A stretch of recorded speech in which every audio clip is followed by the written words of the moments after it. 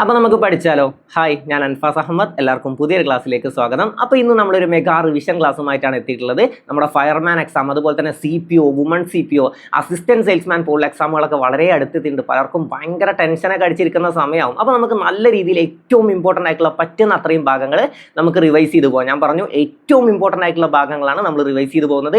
ഞാൻ ഈ പറയുന്നതിൽ ഏതെങ്കിലും ഭാഗങ്ങൾ നിങ്ങൾക്ക് അറിയാത്ത ഭാഗങ്ങളാണെങ്കിൽ, അല്ലെങ്കിൽ ഇതുവരെ കേട്ടിട്ടില്ലെങ്കിൽ, ഈ ഭാഗങ്ങളൊക്കെ നല്ല രീതിയിൽ തന്നെ മാർക്ക് ചെയ്ത് വെച്ച് പോവുക. ഒന്ന് വായിച്ച് റിവിഷൻ ചെയ്തിട്ടെങ്കിലും ഒന്ന് പോകാട്ടോ. ഓക്കെ, ഏറ്റവും ഇമ്പോർട്ടൻ്റ് ആയിട്ടുള്ള ഭാഗങ്ങളിലൂടെയാണ് നമ്മൾ പോകുന്നത്. അപ്പോൾ ഞാൻ പറയുന്ന കാര്യങ്ങൾക്കൊക്കെ നിങ്ങൾക്ക് അറിയുന്ന കാര്യങ്ങളാണെങ്കിൽ പറ്റുന്ന അത്രയും റെസ്പോണ്ട് ചെയ്യുക. ഓക്കെ, നിങ്ങളുടെ ഉള്ളിൽ നല്ലൊരു സ്റ്റഡി മെത്തേഡ് നടക്കാൻ വേണ്ടിയിട്ടാണ്, നല്ലൊരു റിവിഷൻ നിങ്ങളുടെ ഉള്ളിലും നടക്കണമെങ്കിൽ ഞാൻ ചോദിക്കുന്ന കാര്യങ്ങൾക്കൊക്കെ പറ്റുന്ന അത്രയും റിവൈസ് ചെയ്ത് പോവുക. പറ്റുന്ന അത്രയും പോയിന്റ്സ് ഞാൻ നിങ്ങൾക്ക് എത്തിച്ചേരാൻ ശ്രമിക്കും. അതുമായിട്ട് കണക്ട് ചെയ്ത് എന്തൊക്കെ പോയിന്റ്സ് നിങ്ങൾ പഠിച്ചിരിക്കണോ അതൊക്കെ ഞാൻ തീർച്ചയായിട്ടും പറഞ്ഞു തരും. അപ്പോൾ അറിയാത്ത ഏതെങ്കിലും പോയിന്റ് ഉണ്ടെങ്കിൽ തീർച്ചയായിട്ടും മാർക്ക് ചെയ്ത് വെക്കുക. അപ്പോൾ നല്ല രീതിയിൽ സാവധാനത്തിൽ നല്ല മനസ്സോട് കൂടി തന്നെ നല്ല രീതിയിൽ പഠിച്ചു പോകാം. ടെൻഷൻ ഒന്നും അടിക്കണം, നല്ല സിമ്പിളായിട്ട് ഇരുന്ന് പഠിച്ചാൽ മതി. തീർച്ചയായിട്ടും നിങ്ങൾ എന്തുകൊണ്ടാണ് ടെൻഷൻ അടിക്കുന്നത്? നിങ്ങൾ നന്നായി പഠിച്ചത് കൊണ്ടല്ലേ നിങ്ങൾ ടെൻഷൻ അടിക്കുന്നത്? പഠിക്കാത്ത ഒരാളാണെങ്കിൽ ഞാൻ എന്തിന് ടെൻഷൻ അടിക്കണം അല്ലേ? അപ്പോൾ നിങ്ങൾ മറ്റു പലരെക്കാളും നന്നായിട്ട് നിങ്ങൾ പഠിച്ചിട്ടുണ്ട്. ഈ പഠിച്ച ഭാഗങ്ങളിൽ നിന്നും ചോദ്യം വരില്ലേ? ഞാൻ പഠിച്ചതിൽ നിന്നുമാണോ ചോദ്യം വരിക? ഇങ്ങനെ പല ടെൻഷനുമാണ് നിങ്ങൾക്കുള്ളത്. അപ്പോൾ നിങ്ങൾ നന്നായി പഠിച്ചത് കൊണ്ടുള്ള ടെൻഷനാണ്. അപ്പോൾ അതൊരു പോസിറ്റീവായി എടുക്കാം. ഞാൻ നന്നായി പഠിച്ചിട്ടുണ്ട്, അതുകൊണ്ടാണ് ഞാൻ ടെൻഷൻ അടിക്കുന്നത്. അപ്പോൾ ടെൻഷനൊന്നും അടിക്കണ്ട. ടെൻഷൻ അടിച്ചാൽ നിങ്ങൾക്ക് പല നെഗറ്റീവ്സ് ഉണ്ടാക്കും. ഓക്കെ, നിങ്ങളുടെ മാർക്ക് കുറയാനൊക്കെ അത്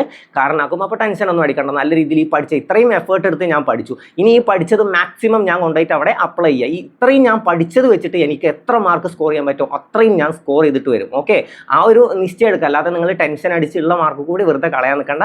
അപ്പോൾ നല്ല രീതിയിൽ പഠിച്ചു പോകാൻ, നല്ല രീതിയിൽ റെസ്പോണ്ട് ചെയ്യാം കേട്ടോ. ചോദിക്കുന്ന കാര്യങ്ങൾക്കൊക്കെ നല്ല രീതിയിൽ റെസ്പോണ്ട് ചെയ്യുക. അപ്പോൾ നമുക്ക് ഓരോ പോയിന്റ്സും പറഞ്ഞു പോകാം. നിങ്ങൾക്ക് കണക്ട് ചെയ്ത് എന്തൊക്കെ പോയിന്റ്സ് തരാൻ പറ്റുമോ അത്രയും ഞാൻ തരാം. ഓരോന്നും ഞാൻ പിന്നെയും പറയുന്നു, ഓരോന്നും നിങ്ങൾക്ക് ഇമ്പോർട്ടൻ്റ് ആയിട്ടുള്ള ഭാഗങ്ങളാണ്. ഏറ്റവും ഇമ്പോർട്ടൻ്റ് ആയിട്ടുള്ളത് മാത്രമാണ് നമ്മൾ സെലക്ട് ചെയ്തിട്ടുള്ളത്. PSC റിപ്പീറ്റ് ചെയ്ത് ചോദിക്കുന്ന ഭാഗങ്ങളിൽ നിന്നാണ് നമ്മൾ സെലക്ട് ചെയ്തിട്ടുള്ളത്. അപ്പോൾ നല്ല രീതിയിൽ തന്നെ ക്ലാസ് കേട്ട് നല്ല രീതിയിൽ റെസ്പോണ്ട് ചെയ്ത് അറിയാത്ത ഭാഗങ്ങൾ മാർക്ക് ചെയ്ത് സെറ്റാക്കിയിട്ട് പോകുക. അപ്പോൾ നമുക്ക് നേരെ നമ്മുടെ ക്ലാസ്സിലേക്ക് കിടക്കാം.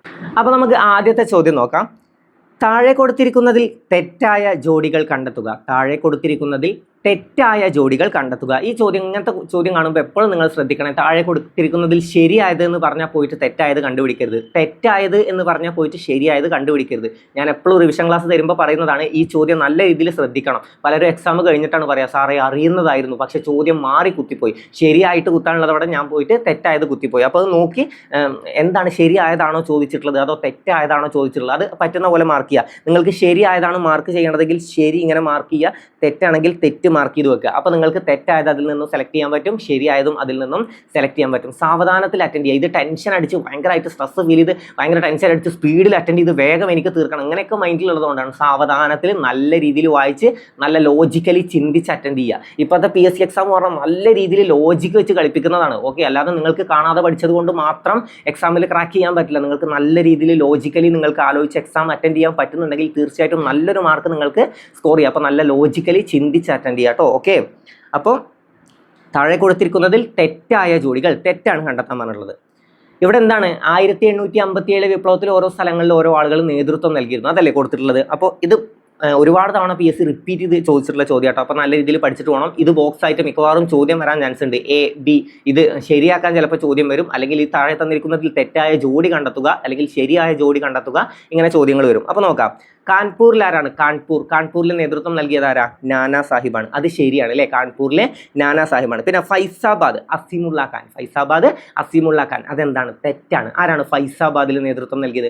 ഫൈസാബാദിൽ നേതൃത്വം നൽകിയത് മൗലവി അഹമ്മദുള്ള അല്ലേ, മൗലവി അഹമ്മദുള്ളയാണ് ഫൈസാബാദിൽ നേതൃത്വം നൽകിയത്. അപ്പോൾ അത് തെറ്റാണ്.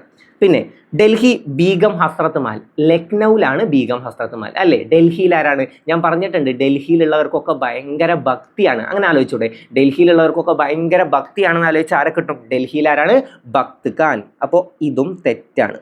പിന്നെ ബറേലി ബഹദൂർ ഖാൻ, അത് ശരിയാണ്. ബറേലിയിൽ ആരാണ്? ബഹദൂർ ഖാൻ ആണ്. അത് ഭാവിച്ച് മാത്രം കണക്ട് ചെയ്താൽ മതി. ബറേലി ബഹദൂർ ഖാൻ. അപ്പോൾ 1ഉം 4ഉം ശരിയും 2ഉം 3ഉമാണ് തെറ്റ്. ഓക്കെ, 2ഉം 3ഉം തെറ്റായ ജോഡിയാണ് ചോദിച്ചിട്ടുള്ളത്. 2ഉം 3ഉമാണ് തെറ്റ്. അപ്പോൾ ഏതാണ് ഉത്തരം? ഓപ്ഷൻ B ആണ് നമ്മുടെ ഉത്തരം. 2ഉം 3ഉം തെറ്റാണ്. അപ്പോൾ നമുക്ക് നോക്കാം. 1857 വിപ്ലവം PSCക്ക് ഏറ്റവും ഇഷ്ടപ്പെട്ട ഒരു പോർഷനാണ്, ഏറ്റവും ഇഷ്ടപ്പെട്ട ഒരു ടോപ്പിക്കാണ് അല്ലേ, 1857 വിപ്ലവം. അപ്പോൾ അത് നമുക്ക് സെറ്റാക്കിയിട്ട് പോകാം.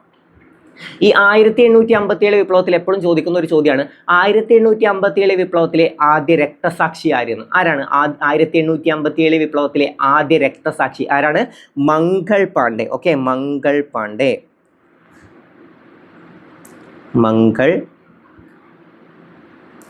മംഗൾ പാണ്ഡെയാണ് 1857 വിപ്ലവത്തിലെ ആദ്യ രക്തസാക്ഷി. പിന്നെയും ഒരു ചോദ്യമുണ്ട്, 1857 വിപ്ലവം പൊട്ടിപ്പുറപ്പെട്ടത് എവിടെ നിന്ന്, അല്ലെങ്കിൽ ഒന്നാം സ്വാതന്ത്ര്യ സമരം പൊട്ടിപ്പുറപ്പെട്ടത് എവിടെ നിന്നാണ്?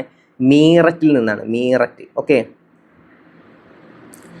മീററ്റിൽ നിന്നാണ് 1857 വിപ്ലവം പൊട്ടിപ്പുറപ്പെട്ടത്. 1857 വിപ്ലവം പൊട്ടിപ്പുറപ്പെട്ടത് എവിടെ നിന്നാണ്? മീററ്റിൽ നിന്നാണ്. ഞാനൊരു കഥ പോലെ പറഞ്ഞു തരട്ടെ, അതാവുമ്പോൾ നിങ്ങൾക്ക് സ്റ്റേറ്റ്മെന്റ് ചോദ്യങ്ങൾ വന്നാൽ നിങ്ങൾക്ക് ക്രാക്ക് ചെയ്ത് പോകാലോ. ഓക്കെ, ആദ്യം എന്തുകൊണ്ടാണ് 1857 വിപ്ലവം അല്ലെങ്കിൽ ഒന്നാം സ്വാതന്ത്ര്യ സമരം ഉണ്ടാവാൻ കാരണം എന്താണ്? പ്രധാന കാരണം എന്താണെന്ന് ചോദിച്ചാൽ തോക്കിന്റെ തിരകളിൽ മൃഗക്കൊഴുപ്പ് പുരട്ടിയതാണ്. എന്താണ്? മൃഗക്കൊഴുപ്പ് പുരട്ടിയത്. അതിന് മുമ്പ് തന്നെ അവിടെ ഭയങ്കര പ്രശ്നങ്ങളൊക്കെ ഉണ്ട്, അതൊന്നും ഇപ്പോൾ നിങ്ങൾ നോക്കണ്ട. അതിനു മുമ്പ് ഒരുപാട് പ്രശ്നങ്ങളുണ്ട്, പക്ഷെ ഇവർക്ക് തക്കതായ ഒരു കാരണമല്ല, അല്ലേ? ഇവരെ എതിർത്ത് നിൽക്കാൻ തക്കതായ ഒരു കാരണമല്ല. അപ്പോഴാണ് അവിടെ എന്ത് വന്നത്? നിങ്ങൾക്കറിയാം, നമ്മുടെ ഇന്ത്യയിൽ ഇതുപോലത്തെ ജാതി മതമായിട്ട് എന്ത് പ്രശ്നം വന്നാലും ചില്ലറ, കാരണം ചെറിയൊരു ഇതിൽ നിൽക്കൂല, കാരണം അത്ര ഒത്തൊരുമയിൽ നിന്ന് എല്ലാവരും അതിനെതിരെ ഫൈറ്റ് ചെയ്യും, അല്ലേ? ജാതി സമ്പ്രദായത്തിനെതിരെയൊക്കെ ഉണ്ടായ. അപ്പൊ അവിടെ എന്താണ് ഉണ്ടായത്? മൃഗക്കൊഴുപ്പ് പുരട്ടി എന്ന് പറയുന്നത് ഏത് മൃഗങ്ങളുടെയാണ്? പശുവിന്റെയും പന്നിയുടെയുമാണ്. പശു ഹിന്ദുക്കൾ പശു, അത് വെച്ച് കണക്ട് ചെയ്യുക. പന്നി മുസ്ലിങ്ങൾ. ഓക്കെ, അപ്പോൾ പശുവിൻ്റെയും പന്നിയുടെയും. അപ്പോൾ ഇതാർക്ക് ജാതി മത സമ്പ്രദായമായിട്ട് നോക്കുമ്പോൾ ഇതെന്താണ്? അത്ര നല്ല കാര്യമല്ല. കാരണം മൃഗക്കൊഴുപ്പ് പുരട്ടുക പറഞ്ഞാൽ അത് മുസ്ലിങ്ങൾക്ക് ഹറാമാണ്, ഹിന്ദുക്കൾക്ക് പശു എന്ന് പറഞ്ഞാൽ അമ്മ, അല്ലേ, ഗോമാതാവ്, ദൈവത്തെ പോലെയാണ്. അപ്പോൾ ഇതുമായിട്ട് ബന്ധപ്പെടുത്തിയ ഒരു പ്രശ്നം അവിടെ ഉണ്ടാവുന്നുണ്ട്. ഓക്കെ, അപ്പോൾ ആദ്യം ആ പ്രശ്നമാണ് ഉണ്ടാവുന്നത്. അപ്പോൾ 1857 വിപ്ലവത്തിന്റെ പെട്ടെന്നുണ്ടായ കാരണം എന്താണെന്ന് വെച്ചാൽ മൃഗക്കൊഴുപ്പ് പുരട്ടിയത്. അത് എന്തുകൊണ്ട് പ്രശ്നം ഉണ്ടായി നിങ്ങൾക്ക് അറിയാൻ വേണ്ടിയിട്ടാണ് ഈ ജാതിയുടെയും മതത്തിന്റെയും കാര്യമൊക്കെ പറഞ്ഞത്. ഓക്കെ, അപ്പോൾ 1857 വിപ്ലവത്തിന്റെ പെട്ടെന്നുണ്ടായ കാരണമാണ് മൃഗക്കൊഴുപ്പ് പുരട്ടിയത്, തോക്കിന്റെ തിരകളിൽ മൃഗക്കൊഴുപ്പ് പുരട്ടിയത്. ഓക്കെ, ഇനി ഈ 1857 വിപ്ലവം ഓരോ റെജിമെന്റിൽ നിന്നാണ്. ഓക്കെ, ആരാണ്? പട്ടാളക്കാരാണ് ഉണ്ടാക്കിയത്, പട്ടാള തൂക്കുകളിൽ നിന്നല്ലേ. അപ്പോൾ ഇന്ത്യൻ പട്ടാളക്കാരിൽ നിന്നാണ് ഇതിന്റെ ഒരു തുടക്കം ഉണ്ടായിട്ടുള്ളത്. അപ്പോൾ ഈ പട്ടാളക്കാർക്ക് അന്ന് എന്തുണ്ടായിരുന്നു? ഓരോ റെജിമെന്റുകൾ ഉണ്ടായിരുന്നു. 1-ാം റെജിമെന്റ്, 2, 19, 43, അങ്ങനെ ഓരോ റെജിമെന്റുകൾ ഉണ്ടായിരുന്നു. അതിൽ ആദ്യം വിപ്ലവം പൊട്ടിപ്പുറപ്പെട്ടത് എവിടെ നിന്നാണ് ചോദിക്കും? ഏതാണ്? 19ാമത് നേറ്റീവ് റെജിമെന്റിൽ നിന്നാണ്. ഓക്കെ, 19th നേറ്റീവ് റെജിമെന്റിലാണ് വിപ്ലവം പൊട്ടിപ്പുറപ്പെട്ടത്. നമ്മളോട് ഇങ്ങനെയാണ് ചോദിക്കുക, വിപ്ലവം പൊട്ടിപ്പുറപ്പെട്ടത് 1857 വിപ്ലവം പൊട്ടിപ്പുറപ്പെട്ടത് എവിടെ നിന്നെന്ന് ചോദിച്ചാൽ അത് മീററ്റിൽ നിന്നാണ്. ഇവിടെ എന്താണ്? ഈ വിപ്ലവത്തിന്റെ ആദ്യ സ്പാർക്ക് ഉണ്ടായത്, ആദ്യം ഒരു തീപ്പൊരി ഉണ്ടാവണ്ടേ, അത് എവിടെ നിന്നാണ് ഉണ്ടായത്? 19th റെജിമെന്റ് ആണ്, 19ാമത് നേറ്റീവ് റെജിമെന്റിൽ നിന്നാണ് ആദ്യ തീപ്പൊരി ഉണ്ടായത്. പിന്നെയും അവിടെ ഒരു ചോദ്യം വരും, മംഗൾ പാണ്ഡെ ഏത് റെജിമെന്റിലായിരുന്നു? ഈ 19ാമത് നേറ്റീവ് റെജിമെന്റിൽ ഇതുണ്ടായിട്ട് പിന്നെ ഇങ്ങനെ പ്രശ്നങ്ങൾ പടർന്ന് പോവുകയാണ്. ഈ മംഗൾ പാണ്ഡെ ഏത് റെജിമെന്റിൽ ഉണ്ടായിരുന്ന ആളാന്ന് ചോദിക്കും. ഏതാണ്? 34ാമത്. ഓക്കെ, 34ാമത് നേറ്റീവ് റെജിമെന്റ്, 34th ആണ്. 34ാമത് നേറ്റീവ് റെജിമെന്റിലാണ് മംഗൾ പാണ്ഡെ ഉണ്ടായിരുന്നത്. പിന്നെയും ഇമ്പോർട്ടന്റ് ആയിട്ടൊരു നേറ്റീവ് റെജിമെന്റ് ഉണ്ട്. ഏതാണ്? 41. എന്താണ്? ബ്രിട്ടീഷുകാരായിട്ടുള്ള മുഴുവൻ വെള്ളക്കാരെയും വെടിവെച്ച് കൊന്നത് ഏത് നേറ്റീവ് റെജിമെന്റ്? ഇന്ത്യൻ പട്ടാളക്കാർ മുഴുവൻ വെള്ളക്കാരെയും ഒരു റെജിമെന്റിൽ വെടിവെച്ച് കൊന്നിട്ടുണ്ട്. ഇതൊരു NCERT പോയിന്റ് കൂടിയാണ്, അപ്പൊ ഇമ്പോർട്ടൻസ് കൊടുത്ത് തന്നെ പഠിക്കുക. ഏതാണ്? 41ാമത് നേറ്റീവ് റെജിമെന്റിലാണ് മുഴുവൻ വെള്ളക്കാരെയും വെടിവെച്ച് കൊന്നത്. ഏതാണ്? 41ാമത് നേറ്റീവ് റെജിമെന്റ്. അപ്പൊ അത്ര കാര്യങ്ങൾ ക്ലിയർ ആയല്ലോ. അപ്പൊ 1857 വിപ്ലവം പൊട്ടിപ്പുറപ്പെട്ടത് മീററ്റിൽ നിന്നും. എന്നാൽ ആദ്യ സ്പാർക്ക് ഉണ്ടായത് ഏത് നേറ്റീവ് റെജിമെന്റിലാന്ന് ചോദിച്ചാൽ 19ാമത് നേറ്റീവ് റെജിമെന്റ്. ഏതാണ്? 19ാമത് നേറ്റീവ് റെജിമെന്റിലാണ് ആദ്യ സ്പാർക്ക് ഉണ്ടായത്. 19ാമത് നേറ്റീവ് റെജിമെന്റിലാണ്. ഓക്കെ, 19ാമത് നേറ്റീവ് റെജിമെന്റ്. പിന്നെ നമുക്ക് എന്താണ് പഠിക്കാനുള്ളത്? പിന്നെ ഞാൻ പറഞ്ഞു 1857 വിപ്ലവം പൊട്ടിപ്പുറപ്പെട്ടത് മീററ്റിൽ നിന്നാണ്. ആദ്യ രക്തസാക്ഷി ആരാണ്? മംഗൾ പാണ്ഡെയാണ്. ഓക്കെ, ഇനി നമുക്കൊരു ചോദ്യം വരും, 1857 വിപ്ലവത്തെ ഒന്നാം സ്വാതന്ത്ര്യ സമരം എന്ന് വിശേഷിപ്പിച്ചത് ആര്? അവിടെ വേറൊരു ചോദ്യം വരാനുണ്ട്. താഴെ തന്നിരിക്കുന്നതിൽ 1857 വിപ്ലവത്തിന്റെ വിശേഷണങ്ങളിൽ പെടാത്തത് ഏത്? അല്ലെ, 1857 വിപ്ലവത്തിന്റെ വിശേഷണങ്ങളിൽ പെടാത്തത് ഏത്? എന്തൊക്കെയാണ് അറിയപ്പെടുന്നത്? 1857 വിപ്ലവം ഒന്നാം സ്വാതന്ത്ര്യ സമരം എന്നറിയപ്പെടുന്നത് 1857 വിപ്ലവമാണ്. ശിപ്പായി ലഹള എന്നറിയപ്പെടുന്നതും 1857 വിപ്ലവമാണ്. അതുപോലെ തന്നെ ചപ്പാത്തി വിപ്ലവം എന്നറിയപ്പെടുന്നതും 1857 വിപ്ലവമാണ്. ഒന്നാം സ്വാതന്ത്ര്യ സമരം, ശിപ്പായി ലഹള, ചപ്പാത്തി വിപ്ലവം എന്നൊക്കെ അറിയപ്പെടുന്നത് ഏതാണ്? 1857 വിപ്ലവമാണ്. എന്തൊക്കെയാണ് അറിയപ്പെടുന്നത്? ഒന്നാം സ്വാതന്ത്ര്യ സമരം, ശിപ്പായി ലഹള, ചപ്പാത്തി വിപ്ലവം. അപ്പോൾ വേറൊരു ചോദ്യം വരും കേട്ടോ, 1857 വിപ്ലവത്തിലെ രഹസ്യമുദ്ര, 1857 വിപ്ലവത്തിന്റെ രഹസ്യമുദ്ര എന്താന്ന് ചോദിച്ചാൽ അതെന്താണ്? ചപ്പാത്തിയും ചുവന്ന താമരയും. എന്താണ്? ചപ്പാത്തിയും ചുവന്ന താമരയുമാണ് 1857 വിപ്ലവത്തിന്റെ രഹസ്യമുദ്ര. എന്തൊക്കെയാണ് വിശേഷിപ്പിക്കപ്പെടുന്നത്? ഒന്നാം സ്വാതന്ത്ര്യ സമരം, ചപ്പാത്തി വിപ്ലവം, വിപ്ലവം, ശിപ്പായി ലഹള എന്നൊക്കെ അറിയപ്പെടുന്നത് ഏതാന്ന് ചോദിച്ചാൽ അത് ഏതാണ്? 1857 വിപ്ലവമാണ്. ആരാണ് ഒന്നാം സ്വാതന്ത്ര്യ സമരം എന്ന് വിശേഷിപ്പിച്ചത്? 1857 വിപ്ലവത്തെ ഒന്നാം സ്വാതന്ത്ര്യ സമരം എന്ന് വിശേഷിപ്പിച്ചത് VD സവർക്കർ ആണ്. Okay, VD Savarkar. VD Savarkar ആണ് 1857 വിപ്ലവത്തെ ഒന്നാം സ്വാതന്ത്ര്യ സമരം എന്ന് വിശേഷിപ്പിച്ചത്. ആരാണ്? VD സവർക്കർ ആണ്. അപ്പോൾ ആരാണ് ശിപ്പായി ലഹള എന്ന് വിശേഷിപ്പിച്ചത്? മിക്കവാറും ഓപ്ഷനിൽ ബ്രിട്ടീഷുകാർ എന്നാണ് ഉണ്ടാവുക. ബ്രിട്ടീഷുകാരാണ് ശിപ്പായി ലഹള എന്ന് വിശേഷിപ്പിച്ചത്. എന്നാൽ രണ്ടാളുകളാണ് അത് പ്രധാനമായും വിശേഷിപ്പിച്ചത്. എഴുതി വെച്ചോ. Earl Stanley. Okay, Earl Stanley,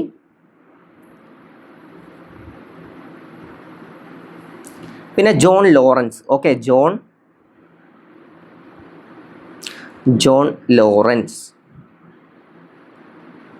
Earl Stanley, John Lawrence എന്നിവരാണ് 1857 വിപ്ലവത്തെ ശിപ്പായി ലഹള എന്ന് വിശേഷിപ്പിച്ചത്. എന്താണ് ശിപ്പായി ലഹള എന്ന് വിശേഷിപ്പിച്ചത്? ആരാണ്? ഏൾ സ്റ്റാൻലിയും ജോൺ ലോറൻസുമാണ്. ഒന്നാം സ്വാതന്ത്ര്യ സമരം എന്ന് വിശേഷിപ്പിച്ചത് VD സവർക്കർ ആണ്. പിന്നെ നമ്മൾ നേരത്തെ കണ്ടു ഫൈസാബാദിൽ അസിമുള്ള ഖാൻ ആണെന്ന്. ഈ അസിമുള്ള ഖാൻ ആരാണ്? അസിമുള്ള ഖാൻ. അസിമുള്ള ഖാൻ ആരാണ്? 1857 വിപ്ലവത്തിന്റെ അംബാസഡർ എന്നൊക്കെ ചോദിച്ചാലും, അതുപോലെ തന്നെ പ്രവാചകൻ, 1857 വിപ്ലവത്തെ അല്ലെങ്കിൽ ഒന്നാം സ്വാതന്ത്ര്യ സമരത്തിന്റെ പ്രവാചകൻ അല്ലെങ്കിൽ അംബാസഡർ ആര് എന്ന് ചോദിച്ചത് അതാരാണ്? അസിമുള്ള ഖാനാണ്. എന്തൊക്കെയാണ്? പ്രവാചകൻ എന്നും അംബാസഡർ എന്നും അറിയപ്പെടുന്നത് ആരാണ്? അസിമുള്ള ഖാനാണ്. എന്നാൽ ഫൈസാബാദിൽ നേതൃത്വം നൽകിയത് ആരാന്ന് ചോദിച്ചാൽ മൗലവി അഹമ്മദുള്ളയാണ്. ഇനി നമുക്ക് ഓരോ സ്ഥലങ്ങളിലും നേതൃത്വം നൽകിയത് പഠിക്കാം. ഇത്രയ്ക്കാണ് ഇമ്പോർട്ടന്റ് ആയിട്ടുള്ള പോയിന്റ്സ് നിങ്ങൾ അറിഞ്ഞിരിക്കേണ്ടത്. പിന്നെ നേതൃത്വം നൽകിയതും പിന്നെ അവിടെ പ്രധാനമായി ഒരാളെ പറ്റി കൂടി നമ്മൾ പഠിക്കാണ്ട്. പിന്നെ കുറച്ച് വിശേഷങ്ങളുണ്ട്. 1857 വിപ്ലവത്തിന്റെ ബുദ്ധി കേന്ദ്രം എന്നറിയപ്പെടുന്നത് ആരാന്ന് ചോദിച്ചാൽ നാനാ സാഹിബാണ്. ആരാണ്? 1857 വിപ്ലവത്തിന്റെ ബുദ്ധി കേന്ദ്രം എന്നറിയപ്പെടുന്നത് നാനാ സാഹിബാണ്. നാനാ സാഹിബിന്റെ യഥാർത്ഥ നാമം ചോദിക്കൂട്ടോ. ധോണ്ടു പന്ത് എന്നാണ് നാനാ സാഹിബിന്റെ യഥാർത്ഥ നാമം. അതുപോലെ തന്നെ താന്തിയ തോപ്പിയുടെ യഥാർത്ഥ നാമം എന്താന്ന് ചോദിക്കും? രാമചന്ദ്ര പാണ്ഡുരംഗ് എന്നാണ്. താന്തിയ തോപ്പിയുടെ യഥാർത്ഥ നാമമാണ് രാമചന്ദ്ര പാണ്ഡുരംഗ്. റാണി ലക്ഷ്മിബായിയുടെ യഥാർത്ഥ നാമം എന്താന്ന് ചോദിക്കും? അത് മണികർണിക എന്നാണ്. അപ്പൊ എന്തൊക്കെ പഠിച്ചു? നാനാ സാഹിബിന്റെ യഥാർത്ഥ നാമം ധോണ്ടു പന്ത്, അല്ലെ? താന്തിയ തോപ്പിയുടെ യഥാർത്ഥ നാമം രാമചന്ദ്ര പാണ്ഡുരംഗ്. പിന്നെ റാണി ലക്ഷ്മിബായിയുടെ യഥാർത്ഥ നാമം മണികർണിക. അപ്പൊ എത്ര കാര്യങ്ങൾ കിട്ടിയല്ലോ. പിന്നെയും അവിടെ നിന്ന് ഒരു ചോദ്യം വരാണ്ട്. 1857 വിപ്ലവത്തിലെ മുഗൾ ഭരണാധികാരി ആരാന്ന് ചോദിക്കും. ആരായിരുന്നു 1857 വിപ്ലവത്തിലെ മുഗൾ ഭരണാധികാരി? നമ്മളൊക്കെ കേട്ടിട്ടുണ്ട്, ബഹദൂർ ഷാ രണ്ടാമനാണ്, അല്ലെ? ബഹദൂർ ഷാ രണ്ടാമനാണ് 1857 വിപ്ലവത്തിലെ മുഗൾ ഭരണാധികാരി. 1857 വിപ്ലവത്തിലെ താൽക്കാലിക വിജയത്തെ തുടർന്ന് ഡൽഹിയിൽ രാജാവായി വാഴിച്ചത് ആരെയാണെന്ന് ചോദിച്ചാൽ, അല്ലെ? ആരെയാണ് തലവനായി വാഴിച്ചതെന്നൊക്കെ ചോദിച്ചാൽ ആരെയാണ്? ബഹദൂർ ഷാ രണ്ടാമനെയാണ്. ഓക്കെ, ബഹദൂർ ഷാ രണ്ടാമനെയാണ് താൽക്കാലിക വിജയം. ഓക്കെ, 1857 വിപ്ലവം ഒരിക്കലും ഒരു വിജയകരമല്ല, അല്ലെ? അടിച്ചമർത്തിയതാണ്. അപ്പോൾ താൽക്കാലിക വിജയത്തെ തുടർന്ന് ചക്രവർത്തിയായി വാഴിച്ചത് അല്ലെങ്കിൽ രാജാവായി വാഴിച്ചത് ആരെയെന്ന് ചോദിച്ചാൽ ബഹദൂർ ഷാ രണ്ടാമനെയാണ്. ബഹദൂർ ഷാ രണ്ടാമനുമായി ബന്ധപ്പെട്ട് കുറച്ച് പോയിന്റ്സ് നമുക്ക് പഠിക്കാണ്ട്. ഒന്ന്, താൽക്കാലിക വിജയത്തെ തുടർന്ന് ഡൽഹിയിൽ രാജാവായി വാഴിച്ചത്. പിന്നെ നമുക്കറിയാം 1857 വിപ്ലവ സമയത്തെ മുഗൾ ഭരണാധികാരി ആരെന്ന് ചോദിച്ചാലും ബഹദൂർ ഷാ രണ്ടാമൻ. പിന്നെയും ചോദ്യം വരും, ബഹദൂർ ഷാ രണ്ടാമൻ പിടിയിലായത് എവിടെ വെച്ചിട്ടാണെന്ന് ചോദ്യം വരും. ഏത് ചരിത്ര സ്മാരകത്തിന് മുന്നിൽ വെച്ചിട്ടാണ് ബഹദൂർ ഷാ രണ്ടാമൻ പിടിയിലായത്? എവിടെ വെച്ചിട്ടാണ്? ഹുമയൂണിന്റെ ശവകുടീരത്തിന് മുന്നിൽ വെച്ചിട്ടാണ് ബഹദൂർ ഷാ രണ്ടാമൻ പിടിയിലായത്. പിന്നെയും ചോദ്യം വരും, ബഹദൂർ ഷാ രണ്ടാമനെ നാടു കടത്തിയത് എങ്ങോട്ട്? ബഹദൂർ ഷാ രണ്ടാമനെ നാടു കടത്തിയത് എങ്ങോട്ട് എന്ന് ചോദ്യം വരും. എങ്ങോട്ടാണ്? റങ്കൂണിലേക്കാണ്, അല്ലെ? റങ്കൂണിലേക്കാണ് ബഹദൂർ ഷാ രണ്ടാമനെ നാടു കടത്തിയത്. അപ്പൊ എന്തൊക്കെ പഠിച്ചു? ബഹദൂർ ഷാ രണ്ടാമൻ പിടിയിലായത് ഹുമയൂണിന്റെ ശവകുടീരത്തിന് മുന്നിൽ വെച്ചിട്ടാണ്. നാടു കടത്തിയത് റങ്കൂണിലേക്കാണ്. ബഹദൂർ ഷാ രണ്ടാമനെയാണ് താൽക്കാലിക, അല്ലെ, വിപ്ലവത്തെ താൽക്കാലിക വിജയത്തെ തുടർന്ന് രാജാവായി വാഴിച്ചത് ആരെയാണെന്ന് ചോദിച്ചത് ആരെയാണ്? ബഹദൂർ ഷാ രണ്ടാമനെയാണ്. ഷഹൻഷായി ഹിന്ദ് വിശേഷിപ്പിച്ചത്, അല്ലെ? ഷഹൻഷായി ഹിന്ദ് എന്ന് വിശേഷിപ്പിച്ചത് ആരെയെന്ന് ചോദിച്ചാലും ബഹദൂർ ഷാ രണ്ടാമനെയാണ്. താൽക്കാലിക വിജയത്തെ തുടർന്നാണ്. അത് പ്രത്യേകം പഠിച്ചു വെക്കണം. ചിലപ്പോൾ സ്റ്റേറ്റ്മെന്റ് ആയിട്ട് വരും, 1857 വിപ്ലവം തികച്ചും വിജയകരമായിരുന്നു എന്നൊക്കെ സ്റ്റേറ്റ്മെന്റ് വന്നാൽ ശരിയാണ്, പറഞ്ഞിട്ടുണ്ടല്ലോ താൽക്കാലിക വിജയം എന്നൊക്കെ പറഞ്ഞിട്ട്. താൽക്കാലിക വിജയം, അത് താൽക്കാലികമാണ്. ഓക്കെ, താൽക്കാലിക വിജയത്തെ തുടർന്നാണ് ഡൽഹിയിൽ രാജാവായി ആരെ വാഴിച്ചത്? ബഹദൂർ ഷാ രണ്ടാമനെ വാഴിച്ചത്. ഇനി ഓരോ സ്ഥലങ്ങളിലും നേതൃത്വം നൽകിയത് ആരാന്ന് ചോദിക്കാം. കാൺപൂരിൽ ആരാണ്? കാൺപൂർ, ഞാനതൊരു കോഡ് പറഞ്ഞുതരാം. കാൻ ഞാൻ എന്ന് ആലോചിച്ചാൽ മതി. കാൺപൂർ ഇങ്ങനെ എഴുതി തുടങ്ങുക. കാൻ ഞാൻ. ഓക്കെ, കാൺപൂർ നാനാ സാഹിബ്. അപ്പൊ കാൺപൂരിൽ ആരാണ്? നാനാ സാഹിബാണ്. കാൺപൂരിൽ നേതൃത്വം നൽകിയത് ആരാണ്? നാനാ സാഹിബാണ്. 1857 വിപ്ലവത്തിലെ ബുദ്ധി കേന്ദ്രം എന്നറിയപ്പെടുന്നത് നാനാ സാഹിബാണ്. ആരാണ് വന്ധ്യവയോധികൻ എന്നറിയപ്പെടുന്നത്? കൻവർ സിംഗ് ആണ്. കൻവർ സിംഗ് ആണ് വന്ധ്യവയോധികൻ എന്നറിയപ്പെടുന്നത്. അംബാസിഡർ, പ്രവാചകൻ എന്നൊക്കെ അറിയപ്പെടുന്നത് ആരാണ്? അത് അസീമുള്ള ഖാനാണ്. അസീമുള്ള ഖാനാണ്. അറിഞ്ഞു വെക്കണേ. ഓക്കെ, അപ്പൊ കാൺപൂരിൽ നേതൃത്വം നൽകിയതാരാണ്? എഴുതി വെച്ചോ, നാനാ സാഹിബാണ്. അറിയാത്ത പോയിന്റ് ആണെങ്കിൽ എഴുതി വെക്കണം. കാൺപൂരിൽ നാനാ സാഹിബാണ്. എന്റെ കൂടെ റിപ്പീറ്റ് ചെയ്യണം. ഞാൻ പിന്നെയും പറയുമ്പോൾ നിങ്ങൾ കൂടെ റിപ്പീറ്റ് ചെയ്യാൻ വേണ്ടിയിട്ടാണ് ഞാൻ പറയുന്നത്. അപ്പൊ കാൺപൂരിൽ ആരാണ്? നാനാ സാഹിബാണ്. ഡൽഹിയിൽ ആരാണ്? ഡൽഹിയിൽ ഭക്ത് ഖാൻ. ഡൽഹിയിൽ ഭക്ത് ഖാനും അതുപോലെ തന്നെ ഉള്ള ഒരാളാണ് ബഹദൂർ ഷാ രണ്ടാമൻ. നമ്മൾ പറഞ്ഞിരുന്നു അല്ലെ, ബഹദൂർ ഷാ രണ്ടാമനും ഡൽഹിയിലായിരുന്നു. അപ്പൊ ഭക്ത് ഖാൻ. അപ്പൊ നമുക്ക് ആലോചിക്കാം, ഡൽഹിയിലുള്ളവർക്കൊക്കെ ഭയങ്കര ഭക്തിയാണെന്ന് ആലോചിച്ചാൽ മതി. ഡൽഹിയിലുള്ള ആളുകൾക്കൊക്കെ ഭയങ്കര ഭക്തിയാണ് അല്ലെ. ഡൽഹി ജുമാ മസ്ജിദ്, പിന്നെ അതുപോലെ തന്നെ കുറെ വിശിഷ്ടമായ സംഭവങ്ങൾ ഉണ്ട്. അപ്പോൾ അവിടെ അത് വെച്ചിട്ട് ആലോചിച്ചാൽ എന്താണ്?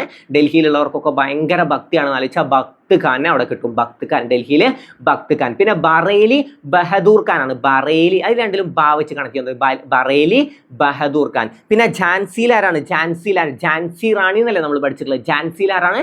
റാണി ലക്ഷ്മിബായി ആണ്. റാണി ലക്ഷ്മിബായിയുടെ യഥാർത്ഥ നാമമാണ് മണികർണിക. അപ്പൊ ഝാൻസിയിൽ ആരാണ്? റാണി ലക്ഷ്മിബായി. ഝാൻസി, ഗോളിയോർ എന്നിവിടെ റാണി ലക്ഷ്മിബായി ആണ്. ഝാൻസി, ഗോളിയോർ എന്നിവിടങ്ങളിൽ റാണി ലക്ഷ്മിബായി. അപ്പൊ അത് കിട്ടി. റാണി ലക്ഷ്മിബായിയുടെ യഥാർത്ഥ നാമമാണ് മണികർണിക. റാണി ലക്ഷ്മിബായിയുടെ കുതിരകളുടെ പേര് ചോദിക്കാറുണ്ട്. ബാദൽ, സാരംഗി, പവൻ. ബാദൽ, സാരംഗി, പവൻ എന്നിവയാണ് റാണി ലക്ഷ്മിബായിയുടെ കുതിരകളുടെ പേര്. അപ്പൊ അതും കിട്ടി. പിന്നെന്താണ്? റാണി ലക്ഷ്മിബായിയെ ഇരുണ്ട പശ്ചാത്തലത്തിലെ പ്രകാശമാനമായ ബിന്ദു എന്ന് വിശേഷിപ്പിച്ചത് ആരാണ്? അത് ജവഹർലാൽ നെഹ്റു ആണ് അല്ലെ. റാണി ലക്ഷ്മിബായിയെ ഇരുണ്ട പശ്ചാത്തലത്തിലെ പ്രകാശമാനമായ ബിന്ദു എന്ന് വിശേഷിപ്പിച്ചത് ജവഹർലാൽ നെഹ്റു ആണ്. വിപ്ലവകാരികളുടെ സമുന്നത നേതാവ് എന്ന് റാണി ലക്ഷ്മിബായിയെ വിശേഷിപ്പിച്ചത് ആരാന്ന് ചോദിച്ചാൽ ഹ്യൂഗോ റോസ് ആണ്. റാണി ലക്ഷ്മിബായിയെ പരാജയപ്പെടുത്തിയത് ആര് എന്ന് ചോദിച്ചാലും ഹ്യൂഗോ റോസ് ആണ്. എന്താണ്? ഇരുണ്ട പശ്ചാത്തലത്തിലെ പ്രകാശമാനമായ ബിന്ദു എന്ന് വിശേഷിപ്പിച്ചത് ജവഹർലാൽ നെഹ്റു. വിപ്ലവകാരികളുടെ സമുന്നത നേതാവ് എന്ന് വിശേഷിപ്പിച്ചത് ഹ്യൂഗോ റോസ്. റാണി ലക്ഷ്മിബായിയെ പരാജയപ്പെടുത്തിയത് ആര് എന്ന് ചോദിച്ചാലും ഹ്യൂഗോ റോസ് ആണ്. അപ്പൊ റാണി ലക്ഷ്മിബായിയുടെ യഥാർത്ഥ നാമമാണ് മണികർണിക. ഓക്കെ, മണികർണിക. ഇനി റാണി ലക്ഷ്മിബായി എവിടെയാണ് നേതൃത്വം നൽകിയത്? എവിടെയാണ്? ഗോളിയോറിലും അതുപോലെ തന്നെ ഝാൻസിയിലും ഗോളിയോറിലും നേതൃത്വം നൽകിയത് ആരാന്ന് ചോദിച്ചാൽ റാണി ലക്ഷ്മിബായി ആണ്. ലക്നൌവിൽ ആരാണ്? ലക്നൌവിൽ ബീഗം ഹസ്രത്ത് മഹൽ ആണ് അല്ലെ. ലക്നൌ ബീഗം ഹസ്രത്ത് മഹൽ. ലക്നൌവിൽ ആരാണ്? ബീഗം ഹസ്രത്ത് മഹൽ. ലക്നൌവിൽ ബീഗം ഹസ്രത്ത് മഹൽ. ലക്നൌവിൽ ആരാണ്? ബീഗം ഹസ്രത്ത് മഹൽ. അപ്പൊ കാൺപൂരിൽ ആരാണ്? നാനാ സാഹിബ്. ഡൽഹിയിൽ ആരാണ്? ഭക്ത് ഖാൻ. ഫൈസാബാദ് മൗലവി അഹമ്മദുള്ള. ഝാൻസി റാണി ലക്ഷ്മിബായി. ലക്നൌ ബീഗം ഹസ്രത്ത് മഹൽ. ബറേലി ബഹദൂർ ഖാൻ. ഡൽഹി, ബീഹാറിൽ ആരാണ്? ബീഹാറിൽ കൻവർ സിംഗ് ആണ് അല്ലെ. ബീഹാറിൽ ആരാണ്? കൻവർ സിംഗ് ആണ്. 1857 വിപ്ലവത്തിലെ വന്ധ്യവയോധികൻ എന്നറിയപ്പെടുന്നത് ആരാന്ന് ചോദിച്ചാൽ അതാരാണ്? കൻവർ സിംഗ് ആണ്. ആരാണ്? കൻവർ സിംഗ് ആണ്. അപ്പൊ എത്ര കാര്യങ്ങൾ 1857 വിപ്ലവമായിട്ട് കിട്ടി. പിന്നെ അതിന്റെ കുറച്ച് വിശേഷണങ്ങളുണ്ട്. എന്താണ്? ഫ്യൂഡൽ ഇന്ത്യയുടെ ഫ്യൂഡൽ ഇന്ത്യയുടെ അവസാന ചിറകടി. ഫ്യൂഡൽ ഇന്ത്യയുടെ അവസാന ചിറകടി എന്ന് വിശേഷിപ്പിച്ചത് ആരാന്ന് ചോദിച്ചാൽ അത് നെഹ്റു ആണ്. ഫ്യൂഡൽ ഇന്ത്യയുടെ അവസാന ചിറകടി എന്ന് വിശേഷിപ്പിച്ചത് നെഹ്റു. അതെന്തുകൊണ്ടാവും നെഹ്റു അങ്ങനെ വിശേഷിപ്പിച്ചത്? ഫ്യൂഡൽ ഇന്ത്യയുടെ അവസാന ചിറകടി എന്ന് നെഹ്റു വിശേഷിപ്പിക്കാൻ എന്താവും കാരണം? ഇതിനൊക്കെ നേതൃത്വം നൽകിയത് അല്ലെങ്കിൽ ഈ വിപ്ലവത്തിനുള്ള ഒരു തീപ്പൊരി ഉണ്ടാക്കി വിട്ടത് ജമീന്ദാർമാരാണെന്നാണ് നെഹ്റു പറയുന്നത്. നെഹ്റു അഭിപ്രായപ്പെടുന്നത് ഇത് ജമീന്ദാർമാരുടെ പണിയാണ്. കാരണം ജമീന്ദാർമാർക്ക് അറിയാം ഇവിടെ എന്തുണ്ടാക്കിയ പ്രശ്നം ഉണ്ടാവുമെന്ന് ജമീന്ദാർമാർക്ക് അറിയാം. അപ്പൊ അങ്ങനെ ഒരു കണക്ഷൻ വെച്ചാൽ മതി കേട്ടോ. അപ്പൊ ഫ്യൂഡൽ ഇന്ത്യയുടെ അവസാന ചിറകടി എന്ന് വിശേഷിപ്പിച്ചത് ആര് എന്ന് ചോദിച്ചാൽ അതാരാണ്? അത് ജവഹർലാൽ നെഹ്റു ആണ്. ഓക്കെ, ഇന്ത്യയിലെ ആദ്യ ദേശീയ കലാപം എന്ന് വിശേഷിപ്പിച്ചത് ബെഞ്ചമിൻ ഡിസ്ലേരിയാണ്. ബെഞ്ചമിൻ ഡിസ്ലേരി. ഓക്കെ, ഇന്ത്യയിലെ ആദ്യ ദേശീയ കലാപം എന്ന് വിശേഷിപ്പിച്ചത് ആര് എന്ന് ചോദിച്ചാൽ അതാരാണ്? ബെഞ്ചമിൻ ഡിസ്ലേരിയാണ്. ബെഞ്ചമിൻ ഡിസ്ലേരിയാണ് ഇന്ത്യയിലെ ആദ്യത്തെ ദേശീയ കലാപം എന്ന് വിശേഷിപ്പിച്ചത്. പിന്നെ ആദ്യത്തേതുമല്ല, ദേശീയവുമല്ല, സ്വാതന്ത്ര്യ സമരവുമല്ല എന്ന് വിശേഷിപ്പിച്ചത് ആരാണ്? R.C. മജൂംദാർ ആണ്. Okay, R.C. മജൂംദാർ ആണ്. എന്താണ്? ആദ്യത്തേതുമല്ല, സ്വാതന്ത്ര്യ സമരവുമല്ല, ദേശീയവുമല്ല എന്ന് വിശേഷിപ്പിച്ചത് ആരാന്ന് ചോദിച്ചാൽ R.C. മജൂംദാർ ആണ്. അപ്പൊ 1857 വിപ്ലവം ഏകദേശം പോയിന്റ്സ് ഒക്കെ കിട്ടിയല്ലോ. വിപ്ലവത്തിലെ വന്ധ്യവയോധികൻ ആരാണ്? അതാരാണ്? വിപ്ലവത്തിലെ വന്ധ്യവയോധികൻ കൻവർ സിംഗ് ആണ്. വിപ്ലവത്തിന്റെ ബുദ്ധി കേന്ദ്രം എന്നറിയപ്പെടുന്നത് നാനാ സാഹിബാണ്. പ്രവാചകൻ അതുപോലെ തന്നെ അംബാസഡർ എന്നൊക്കെ അറിയപ്പെടുന്നത് ആരാന്ന് ചോദിച്ചാൽ അസീമുള്ള ഖാൻ ആണ്. ഓക്കെ, ഓരോ സ്ഥലങ്ങളിൽ നേതൃത്വം നൽകിയത് ആരാണ്? കാൺപൂരിൽ ആരാണ്? നിങ്ങൾ പറയണേ, കാൺപൂരിൽ ആരാണ്? അതെ, നാനാ സാഹിബാണ് അല്ലെ. കാൺപൂരിൽ നാനാ സാഹിബ്. ഡൽഹിയിൽ ആരാണ്? ഡൽഹി ഡൽഹിയിൽ ഭക്ത് ഖാൻ, ഫൈസാബാദിൽ ആരാണ്? ഫൈസാബാദ് മൗലവി അഹമ്മദുള്ള. പിന്നെ ഏതാണ്? ബറേലി ബഹദൂർ ഖാൻ ആണ് അല്ലെ, ബറേലിയിൽ ബഹദൂർ ഖാൻ ആണ്. ഝാൻസി ഗോളിയോർ എന്നിവിടെ ആരാണ്? ഝാൻസി ഗോളിയോർ റാണി ലക്ഷ്മിബായി ആണ്. പിന്നെ എവിടെയാണ്? പിന്നെ ലക്നൌവിൽ ആരാന്ന് ചോദിച്ചാൽ ബീഗം ഹസ്രത്ത് മഹലാണ്. ഇത്ര ആളുകളെ എന്തായാലും നിങ്ങൾ പഠിച്ചിട്ടുണ്ടാവണം. ഓക്കെ, അപ്പൊ നമുക്ക് അടുത്ത ചോദ്യം നോക്കാം. താഴെ കൊടുത്തിരിക്കുന്ന പ്രസ്താവനകളിൽ ശരിയായത് മാത്രം തിരഞ്ഞെടുക്കുക. രണ്ടാം പഞ്ചവത്സര പദ്ധതിയാണ് മഹലനോബിസ് മാതൃക എന്ന പേരിൽ അറിയപ്പെടുന്നത്. രണ്ടാം പഞ്ചവത്സര പദ്ധതിയാണ് മഹലനോബിസ് മാതൃക എന്ന പേരിൽ അറിയപ്പെടുന്നത്. അതെന്താണ്? ശരിയാണ്. ശരിയായ പ്രസ്താവനകൾ മാത്രമാണ് തിരഞ്ഞെടുക്കാൻ പറഞ്ഞത്. അപ്പോൾ അത് ശരിയാണ്. പിന്നെ അടുത്ത ചോദ്യം, ഹരിത വിപ്ലവത്തിന് തുടക്കം കുറിച്ചത് 4ാം പഞ്ചവത്സര പദ്ധതി കാലത്തായിരുന്നു. ആണോ? ഹരിത വിപ്ലവത്തിന് തുടക്കം കുറിച്ചത് ഏത് പഞ്ചവത്സര പദ്ധതി കാലത്താണ്? ഏത് പഞ്ചവത്സര പദ്ധതി കാലത്താണ് ഹരിത വിപ്ലവത്തിന് തുടക്കം കുറിച്ചത്? ഹരിത വിപ്ലവം ഏതാണ്? 3ാം പഞ്ചവത്സര പദ്ധതി കാലത്താണ് ഹരിത വിപ്ലവത്തിന് തുടക്കം കുറിച്ചത്. ഇന്ത്യയിൽ പൂർത്തിയാവാത്ത ഏക പഞ്ചവത്സര പദ്ധതിയാണ് 5ാം പഞ്ചവത്സര പദ്ധതി. അത് ശരിയാണ് അല്ലേ? ഇന്ത്യയിൽ പൂർത്തിയാവാത്ത ഏക പഞ്ചവത്സര പദ്ധതിയാണ് 5ാം പഞ്ചവത്സര പദ്ധതി. അത് ശരിയാണ്. അപ്പോൾ 1ഉം 3ഉം ആണ് ശരി. ഓക്കെ, 1ഉം 3ഉം ശരി. 1ഉം 3ഉം ശരി അല്ലേ? ഓപ്ഷൻ സി ആണ് നമ്മുടെ ഉത്തരം. അതിലെന്തായിരുന്നു തെറ്റ് വന്നത്? 3ാം പഞ്ചവത്സര പദ്ധതി കാലത്താണ് ഹരിത വിപ്ലവത്തിന് തുടക്കം കുറിച്ചത്. ആദ്യം നമുക്ക് ഹരിത വിപ്ലവത്തിന്റെ കുറച്ച് പോയിന്റ്സ് ഞാൻ ഒന്ന് പറഞ്ഞു തരട്ടെ. ഓക്കെ, ആദ്യം ഹരിത വിപ്ലവം. എവിടെയാണ് ഹരിത വിപ്ലവത്തിന് തുടക്കം കുറിച്ചത്? ഹരിത വിപ്ലവത്തിന് തുടക്കം കുറിച്ച രാജ്യം ഏത് എന്ന് ചോദിച്ചാൽ അത് മെക്സിക്കോയിലാണ്. ഓക്കെ, ഹരിത വിപ്ലവത്തിന് തുടക്കം കുറിച്ചത് എവിടെയെന്ന് ചോദിച്ചാൽ മെക്സിക്കോ. Okay, Mexico. ആരാണ് ഹരിത വിപ്ലവത്തിന്റെ പിതാവ് എന്നറിയപ്പെടുന്നത്? ഹരിത വിപ്ലവത്തിന്റെ പിതാവ് എന്നറിയപ്പെടുന്നത് നോർമൻ ബോർലോഗ് ആണ്. നോർമൻ ബോർലോഗ് ആണ് ഹരിത വിപ്ലവത്തിന്റെ പിതാവ് എന്നറിയപ്പെടുന്നത്. അപ്പൊ ഹരിത വിപ്ലവത്തിന് തുടക്കം കുറിച്ചത് മെക്സിക്കോയിലാണ്. ഹരിത വിപ്ലവത്തിന്റെ പിതാവ് എന്നറിയപ്പെടുന്നത് നോർമൻ ബോർലോഗ് ആണ്. ഹരിത വിപ്ലവം എന്ന പദം ആദ്യമായി ഉപയോഗിച്ചത് ആരാണ്? ഹരിത വിപ്ലവം എന്ന പദം ആദ്യമായി ഉപയോഗിച്ചത് വില്യം ഗൗഡ് ആണ്.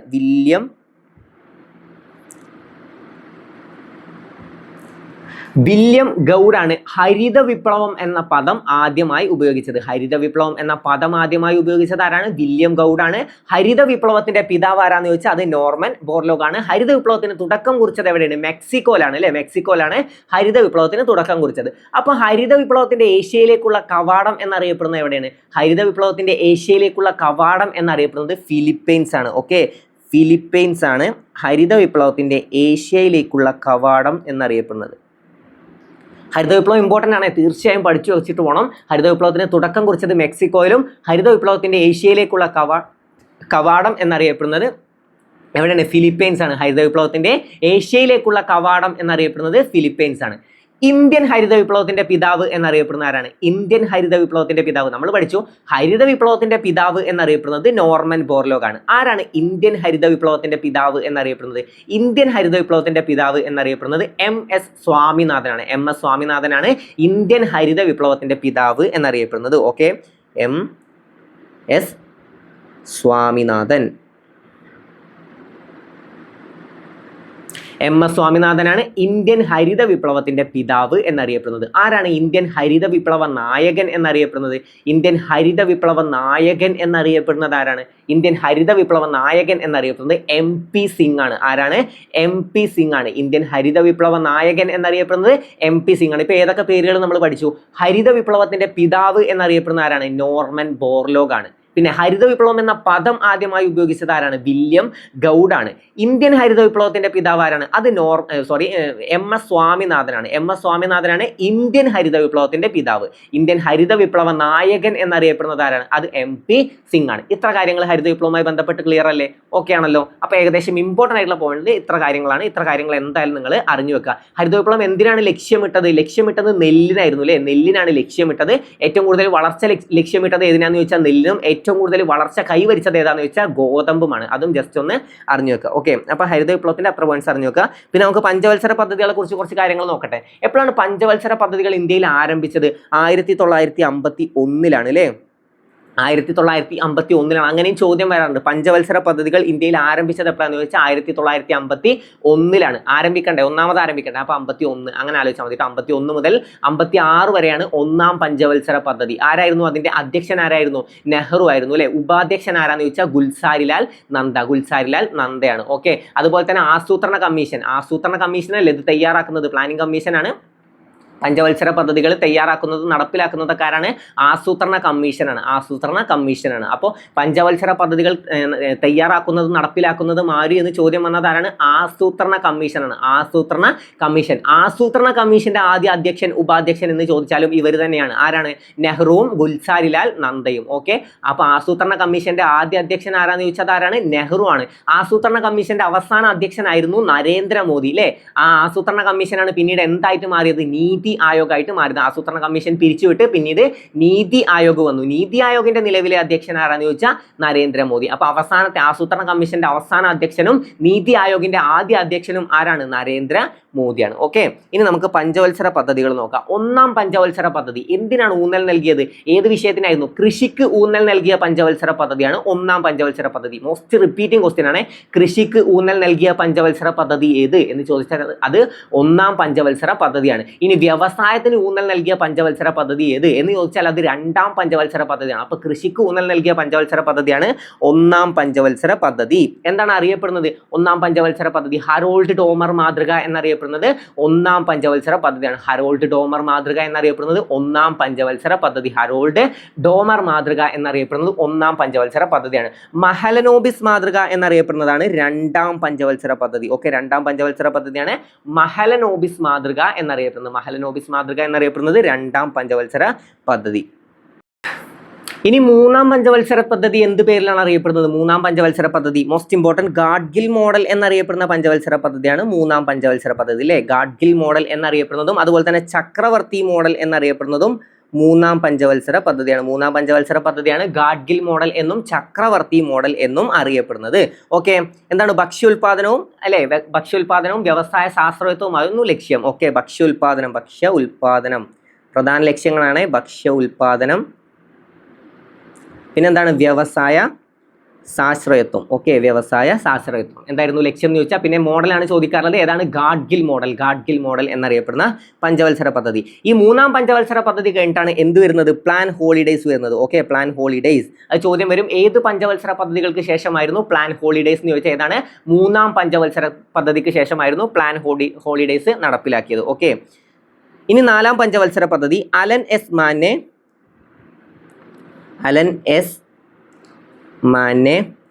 ആൻഡ് അശോക് രുദ്ര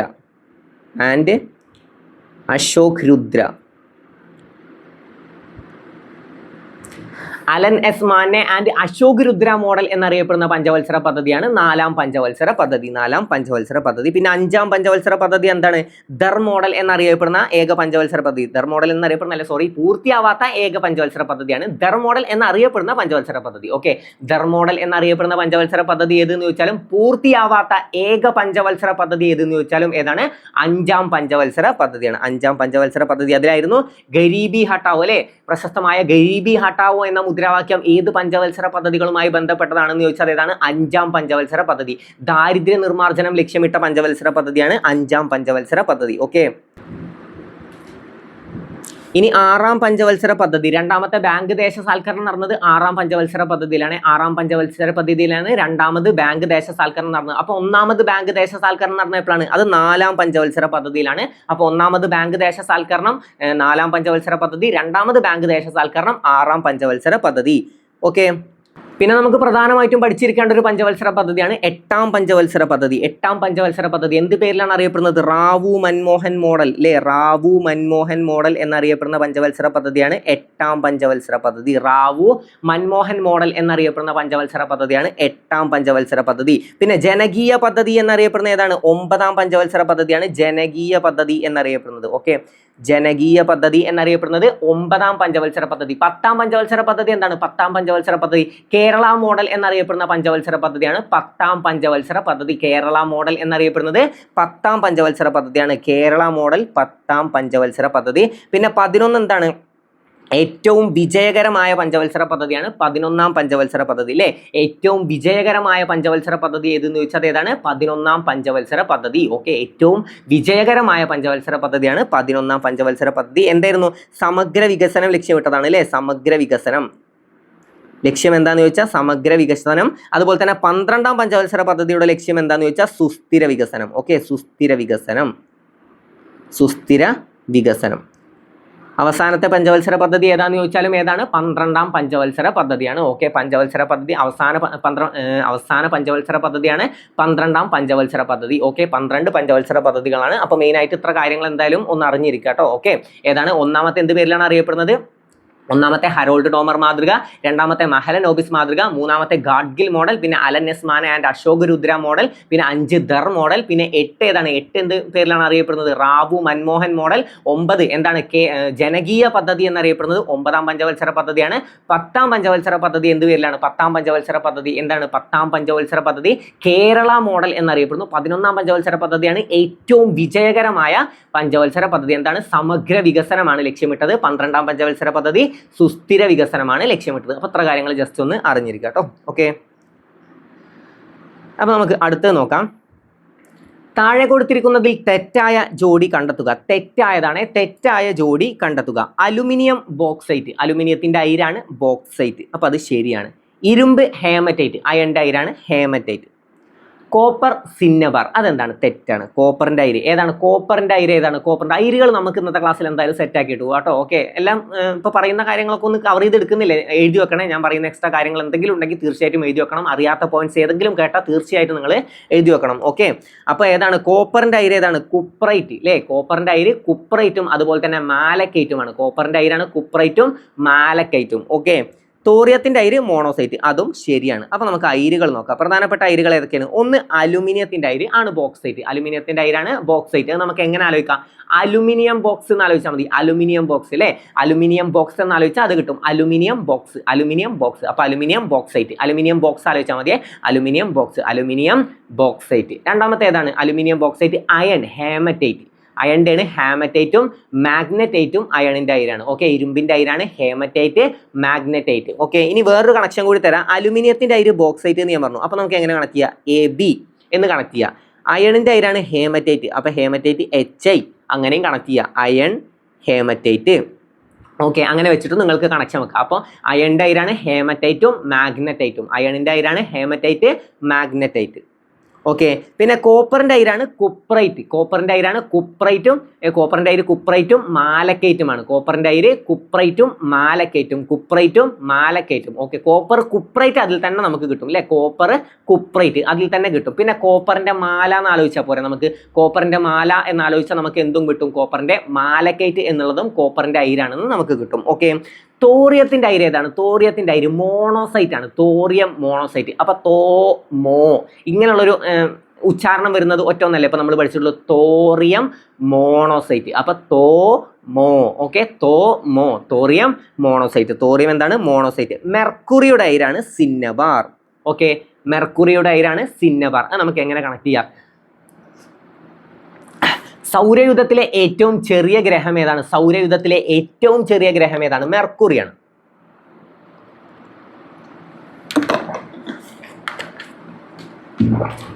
മെർക്കുറിയാണ് സൗരയൂഥത്തിലെ ഏറ്റവും ചെറിയ ഗ്രഹം. ചെറുതിന് നമ്മൾ എന്താ പറയുക? ചെറുതിന് നമ്മൾ തമിഴിൽ എന്താ പറയുക? സിന്നത് എന്നല്ലേ പറയുക. അപ്പോൾ അത് വെച്ച് നമുക്ക് എന്ത് കണക്ട് ചെയ്യാം? സിന്നബാർ. അപ്പോൾ മെർക്കുറി സിന്നത് എന്ന് അറിയിച്ചാൽ സിന്നബാർ. മെർക്കുറിയുടെ അയിരാണ് സിന്നബാർ. അപ്പോൾ അതിന് കണക്ഷൻ കിട്ടുമല്ലോ. അപ്പോൾ aluminium bauxite, iron haematite, magnetite, copper cuprite, malachite, പിന്നെ ഏതാണ്? Thorium monazite, mercury cinnabar. പിന്നെ ഏതെങ്കിലും നമ്മൾ വിട്ടുപോയോ? സിങ്ക് അല്ലേ? സിങ്കിന്റെ എന്താണ്? സിങ്ക് ബ്ലെൻഡും അതുപോലെ തന്നെ കലാമിൻ. സിങ്ക് ബ്ലെൻഡും കലാമിനും ഏതിൻ്റെയാണ്? സിങ്ക് ബ്ലെൻഡ് അതിൽ നിന്ന് തന്നെ കിട്ടും. Okay, zinc blende zinc blende അത് നിങ്ങൾക്ക് തീർച്ചയായിട്ടും കിട്ടും. കലാമിൻ വന്നാലാണ് പലർക്കും ഡൗട്ട് വരിക. അപ്പോൾ നമുക്ക് ആലോചിച്ചാൽ മതി, ഈ സിങ്കില്ലേ, നമ്മൾ സിങ്ക് എവിടെ? സിങ്ക് ഈ ഇതിന്റെ താഴെ അടുക്കളയിലല്ലേ സിങ്ക് ഉണ്ടാവുക? ഈ സിങ്കിലിട്ടിട്ടല്ലേ നമ്മൾ കലമൊക്കെ കഴുകുക? ഓക്കെ, സിങ്കിലിട്ടിട്ടാണ് നമ്മൾ കലം വൃത്തിയാക്കുക. കലം കഴുകുന്നതൊക്കെ എവിടെ വെച്ചിട്ടാണ്? സിങ്കിൽ വെച്ചിട്ടാണ്. അപ്പോൾ സിങ്ക് ഏതാണ്? കലാമിൻ. കലാമിൻ. സിങ്കിലിട്ടിട്ടാണ് നമ്മൾ കലം കഴുകുക എന്ന് ആലോചിച്ചാൽ സിങ്ക് കലാമിൻ അതും അവിടെ കിട്ടും. അപ്പോൾ അലുമിനിയത്തിന്റെ അയിരാണ് ബോക്സൈറ്റ്, അയൺ ആണ് ഹാമറ്റൈറ്റും മാഗ്നറ്റൈറ്റും, കോപ്പർ കുപ്രൈറ്റ്, പിന്നെ മാലക്കൈറ്റ്, പിന്നെ മെർക്കുറി എന്താ? സിന്നതല്ലേ? അപ്പോൾ cinnabar, mercury cinnabar. Thorium monazite, പിന്നെ ഏതാണ്? സിങ്ക് ബ്ലെൻഡും അതുപോലെ തന്നെ ഏതാണ്? കലാമിൻ. Zinc blende calamine. അപ്പോൾ ഏകദേശം ഒക്കെ ഒന്ന് ക്ലിയർ ആയി. അപ്പോൾ നമുക്ക് അടുത്ത ചോദ്യം നോക്കാം. താഴെ കൊടുത്തിരിക്കുന്ന പ്രസ്താവനകളിൽ തെറ്റായത് കണ്ടെത്തുക. തെറ്റായതാണ് ചോദിച്ചിട്ടുള്ളത്. കേരളത്തിലെ ഏറ്റവും വലിയ കായലാണ് ശാസ്താംകോട്ട കായൽ. അപ്പോൾ അതെന്താണ്? അത് തെറ്റാണ്. ഏതാണ് കേരളത്തിലെ ഏറ്റവും വലിയ കായൽ? കേരളത്തിലെ ഏറ്റവും വലിയ തടാകം ഏതാണ്? കേരളത്തിലെ ഏറ്റവും വലിയ തടാകം ഞാൻ പറഞ്ഞിട്ടുണ്ട് വലുത്, അതിലൊരു വാണ്ട്. വേമ്പനാട്ടുകായലിലും ഒരു വാണ്ട്. അപ്പൊ എന്തായിരിക്കും ഈ ശാസ്താംകോട്ടയുടെ കണക്ഷൻ? ശുദ്ധജലം. കേരളത്തിലെ ഏറ്റവും വലിയ ശുദ്ധജല തടാകം ചോദിച്ചാൽ ശുദ്ധജലത്തിൽ ഒരു ഉണ്ട്, ശാസ്താംകോട്ടയിലും ഒരു ഉണ്ട്. അപ്പൊ വലുതെന്ന് മാത്രം തന്ന വാ മാത്രമുള്ള വേമ്പനാട്ടുകായലും ശുദ്ധജലം എന്ന് തന്ന ഉള്ള ശാസ്താംകോട്ടയും. അപ്പൊ കണക്ട് ആയോ? ഞാൻ ഒന്നുകൂടി പറഞ്ഞുതരാം. വലുതിന് ഒരു വാണ്ട്, ഓക്കെ, വലുതിന് ഒരു വാണ്ട്. വേമ്പനാട്ടുകായലിനും ഒരു വാണ്ട് അല്ലെ, വേമ്പനാട്ടുകായൽ വലുത്.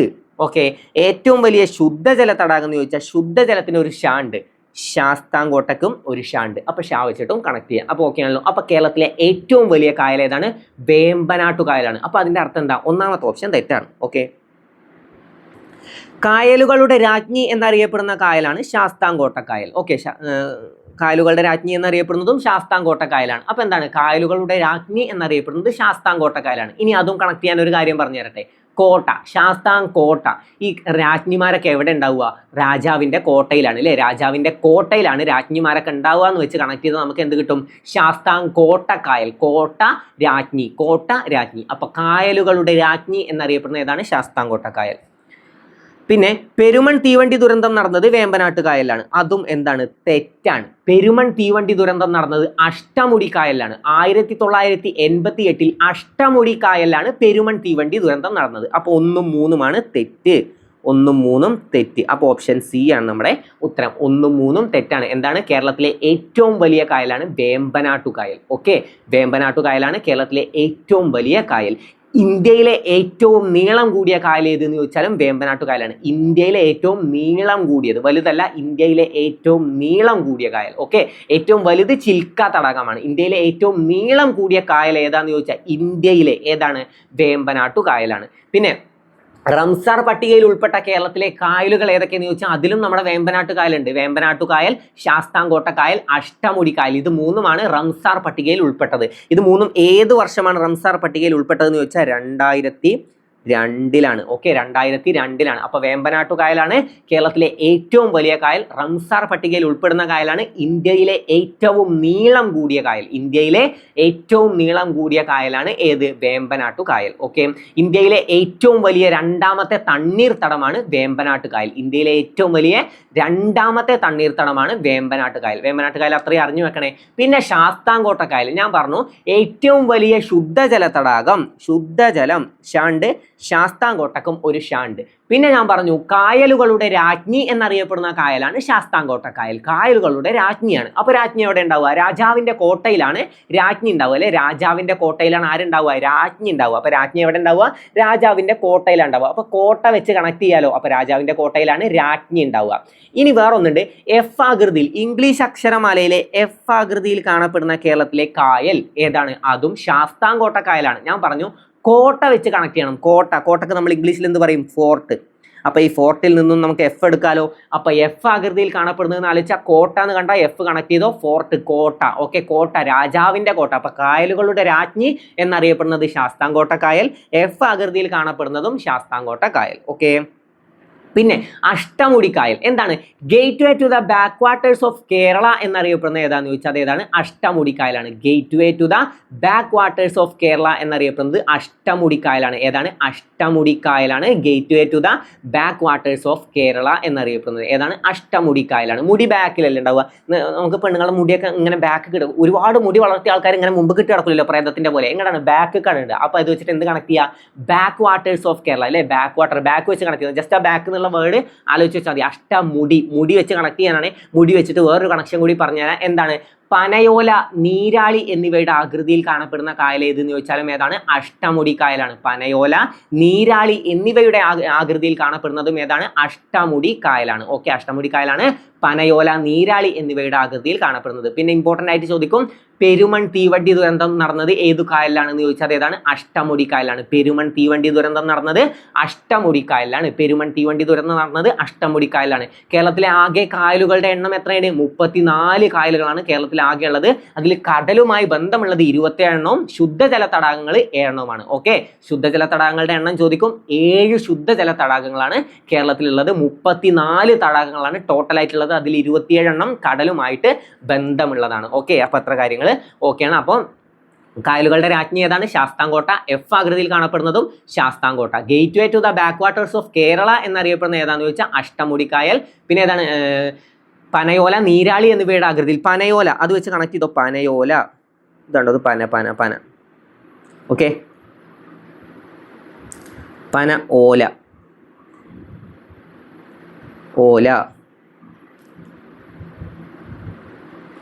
ഈ ഓല പനയുടെ എന്താണ്? പനയുടെ മുടിയല്ലേ ഈ ഓല, അല്ലേ? പനയുടെ മുടി പോലെ അങ്ങനെ കിടക്കുന്നതാണ് ഈ ഓല. പനയുടെ മുടി പോലെ കിടക്കുന്നതാണ് ഓല. അപ്പൊ മുടി വെച്ചിട്ട് എന്ത് കണക്ട് ചെയ്യുക? പനയോല കണക്ട് ചെയ്യുക. പിന്നെ നീരാളിയുടെ ഏകദേശം വേഷം കണ്ടാൽ തന്നെ ഒരു മുടി പോലെയാണ്. ഇത് കണ്ടോ?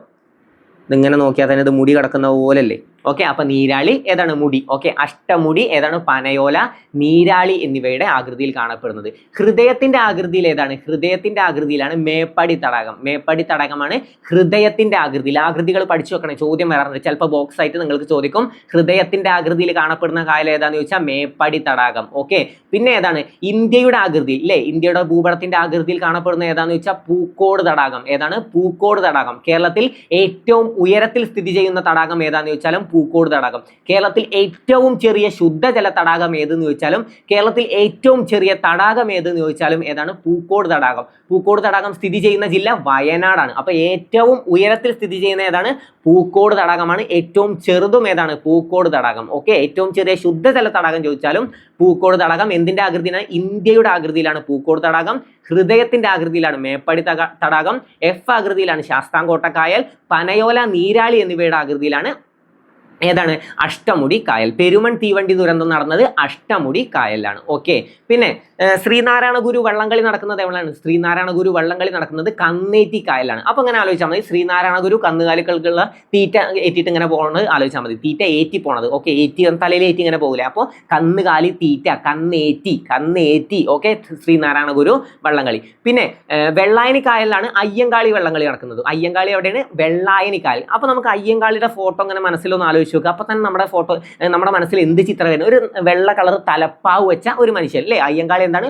വെള്ള കളർ തലപ്പാവ് വെച്ച ഒരു മനുഷ്യൻ. അപ്പൊ വെള്ളായണി കായലിലാണ് അയ്യങ്കാളി ട്രോഫി വള്ളംകളി നടക്കുന്നത്. ഓക്കെ. പിന്നെ മദർ തെരേസ വള്ളംകളി നടക്കുന്നത് എവിടെയെന്ന് ചോദിക്കും. മദർ തെരേസ വള്ളംകളി. മദർ ഇവിടെ ഉണ്ടെങ്കിൽ ഇപ്പുറത്ത് ആര് വേണം? ഫാദർ വേണം, അല്ലേ? ഞാൻ മുമ്പും പറഞ്ഞു തന്നിട്ടുള്ളതാണ്. മദർ ഇപ്പുറത്ത്, അപ്പുറത്ത് അവിടെ ആര് വേണം? ഫാദർ വേണം. മദർ, ഫാദർ, അല്ലേ? Mother, father. എന്തിനാണ് ഫാദർ പറഞ്ഞത്? അച്ഛൻ കോവിലാർ. മദർ തെരേസ വള്ളംകളി അച്ഛൻ കോവിലാർ. Mother Teresa. മദർ എന്ന് കേട്ടാൽ ആദ്യം ഫാദറിനെ ആലോചിക്കണം. അപ്പൊ മദർ തെരേസ അച്ഛൻ കോവിലാറിലാണ്. അച്ഛൻ കോവിലാർ. നെഹ്റു ട്രോഫി എവിടെയാണ്? പുന്നമട കായലിലാണ്. പ്രസിഡൻസി ട്രോഫി എവിടെയാണ്? പ്രസിഡൻസി ട്രോഫി അഷ്ടമുടി കായലിലാണ്. പ്രസിഡൻസി ട്രോഫി അഷ്ടമുടി കായലിലും നെഹ്റു ട്രോഫി പുന്നമട കായലിലും. അപ്പൊ അത്ര കാര്യങ്ങൾ ക്ലിയർ ആയി. ഓക്കെ. അപ്പോൾ ആകെ കായലുകളുടെ എണ്ണം എത്രയാണ്? 34 കായലുകളാണ്. 7 ശുദ്ധജല തടാകങ്ങളാണ്. ഏറ്റവും വലിയ കായലാണ് വേമ്പനാട്ടു കായൽ. ഏറ്റവും വലിയ ശുദ്ധജല തടാകമാണ് ശാസ്താംകോട്ട കായൽ. കായലുകളുടെ രാജ്ഞി എന്നറിയപ്പെടുന്നത് ശാസ്താംകോട്ട കായൽ. Gateway to the backwaters of Kerala എന്നറിയപ്പെടുന്നത് അഷ്ടമുടി കായൽ. പെരുമൺ തീവണ്ടി ദുരന്തം നടന്നത് അഷ്ടമുടി കായൽ. ഈ 3 കായലുകളാണ് റംസാർ പട്ടികയിൽ ഉൾപ്പെട്ടത്. 2002 റംസാർ പട്ടികയിൽ ഉൾപ്പെട്ട 3 കായലുകൾ ഏതൊക്കെയെന്ന് ചോദിച്ചാൽ അഷ്ടമുടി കായൽ, ശാസ്താംകോട്ട കായൽ, വേമ്പനാട്ടു കായൽ. ഇങ്ങനെ 3 കായലുകളാണ് റംസാർ പട്ടികയിൽ ഉൾപ്പെട്ടത്. ഓക്കെ. അപ്പൊ അത്ര കാര്യങ്ങൾ ഏകദേശം ക്ലിയർ ആയി. 34 കായലുകളാണ് ആകുള്ളത്. കായലുകളെ കുറിച്ചുള്ള പഠനം ചോദിക്കുക ലിംനോളജിയാണ്. ലിംനോളജി കായലുകളെ കുറിച്ചുള്ള പഠനമാണ് ലിംനോളജി. ഓക്കെ. കായലുകളെ കുറിച്ചുള്ള പഠനമാണ് ലിംനോളജി എന്നറിയപ്പെടുന്നത്. കായലുകളെ കുറിച്ചുള്ള പഠനം അറിയപ്പെടുന്നതാണ് ലിംനോളജി. അപ്പൊ അത്ര കാര്യങ്ങൾ ഏകദേശം ക്ലിയർ ആയി. ഇനി നമുക്ക് നദികളും കൂടി കുറച്ചൊന്ന് നോക്കി നോക്കാം. എന്തായാലും കായലുകൾ ഞാൻ പറഞ്ഞു. ഇനി നദികൾ നോക്കാം. കേരളത്തിലാകെ നദികളുടെ എണ്ണം എത്രയാണ്? 44 നദികളാണ് കേരളത്തിലാകെ ഉള്ളത്, അല്ലേ? 44 നദികളാണ് കേരളത്തിലുള്ളത്. ഏതാണ് നദികളുടെ നാട് എന്നറിയപ്പെടുന്ന ജില്ല ഏതാണ്? നദികളുടെ നാട് എന്നറിയപ്പെടുന്ന ജില്ല ഏതാണ്? കാസർഗോഡാണ്, അല്ലേ? കാസർഗോഡ്. ഓക്കെ. കാസർഗോഡാണ് നദികളുടെ നാട് എന്നറിയപ്പെടുന്ന ജില്ല. എത്ര നദികളാണ് കാസർഗോഡ് ജില്ലയിലൂടെ ഒഴുകുന്നത്? ചിലപ്പോൾ ഒരു ചോദ്യം വരില്ലേ. ഏറ്റവും കൂടുതൽ നദികൾ ഒഴുകുന്ന ജില്ലയാണ് കാസർഗോഡ്. അപ്പൊ എത്ര നദികളാണ് ഒഴുകുന്നത്? 12 നദികളാണ് കാസർഗോഡ് ജില്ലയിലൂടെ ഒഴുകുന്നത്. ഓക്കെ. കാസർഗോഡ് ജില്ലയിലൂടെ ഒഴുകുന്നത് 12 നദികളാണ്. കാസർഗോഡ് ജില്ലയെ യു ആകൃതിയിൽ ചുറ്റി ഒഴുകുന്ന നദി ഏതെന്ന് ചോദിക്കും. കാസർഗോഡ് ജില്ലയെ യു ആകൃതി പറയുമ്പോൾ എന്താണ്? യു ആകൃതി. ഓക്കെ.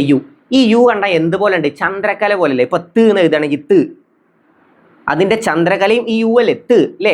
ചന്ദ്രകലയും എന്താണ്? യു ആണ്. ഓക്കെ. ചന്ദ്രകലയും യു ആണ്. അത് വെച്ചിട്ട് കണക്ട് ആയോ? ചന്ദ്രക്കല യു എന്താണ്? ചന്ദ്രഗിരി പുഴയാണ് കാസർഗോഡ് ജില്ലയെ യു ആകൃതിയിൽ ചുറ്റി ഒഴുകുന്ന നദി. ഏതാണ്? കാസർഗോഡ് ജില്ലയെ യു ആകൃതിയിൽ ചുറ്റി ഒഴുകുന്ന നദിയാണ് ചന്ദ്രഗിരി പുഴ. അപ്പൊ ചന്ദ്രക്കല യു ആലോചിച്ചാൽ മതി കേട്ടോ. യു പോലെ ഇരിക്കുന്നതാണ് ചന്ദ്രക്കല. അപ്പൊ ചന്ദ്രഗിരി പുഴയാണ് കാസർഗോഡ് ജില്ലയെ യു ആകൃതിയിൽ ചുറ്റി ഒഴുകുന്ന നദി. അപ്പൊ അതും ക്ലിയർ ആയി. ഓക്കെ, അപ്പോൾ ഏറ്റവും കൂടുതൽ നദികൾ ഒഴുകുന്ന ജില്ലയാണ് കാസർഗോഡ്. എത്രയാണ്? 12 നദികളാണ്. പിന്നെയും നമുക്കൊരു കണക്ക് അവിടെ പഠിക്കാണ്ട്. ഇത് രണ്ടുമാണ് നമുക്ക് മാറിപ്പോവുക. 12 നദികളാണ് കാസർഗോഡ് ജില്ലയിലൂടെ ഒഴുകുന്നത്. ഞാൻ വേറെ ഒന്ന് പറഞ്ഞുതരാം. കേരളത്തിൽ 100 കിലോമീറ്ററിൽ കൂടുതലുള്ള എത്ര നദികൾ ഉണ്ടെന്ന് ചോദിച്ചാൽ അത് 11 നദികളാണ്. ഓക്കെ, 11 നദികളാണ് 100 കിലോമീറ്ററിൽ കൂടുതലുള്ളത്. ഓക്കെ, 100 കിലോമീറ്ററിൽ കൂടുതലുള്ള നദികളാണ് 11 നദികൾ. ഓക്കെ, കേരളത്തിൽ എത്ര മീഡിയം റിവേഴ്സ് ഉണ്ട്? കേരളത്തിൽ മേജർ റിവേഴ്സ് ഉണ്ടോ? കേരളത്തിൽ മേജർ ഉണ്ടോ? മേജർ റിവേഴ്സ് ഇല്ല. ചിലപ്പോൾ സ്റ്റേറ്റ്മെന്റ് വരും കേരളത്തിൽ 4 മേജർ റിവേഴ്സ് ഉണ്ട് എന്ന് പറഞ്ഞാൽ തെറ്റാണ്. കേരളത്തിൽ മേജർ റിവേഴ്സ് ഇല്ല. കേരളത്തിൽ മേജർ റിവേഴ്സ് ഇല്ല. ഏതൊക്കെയാണുള്ളത്? മീഡിയം റിവേഴ്സും മൈനർ റിവേഴ്സുമാണ് ഉള്ളത്. മീഡിയം റിവേഴ്സ് എത്രയാണ്? 4 മീഡിയം റിവേഴ്സും 40 മൈനർ റിവേഴ്സുമാണ് കേരളത്തിൽ ആകെ ഉള്ളത്. അപ്പോൾ കേരളത്തിലെ ആകെ നദികളുടെ എണ്ണം 44. അതിൽ എത്ര എണ്ണമാണ് കിഴക്കോട്ട് ഒഴുകുന്നത്? കിഴക്കോട്ട് ഒഴുകുന്ന നദികൾ ഏതൊക്കെയാണ്? കിഴക്കോട്ട് ഒഴുകുന്നത് കബനി, ഭവാനി, പാമ്പാർ. കബനി നമ്മൾ എപ്പോഴും കിഴക്കോട്ട് ഒഴുകുന്ന നദികൾ ചോദിക്കുമ്പോൾ കബനി, ഭവാനി, പാമ്പാർ. കബനി, ഭവാനി, പാമ്പാർ ഈ 3 നദികളാണെന്ന് അറിയാം. പലർക്കും ഡൗട്ട് വരുന്നത് ഇത് കിഴക്കോട്ടാണോ പടിഞ്ഞാറോട്ടാണോ എന്നാണ്. ഞാൻ പറഞ്ഞിട്ടുണ്ട് നമ്മൾ കബനി, ഭവാനി, പാമ്പാർ അങ്ങനെയാണ് പറയാറുള്ളത് എപ്പോഴും. അപ്പൊ കാ വെച്ചിട്ടാണ് നമ്മൾ തുടങ്ങുന്നത്. അതുപോലെ തന്നെ കിഴക്കോട്ട് ആലോചിച്ചാൽ മതി. കിഴക്കോട്ടും കാ വെച്ചിട്ടല്ലേ? കബനി, ഭവാനി, പാമ്പാർ കിഴക്കോട്ട്. ഇനി ഡൗട്ട് വരില്ലല്ലോ. അപ്പൊ കബനി, ഭവാനി, പാമ്പാർ കിഴക്കോട്ടാണ്. കബനി, ഭവാനി, പാമ്പാർ കിഴക്കോട്ടാണ്. പടിഞ്ഞാറോട്ട് 41 നദികളാണ് ഒഴുകുന്നത്. ഓക്കെ, അപ്പോൾ എത്ര മേജർ റിവേഴ്സ് ഉണ്ട്? മേജർ റിവേഴ്സ് കേരളത്തിൽ ഇല്ല. മേജർ റിവേഴ്സ് കേരളത്തിൽ ഇല്ല. കേരളത്തിൽ മേജർ റിവേഴ്സ് ഇല്ല. ഏതൊക്കെയാണുള്ളത്? മൈനറും പിന്നെ ഏതാണ്? മീഡിയം റിവേഴ്സുമാണുള്ളത്. 40 മീഡിയം റിവേഴ്സും 4 മീഡിയം റിവേഴ്സും 40 മൈനർ റിവേഴ്സുമാണുള്ളത്. 4 മീഡിയം റിവേഴ്സും 40 മൈനർ റിവേഴ്സും. 41 നദികൾ പടിഞ്ഞാറോട്ടും 3 നദികൾ കിഴക്കോട്ടും. കിഴക്കോട്ടൊഴുകുന്ന 3 നദികൾ ഏതൊക്കെയാണ്? കബനി, ഭവാനി, പാമ്പാർ. അതിലേറ്റവും വലിയ നദി ഏതാ? ചിലപ്പോൾ ചോദ്യം വരില്ലേ, കിഴക്കോട്ടൊഴുകുന്നതിൽ ഏറ്റവും വലിയ നദിയാണ് പാമ്പാർ എന്ന് തന്നാൽ അത് തെറ്റാണ്. കിഴക്കോട്ടൊഴുകുന്നതിൽ ഏറ്റവും ചെറിയ നദിയാണ് പാമ്പാർ അല്ലേ? കിഴക്കോട്ടൊഴുകുന്നതിൽ ഏറ്റവും ചെറിയ നദി ഏതാന്ന് ചോദിച്ചാൽ പാമ്പാർ. നമ്മൾ ഓർഡറിലാണ് പഠിച്ചിട്ടുള്ളത്, വലുപ്പത്തിന്റെ ഓർഡറിലാണ്. കബനി, ഭവാനി, പാമ്പാർ. അപ്പൊ ഏറ്റവും വലിയ നദിയാണ് കബനി, രണ്ടാമത് വരുന്നതാണ് ഭവാനി, പിന്നെ ഏറ്റവും ചെറുതാണ് പാമ്പാർ. ഓക്കെ, പാമ്പാർ. അപ്പൊ അത് വെച്ചിട്ട് കണക്ട് ചെയ്യാം. അപ്പൊ എന്തൊക്കെ പഠിച്ചു? കബനി, ഭവാനി, പാമ്പാറാണ് കിഴക്കോട്ടൊഴുകുന്ന 3 നദികൾ. കിഴക്കോട്ടൊഴുകുന്ന ആ 3 നദികളിൽ ഏറ്റവും വലിയ നദിയാണ് കബനി, ഏറ്റവും ചെറിയ നദിയാണ് പാമ്പാർ. കേരളത്തിൽ ആകെ എത്ര നദികളുണ്ട്? 44 നദികളുണ്ട്. 41 എണ്ണമാണ് പടിഞ്ഞാറോട്ടും 3 എണ്ണം കിഴക്കോട്ടും. ഓക്കെ, അതിൽ പിന്നെന്താണ്? എത്ര മേജർ റിവേഴ്സ് ഉണ്ട്? മേജർ റിവേഴ്സ് കേരളത്തിൽ ഇല്ല. മേജർ റിവേഴ്സ് കേരളത്തിൽ ഇല്ല. മീഡിയം റിവേഴ്സ് ആണുള്ളത്. 4 മീഡിയം റിവേഴ്സും 40 മൈനർ റിവേഴ്സുമാണ് കേരളത്തിലുള്ളത്. കേരളത്തിലെ ഏറ്റവും ചെറിയ നദി ഏതാണ് ചോദ്യം വരും. എത്ര കിലോമീറ്ററിൽ കൂടുതലുള്ളതാണ് നദികളായി കണക്കാക്കുന്നത്? 1974. എന്താണ് 1974 കിലോമീറ്റർ അല്ല, 1974 കേരള സർക്കാരിന്റെ വിജ്ഞാപന പ്രകാരം 15 കിലോമീറ്ററിൽ കൂടുതലുള്ളത്, പഠിച്ചു വെച്ചോ, 15 കിലോമീറ്ററിൽ കൂടുതലുള്ളതാണ് നദികളായി കണക്കാക്കുന്നത്. ഓക്കെ, അപ്പോൾ 16 കിലോമീറ്റർ മാത്രമുള്ള ഒരു നദി നമ്മുടെ കേരളത്തിലുണ്ട്. ഏതാണ്? മഞ്ചേശ്വരം പുഴ. അപ്പൊ ചിലപ്പോൾ ചോദിക്കും മഞ്ചേശ്വരം പുഴയുടെ നീളം എത്രയാണ്? 16 കിലോമീറ്റർ ആണ്. 15 കിലോമീറ്ററിൽ കൂടുതലുള്ളതാണ് നദികൾ എന്ന് 1974 കേരള സർക്കാർ വിജ്ഞാപന പ്രകാരം ഉത്തരവ് പുറപ്പെടുവിച്ചിട്ടുണ്ട്. അപ്പോൾ എപ്പോഴാണ് ആ വിജ്ഞാപനം പുറപ്പെടുവിച്ചതെന്ന് ചോദിച്ചാൽ 1974 1974 എത്ര കിലോമീറ്ററിൽ കൂടുതലുള്ളതാണ്? 15 കിലോമീറ്ററിൽ കൂടുതലുള്ളതാണ് നദികളായി കണക്കാക്കുന്നത്. അപ്പോൾ 16 കിലോമീറ്റർ മാത്രം വരുന്ന ഏത് നദിയാണ് നമ്മുടെ ഏറ്റവും ചെറിയ നദി? മഞ്ചേശ്വരം പുഴയാണ് നമ്മുടെ ഏറ്റവും ചെറിയ നദി. അപ്പോൾ അതും നമുക്ക് കിട്ടി. അപ്പോൾ ഏതാണ് ഏറ്റവും വലിയ നദി? ഏതാണ് ഏറ്റവും വലിയ നദിയാണ് പെരിയാർ അല്ലേ? നമ്മൾ വലുത് എന്നതിന് തമിഴിൽ നമ്മൾ എന്ത് പറയും? പെരിയത് എന്ന് പറയും അല്ലേ? അപ്പൊ പെരിയത് എന്ന് ആലോചിച്ചാൽ നമുക്ക് തമിഴ് വെച്ചിട്ട് തന്നെ ഒരുപാട് കോഡുകൾ നമുക്ക് ഉണ്ടാക്കി എടുക്കാനുള്ളത് അല്ലേ? മെർക്കുറിക്ക് സിന്നബാർ എന്ന് പറയും, സിന്നത് എന്നല്ല പറയും. അതുപോലെ തന്നെ പെരിയത് എന്ന് പറയും, പെരിയാർ. അങ്ങനെ പലതും നമുക്ക് കണക്ട് ചെയ്യാനുള്ളതുണ്ട്. ഓക്കെ, അപ്പൊ ഏതാണ് ഏറ്റവും വലിയ നദി ഏതാന്ന് ചോദിച്ചാൽ ഏതാണ്? പെരിയാർ. ഓക്കെ, പെരിയ നദി. അപ്പോൾ പെരിയാർ എത്ര കിലോമീറ്റർ ആണ്? 244 കിലോമീറ്റർ ആണ്. അല്ലേ? പെരിയാറിന്റെ ആകെ നീളം എത്രയെന്ന് ചോദിച്ചാൽ 244 കിലോമീറ്റർ ആണ്. 244 കിലോമീറ്റർ ആണ്. ഓക്കെ, 244 കിലോമീറ്റർ ആണ്. ശിവഗിരി കുന്നുകളിൽ നിന്നുമാണ് ഉത്ഭവിക്കുന്നത്. നമുക്കറിയാം ശിവഗിരി മലകളിൽ നിന്നുമാണ് ഏത് പെരിയാർ ഉത്ഭവിക്കുന്നത്. നമ്മുടെ കേരളത്തിലെ മുഴുവൻ നദികളും ഉത്ഭവിക്കുന്നത് എവിടെ നിന്നാണ്? പശ്ചിമഘട്ടത്തിൽ നിന്നാണ് അല്ലേ? നമുക്കറിയാം പശ്ചിമഘട്ടത്തിൽ നിന്നാണ് കേരളത്തിലെ മുഴുവൻ നദികളും ഉത്ഭവിക്കുന്നത്. നമ്മൾ പഠിച്ചു വെച്ചിട്ടുണ്ട്, അല്ലെങ്കിൽ നമുക്ക് സ്റ്റേറ്റ്മെന്റ് ആയിട്ട് തരും. ഓക്കെ, സ്റ്റേറ്റ്മെന്റ് ആയിട്ട് ചോദ്യം വരും. പശ്ചിമഘട്ടത്തിൽ നിന്നാണ് കേരളത്തിലെ കുറച്ച് നദികൾ മാത്രം ഉത്ഭവിക്കുന്നത് എന്നൊക്കെ സ്റ്റേറ്റ്മെന്റ് എന്നാൽ തെറ്റാണ്. മുഴുവൻ നദികളും പശ്ചിമഘട്ടത്തിൽ നിന്ന് തന്നെ പഠിച്ചു വെച്ചു. അപ്പൊ പശ്ചിമഘട്ടത്തിൽ നിന്നാണ് കേരളത്തിലെ മുഴുവൻ നദികളും ഉത്ഭവിക്കുന്നത്. ഏറ്റവും വലിയ നദിയാണ് പെരിയാർ. പെരിയത്. ഓക്കെ, പെരിയാർ. പെരിയാർ എന്താണ് അറിയപ്പെടുന്നത്? കേരളത്തിന്റെ ജീവരേഖ എന്നറിയപ്പെടുന്ന നദിയാണ് പെരിയാർ അല്ലെ? കേരളത്തിന്റെ ജീവരേഖ എന്നറിയപ്പെടുന്ന നദി ഏതാന്ന് ചോദിച്ചാൽ ഏതാണ്? പെരിയാറാണ്. തിരുവിതാംകൂറിന്റെ ജീവനാഡി എന്നറിയപ്പെടുന്ന നദി ഏതാണ്? അത് പമ്പയാണ്. തിരുവിതാംകൂറിന്റെ ജീവനാഡി എന്നറിയപ്പെടുന്ന നദിയാണ് പമ്പ. അപ്പോൾ കേരളത്തിന്റെ ജീവരേഖ എന്നറിയപ്പെടുന്ന നദി ഏതെന്ന് ചോദിച്ചാലും കൗടില്യന്റെ അർത്ഥശാസ്ത്രത്തിൽ ചൂർണി എന്ന് വിശേഷിപ്പിക്കപ്പെടുന്ന നദി ഏതെന്ന് ചോദ്യം വരാറുണ്ട്. ഏതാണ്? പെരിയാറാണ്. കൗടില്യന്റെ അർത്ഥശാസ്ത്രത്തിൽ ചൂർണി എന്നും ശങ്കരാചാര്യർ പൂർണ്ണ എന്നും വിശേഷിപ്പിച്ച നദി ഏതാന്ന് ചോദിച്ചാൽ ഏതാണ്? പെരിയാറാണ്. ഓക്കെ, കൗടില്യന്റെ അർത്ഥശാസ്ത്രത്തിൽ ചൂർണി എന്നും ശങ്കരാചാര്യർ പൂർണ്ണ എന്നും വിശേഷിപ്പിച്ച നദിയാണ് പെരിയാർ. അപ്പൊ ഏറ്റവും വലിയ നദിയാണ് പെരിയാർ. ഏറ്റവും കൂടുതൽ ജലം വഹിക്കുന്ന നദിയാണ് പെരിയാർ. ഏറ്റവും കൂടുതൽ അണക്കെട്ടുകളുള്ള നദിയാണ് പെരിയാർ. ഏറ്റവും കൂടുതൽ ജലവൈദ്യുത പദ്ധതികളുള്ള നദിയാണ് പെരിയാർ. ഏറ്റവും വലിയ ജലവൈദ്യുത പദ്ധതിയും ഏറ്റവും ആദ്യത്തെ ജലവൈദ്യുത പദ്ധതിയും സ്ഥിതി ചെയ്യുന്നത് എവിടെയാണ്? പെരിയാറിലാണ്. ഏതാണ് ഏറ്റവും ആദ്യത്തെ ജലവൈദ്യുത പദ്ധതി? കേരളത്തിലെ ഏറ്റവും ആദ്യത്തെ ജലവൈദ്യുത പദ്ധതി ഏതാന്ന് ചോദിച്ചാൽ 1940 പള്ളിവാസൽ ജലവൈദ്യുത പദ്ധതിയാണ്. ചോദ്യം വരാറുണ്ട്. പള്ളിവാസൽ ജലവൈദ്യുത പദ്ധതി ആരംഭിച്ച വർഷം എപ്പോഴാണ്? 1940. 1940. ഇടുക്കി ജലവൈദ്യുത പദ്ധതിയാണ് കേരളത്തിലെ ഏറ്റവും വലിയ ജലവൈദ്യുത പദ്ധതി. ഇത് രണ്ടും സ്ഥിതി ചെയ്യുന്നത് എവിടെയാണ്? ഇത് രണ്ടും പെരിയാറിലാണ്. ഓക്കെ, അപ്പൊ ഏറ്റവും കൂടുതൽ അണക്കെട്ടുകൾ ഉള്ളതും ഏറ്റവും കൂടുതൽ ജലവൈദ്യുത പദ്ധതികളുള്ളതും പെരിയാറിലാണ്. എന്നാൽ കേരളത്തിലെ ഏറ്റവും കൂടുതൽ ജലസേചന പദ്ധതികളുള്ളത് എവിടെയെന്ന് ചോദിച്ചാൽ ഭാരതപ്പുഴയിലാണ്. എവിടെയാണ്? ഭാരതപ്പുഴയിലാണ് കേരളത്തിലെ ഏറ്റവും കൂടുതൽ ജലസേചന പദ്ധതികൾ ഉള്ളത്. ഓക്കെ ആണല്ലോ, സെറ്റ് അല്ലേ? അപ്പൊ പെരിയാറാണ് കേരളത്തിലെ ഏറ്റവും വലിയ നദി, ഏറ്റവും കൂടുതൽ ജലം വഹിക്കുന്ന നദി, ഏറ്റവും കൂടുതൽ ജലവൈദ്യുത പദ്ധതികളുള്ള നദി, ഏറ്റവും കൂടുതൽ അണക്കെട്ടുകളുള്ള നദി, ഏറ്റവും കൂടുതൽ പോഷക നദികളുള്ള നദിയും പെരിയാറാണ്. ഏറ്റവും കൂടുതൽ പോഷക നദികളുള്ള നദിയും പെരിയാറാണ്. അപ്പൊ അത്രയും കാര്യങ്ങൾ ക്ലിയർ ആകും. എന്തൊക്കെയാണ് അറിയപ്പെടുന്നത്? കേരളത്തിന്റെ ജീവരേഖ എന്നറിയപ്പെടുന്ന നദിയാണ് പെരിയാർ. ചൂർണി എന്നറിയപ്പെടുന്നത് ആരാണ്? ചൂർണി എന്ന് വിശേഷിപ്പിച്ചത് കൗടില്യൻ അല്ലേ? കൗടില്യൻ ആരാണ്? ചാണക്യൻ. അർത്ഥശാസ്ത്രത്തിൽ ചൂർണി എന്നും ശങ്കരാചാര്യർ പൂർണ്ണ എന്നും വിശേഷിപ്പിച്ച നദി ഏതെന്ന് ചോദിച്ചാൽ ഏതാണ്? പെരിയാറാണ്. ഓക്കെ, പെരിയാറാണ്. തിരുവിതാംകൂറിന്റെ ജീവനാഡി എന്നറിയപ്പെടുന്നത് പമ്പയാണ്. അപ്പൊ അടുത്ത നമ്മൾ ഇത് പഠിക്കാം. അടുത്ത ഭാരതപ്പുഴനെ പറ്റി നമുക്ക് പഠിക്കാം. 209 കിലോമീറ്റർ ആണ്. കേരളത്തിലെ ഏറ്റവും വലിയ രണ്ടാമത്തെ നദിയാണ് ഭാരതപ്പുഴ. ഭാരതപ്പുഴ കേരളത്തിന്റെ നൈൽ എന്നറിയപ്പെടുന്ന നദിയാണ് ഭാരതപ്പുഴ. ഓക്കെ, കേരളത്തിന്റെ നൈൽ എന്നറിയപ്പെടുന്ന നദിയാണ് ഭാരതപ്പുഴ. നിള, പേരാർ, പൊന്നാനിപ്പുഴ എന്നീ പേരുകളിലും അറിയപ്പെടുന്ന നദിയാണ് ഭാരതപ്പുഴ. എന്തൊക്കെയാണ്? നിള, പേരാർ, പൊന്നാനിപ്പുഴ എന്നീ പേരുകളിൽ അറിയപ്പെടുന്ന നദി ഏതാന്ന് ചോദിച്ചാലും ഭാരതപ്പുഴയാണ്. നിള. ഓക്കെ, നിളയുടെ കഥാകാരൻ ആരാ? MT വാസുദേവൻ നായരാണ്. നിളയുടെ കഥാകാരൻ MT വാസുദേവൻ നായരാണ് നിളയുടെ കഥാകാരൻ എന്നറിയപ്പെടുന്നത്. നിളയുടെ കവി ആരാണ്? P കുഞ്ഞിരാമൻ നായരാണ്. നിളയുടെ കവിയാണ് P കുഞ്ഞിരാമൻ നായർ. ഓക്കെ, നിളയുടെ കവിയാണ് P കുഞ്ഞിരാമൻ നായർ. ഏറ്റവും കൂടുതൽ ജലസേചന പദ്ധതികളുള്ളത് എവിടെയെന്ന് ചോദിച്ചാലും മലമ്പുഴയല്ല, എന്താണ്? എവിടെയാണ്? ഭാരതപ്പുഴയിലാണ്. മലമ്പുഴ അണക്കെട്ട് സ്ഥിതി ചെയ്യുന്നത് എവിടെയെന്ന് ചോദിച്ചാലും ഭാരതപ്പുഴയിലാണ്. ചോദ്യം വരിക മലമ്പുഴ അണക്കെട്ട് സ്ഥിതി ചെയ്യുന്നത് എവിടെയെന്ന് ചോദിച്ചാൽ ഭാരതപ്പുഴയിലാണ്. അപ്പൊ അതൊക്കെ ജസ്റ്റ് ഒന്ന് അറിഞ്ഞു വെക്കുക. അപ്പൊ എന്തൊക്കെയാണ് അറിയപ്പെടുന്നത്? നിള, പേരാർ, പൊന്നാനിപ്പുഴ. കേരളത്തിന്റെ നൈൽ എന്നറിയപ്പെടുന്നതും ഭാരതപ്പുഴയാണ്. ഭാരതപ്പുഴയുടെ തീരത്താണ് എന്ത് സ്ഥിതി ചെയ്യുന്നത്? കേരള കലാമണ്ഡലം സ്ഥിതി ചെയ്യുന്നത്. അപ്പൊ കേരള കലാമണ്ഡലം സ്ഥിതി ചെയ്യുന്നത് എവിടെയെന്ന് ചോദിച്ചാലും ഭാരതപ്പുഴയിലാണ്. എവിടെയാണ്? സ്ഥിതി എവിടെയെന്നല്ല, ഏതിന്റെ തീരത്താണെന്ന് ചോദിച്ചാൽ ഭാരതപ്പുഴയിലാണ്. ഓക്കെ, കേരള കലാമണ്ഡലം സ്ഥിതി ചെയ്യുന്നത് എവിടെയാണ്? ചെറുതുരുത്തിയിലാണ് അല്ലേ? തൃശ്ശൂരുള്ള ചെറുതുരുത്തിയിലാണ് കേരള കലാമണ്ഡലം സ്ഥിതി ചെയ്യുന്നത്. അപ്പൊ കേരള കലാമണ്ഡലം സ്ഥിതി ചെയ്യുന്നത് തൃശ്ശൂരിലെ ചെറുതുരുത്തിയാണ്. എന്താണ്? നിളയുടെ തീരത്താണ്. നിളയുടെ കഥാകാരൻ ആരാണ്? MT. നിളയുടെ കവി P കുഞ്ഞിരാമൻ നായർ. അപ്പൊ എത്ര കാര്യങ്ങൾ ഭാരതപ്പുഴനെ പറ്റിയിട്ടും അറിഞ്ഞു വെക്കാം. പിന്നെ അടുത്ത് നമുക്ക് ചോദ്യം വരും പമ്പ അല്ലേ? പമ്പ എത്രയാണ്? 173 കിലോമീറ്റർ ആണ്. 173 കിലോമീറ്റർ. 173 കിലോമീറ്റർ ആണ്. എന്താണ്? തിരുവിതാംകൂറിന്റെ ജീവനാഡി എന്നറിയപ്പെടുന്ന നദിയാണ് പമ്പ. തിരുവിതാംകൂറിന്റെ ജീവനാഡി എന്നറിയപ്പെടുന്ന നദിയാണ് പമ്പ. ഈ പമ്പയുടെ ദാനം എന്നറിയപ്പെടുന്ന സ്ഥലമുണ്ടല്ലോ, ഏതാണ്? കുട്ടനാടാണ് അല്ലെ? കുട്ടനാടാണ് പമ്പയുടെ ദാനം എന്നറിയപ്പെടുന്നത്. കേരളത്തിന്റെ നെല്ലറ എന്ന അറിയപ്പെടുന്ന സ്ഥലം ഏതാന്ന് ചോദിച്ചാലും കുട്ടനാടാണ്. കേരളത്തിന്റെ നെല്ലറ എന്നറിയപ്പെടുന്ന ജില്ല ഏതാന്ന് ചോദിച്ചാൽ പാലക്കാടാണ്.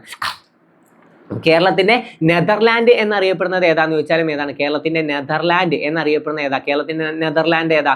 അതും കുട്ടനാടാണ് കേട്ടോ. കുട്ടനാടിന്റെ കഥാകാരൻ എന്നറിയപ്പെടുന്ന ആരാണ്? തകഴിയാണ്. കുട്ടനാടിന്റെ കഥാകാരനാണ് തകഴി. തകഴിക്ക് ജ്ഞാനപീഠം ലഭിച്ച വർഷം ചോദിച്ചാൽ 1984. ജ്ഞാനപീഠം തീർച്ചയായും നിങ്ങൾ പഠിച്ചു വെക്കണം. ജ്ഞാനപീഠം വളരെ ഇമ്പോർട്ടൻ്റ് ആണ്. ഏത് പരീക്ഷയ്ക്കും നിങ്ങൾ എന്തായാലും പഠിച്ചിട്ട് പോകണം. ഓക്കെ, അപ്പോൾ കുട്ടനാടിന്റെ കഥാകാരനാണ് തകഴി. പമ്പയുടെ ദാനം എന്നറിയപ്പെടുന്ന സ്ഥലമാണ് കുട്ടനാട്. ഈ നൈലിന്റെ ദാനം എന്നറിയപ്പെടുന്ന സ്ഥലമുണ്ട്, ഏതാണ്? ഈജിപ്താണ്. നൈലിന്റെ ദാനം എന്നറിയപ്പെടുന്നത് ഈജിപ്താണ്. പമ്പയുടെ ദാനം കുട്ടനാട്. ഓക്കെ, കേരളത്തിന്റെ നെതർലാൻഡ് എന്നറിയപ്പെടുന്നതും കുട്ടനാടാണ്. കേരളത്തിന്റെ നെതർലാൻഡ് കുട്ടനാടാണ്. ഏതാണ് കേരളത്തിന്റെ മാഞ്ചസ്റ്റർ എന്നറിയപ്പെടുന്നത്? കേരളത്തിന്റെ മാഞ്ചസ്റ്റർ എന്നറിയപ്പെടുന്നത് കണ്ണൂരാണ് കേട്ടോ. കണ്ണൂരാണ് കേരളത്തിന്റെ മാഞ്ചസ്റ്റർ എന്നറിയപ്പെടുന്നത്. ഇന്ത്യയുടെ മാഞ്ചസ്റ്റർ എന്നറിയപ്പെടുന്നത് ഏതാണ്? ഇന്ത്യയുടെ മാഞ്ചസ്റ്റർ എന്നറിയപ്പെടുന്നത് അഹമ്മദാബാദാണ്. അഹമ്മദാബാദാണ് ഇന്ത്യയുടെ മാഞ്ചസ്റ്റർ എന്നറിയപ്പെടുന്നത്. ദക്ഷിണേന്ത്യയിലെ മാഞ്ചസ്റ്റർ എന്നറിയപ്പെടുന്നത് കോയമ്പത്തൂരാണ്. കോയമ്പത്തൂരാണ് ദക്ഷിണേന്ത്യയിലെ മാഞ്ചസ്റ്റർ എന്നറിയപ്പെടുന്നത്. അറിഞ്ഞു വെക്കാട്ടോ, ദക്ഷിണേന്ത്യയിലെ മാഞ്ചസ്റ്റർ എന്നറിയപ്പെടുന്നത് കോയമ്പത്തൂരാണ്. കേരളത്തിലെ ചിറാപുഞ്ചി എന്നറിയപ്പെടുന്നത് ഏതാണ്? കേരളത്തിലെ ചിറാപുഞ്ചി ലക്കിടിയാണ് അല്ലേ? ലക്കിടിയാണ് കേരളത്തിലെ ചിറാപുഞ്ചി എന്നറിയപ്പെടുന്നത്. കേരളത്തിലെ ചിറാപുഞ്ചി എന്നറിയപ്പെടുന്നത് ലക്കിടിയാണ്. ഓക്കെ, ഇപ്പോൾ ആ പാട്ടൊക്കെ ട്രെൻഡിങ് ആയതുകൊണ്ട് പഠിച്ചു വെക്കണേ. ചിറാപുഞ്ചി മഴയത്ത് എന്നൊക്കെ പറഞ്ഞ പാട്ടില്ലേ, അപ്പോൾ അത് വെച്ചിട്ട് ഒന്ന് കണക്ട് ചെയ്ത് പഠിക്കണം. കേരളത്തിലെ ചിറാപുഞ്ചി ലക്കിടിയാണ്, ലക്കിടി. ഓക്കെ, അപ്പോൾ അത്ര കാര്യങ്ങൾ. പമ്പ എന്താണ്?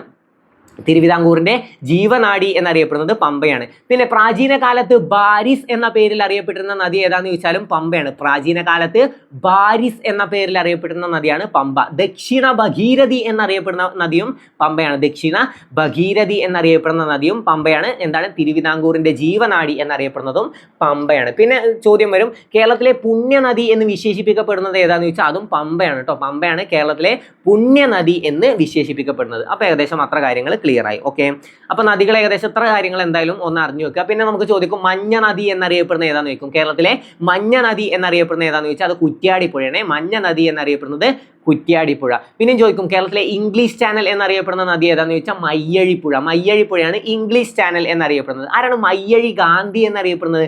മയ്യഴി ഗാന്ധി IK കുമാരൻ മാസ്റ്ററാണ്. ആരാണ് കേരള ഗാന്ധി? കേരള ഗാന്ധി K കേളപ്പനാണ്. ആരാണ് അതിർത്തി ഗാന്ധി? അതിർത്തി ഗാന്ധി ഖാൻ അബ്ദുൽ ഗാഫർ ഖാനാണ്. ബീഹാർ ഗാന്ധി ആരാ? ബീഹാർ ഗാന്ധി ഡോക്ടർ രാജേന്ദ്ര പ്രസാദ് ആണ്. ഭരണഘടനാ നിർമ്മാണ സമിതിയിലെ ആദ്യ സ്ഥിര അധ്യക്ഷനാണ് ഡോക്ടർ രാജേന്ദ്ര പ്രസാദ്. അറിഞ്ഞു വെക്കണേ. ഓക്കെ, അപ്പോൾ അത്ര കാര്യങ്ങൾ ക്ലിയർ ആയി. നദികൾ ഏകദേശം എത്ര കാര്യങ്ങളെങ്കിലും അറിഞ്ഞു വെക്കാം. 44 നദികളാണുള്ളത്. 3 കിഴക്കോട്ട്, കബനി, ഭവാനി, പാമ്പാർ. ഓക്കെ, അതിൽ ഏറ്റവും വലുത് ഏതാന്ന് വെച്ചാൽ കബനി, ഏറ്റവും ചെറുത് ഏതാന്ന് വെച്ചാൽ പാമ്പാർ. കേരളത്തിലെ ഏറ്റവും വലിയ നദി ഏതാന്ന് വെച്ചാൽ പെരിയാർ, ഏറ്റവും ചെറുത് ഏതാന്ന് വെച്ചാൽ മഞ്ചേശ്വരം പുഴ. എത്ര കിലോമീറ്റർ ആണ്? 16 കിലോമീറ്റർ ആണ്. അപ്പോൾ അത്ര കാര്യങ്ങൾ ഏകദേശം ഒന്ന് അറിഞ്ഞു വെക്കാം. അപ്പോൾ നദികളും ഏകദേശം ക്ലിയർ ആയല്ലോ. അപ്പോൾ നമുക്ക് അടുത്തയിലേക്ക് പോവാം.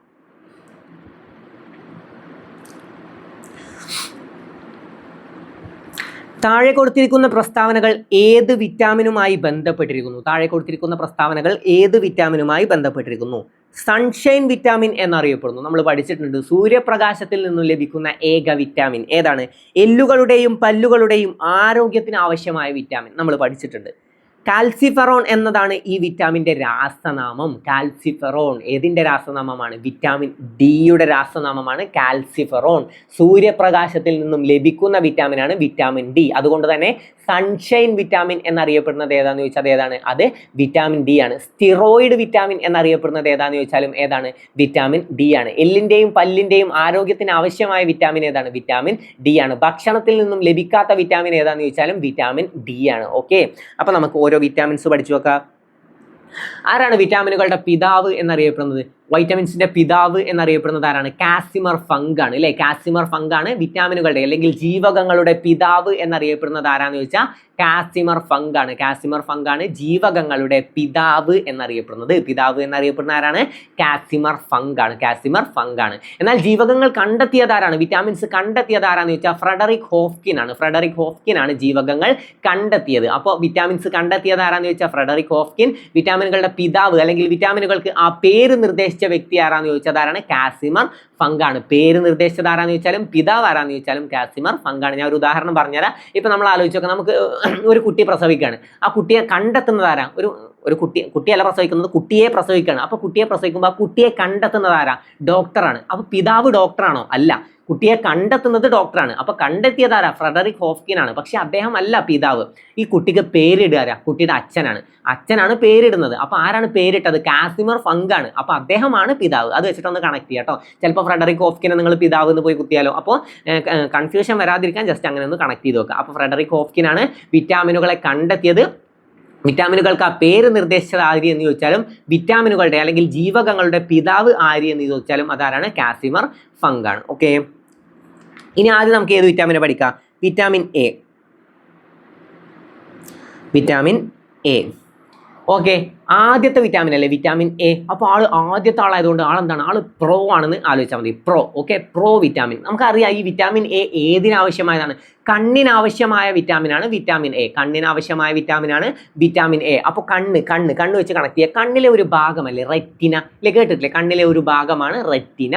അപ്പോൾ റെറ്റിനോൾ എന്ന രാസനാമം ഏത് വിറ്റാമിൻ്റെയാണ്? വിറ്റാമിൻ എയുടെ രാസനാമമാണ് റെറ്റിനോൾ. അതെങ്ങനെ കണക്ട് ചെയ്യുക? കണ്ണിലെ ഒരു ഭാഗമാണ് റെറ്റിന.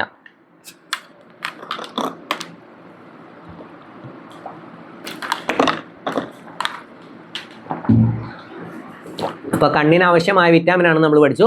കണ്ണിലെ ഒരു ഭാഗമാണ് റെറ്റിന. അത് വെച്ചിട്ട് നമുക്ക് എന്ത് കണക്ട് ചെയ്യാം? റെറ്റിനോൾ എന്ന രാസനാമം ഏത് വിറ്റാമിൻ്റെയാണ്? വിറ്റാമിൻ എയുടെ രാസനാമമാണ് റെറ്റിനോൾ. ഓക്കെ, ഇനി വിറ്റാമിൻ എയുടെ രാസനാമം പഠിച്ചു. പിന്നെന്താണ്? പ്രോ വിറ്റാമിൻ എന്നറിയപ്പെടുന്ന വിറ്റാമിൻ ഏതാന്ന് ചോദിക്കും. പ്രോ വിറ്റാമിൻ നമുക്കറിയാം. ആദ്യത്തെ വിറ്റാമിൻ, ആദ്യം നമ്മൾ ഏത് വിറ്റാമിൻ എപ്പോഴും പഠിക്കുക? A vitamin. അപ്പോൾ ആദ്യത്തെ ആൾ തന്നെ പ്രോ ആണെന്ന് ആലോചിച്ചത്. ആള് പ്രോ ആണ്. അങ്ങനെ ആലോചിച്ച് എന്ത് കിട്ടും? വിറ്റാമിൻ എ പ്രോ വിറ്റാമിൻ എന്നറിയപ്പെടുന്നു. ബീറ്റ കരോട്ടിൻ എന്നറിയപ്പെടുന്ന വിറ്റാമിൻ ഏതാന്ന് ചോദിച്ചാലും വിറ്റാമിൻ എ ആണ്. എന്താണ്? Beta carotene. ഈ കരോട്ടിൻ കണക്ട് ചെയ്യാൻ ഞാൻ ഒരു കാര്യം പറയട്ടെ. എന്തിൽ നിന്നൊക്കെയാണ് വിറ്റാമിൻ എ ലഭിക്കുക? ക്യാരറ്റ്, ഇലക്കറികൾ, പാല്, മുട്ട, ഗോൾഡൻ റൈസ് എന്നിവയിൽ നിന്നൊക്കെ ലഭിക്കുന്ന വിറ്റാമിനാണ് വിറ്റാമിൻ എ. എന്തിൽ നിന്നൊക്കെയാണ്? ക്യാരറ്റ്, ഇലക്കറികൾ, പാല്, മുട്ട, ഗോൾഡൻ റൈസ് എന്നിവയിൽ നിന്നൊക്കെ ലഭിക്കുന്ന വിറ്റാമിനാണ് വിറ്റാമിൻ എ. ഈ ക്യാരറ്റ് വെച്ച് നമുക്ക് എന്തിനെ കണക്ട് ചെയ്യുക? ബീറ്റ കരോട്ടിനെ കണക്ട് ചെയ്യുക. ബീറ്റ കരോട്ടിൻ, ക്യാരറ്റ്, അത് വെച്ച് കണക്ട് ചെയ്യാലോ. Beta carotene carrot. അപ്പോൾ ക്യാരറ്റ് വെച്ചിട്ട് അതിനെ കണക്ട് ചെയ്യുക. Okay, carrot, carotene, beta carotene, carrot. അപ്പോൾ ബീറ്റ കരോട്ടിൻ എന്നറിയപ്പെടുന്ന വിറ്റാമിൻ ഏതാന്ന് ചോദിച്ചാൽ വിറ്റാമിൻ എ ആണ്. എന്തിൽ നിന്നൊക്കെ ലഭിക്കുന്നു? ക്യാരറ്റ്, ഇലക്കറി, പാല്, മുട്ട, ഗോൾഡൻ റൈസ്, സുവർണ അരിയിൽ നിന്നും ലഭിക്കുന്ന വിറ്റാമിൻ ആണ്. ചോദ്യം വരും അല്ലേ? ഗോൾഡൻ റൈസിൽ നിന്നും അല്ലെങ്കിൽ സുവർണ അരിയിൽ നിന്നും ലഭിക്കുന്ന വിറ്റാമിൻ ഏതാന്ന് ചോദിച്ചാൽ അതേതാണ്? വിറ്റാമിൻ എ ആണ്. ഏത് അരിയിൽ നിന്നും ലഭിക്കുന്ന വിറ്റാമിൻ ആണ്? അല്ലെങ്കിൽ താഴെ തന്നിരിക്കുന്നതിൽ ഏത് അരിയിൽ നിന്നുമാണ് വിറ്റാമിൻ എ ലഭിക്കുന്നതെന്ന് ചോദിച്ചാൽ സുവർണ അരിയിൽ നിന്നുമാണ്. അപ്പോൾ പഠിച്ചു വെക്കണേ. ക്യാരറ്റ്, ഇലക്കറി, പാല്, മുട്ട, ഗോൾഡൻ റൈസ് എന്നിവയിൽ നിന്നും ലഭിക്കുന്ന വിറ്റാമിൻ ആണ് വിറ്റാമിൻ എ. ഞാൻ പറഞ്ഞു കണ്ണിനാവശ്യമായ വിറ്റാമിൻ ആണ്. അപ്പോൾ ഈ വിറ്റാമിൻ എയുടെ അപര്യാപ്തത മൂലം അഥവാ ഈ വിറ്റാമിൻ എ കിട്ടിയില്ലെങ്കിൽ നമുക്ക് ഏതൊക്കെ രോഗങ്ങൾ വരും? സിറോഫ്താൽമിയ. ഓക്കെ, സിറോഫ്താൽമിയ, നിശാന്തത എന്നീ രണ്ട് രോഗങ്ങളും വിറ്റാമിൻ എയുടെ അപര്യാപ്തത മൂലം ഉണ്ടാകുന്നതാണ്. ഏതൊക്കെയാണ്? സിറോഫ്താൽമിയ, നിശാന്തത എന്നീ രോഗങ്ങൾ വിറ്റാമിൻ എയുടെ അപര്യാപ്തത മൂലം ഉണ്ടാകുന്നതാണ്. ഏതൊക്കെയാണ്? സിറോഫ്താൽമിയ, നിശാന്തത.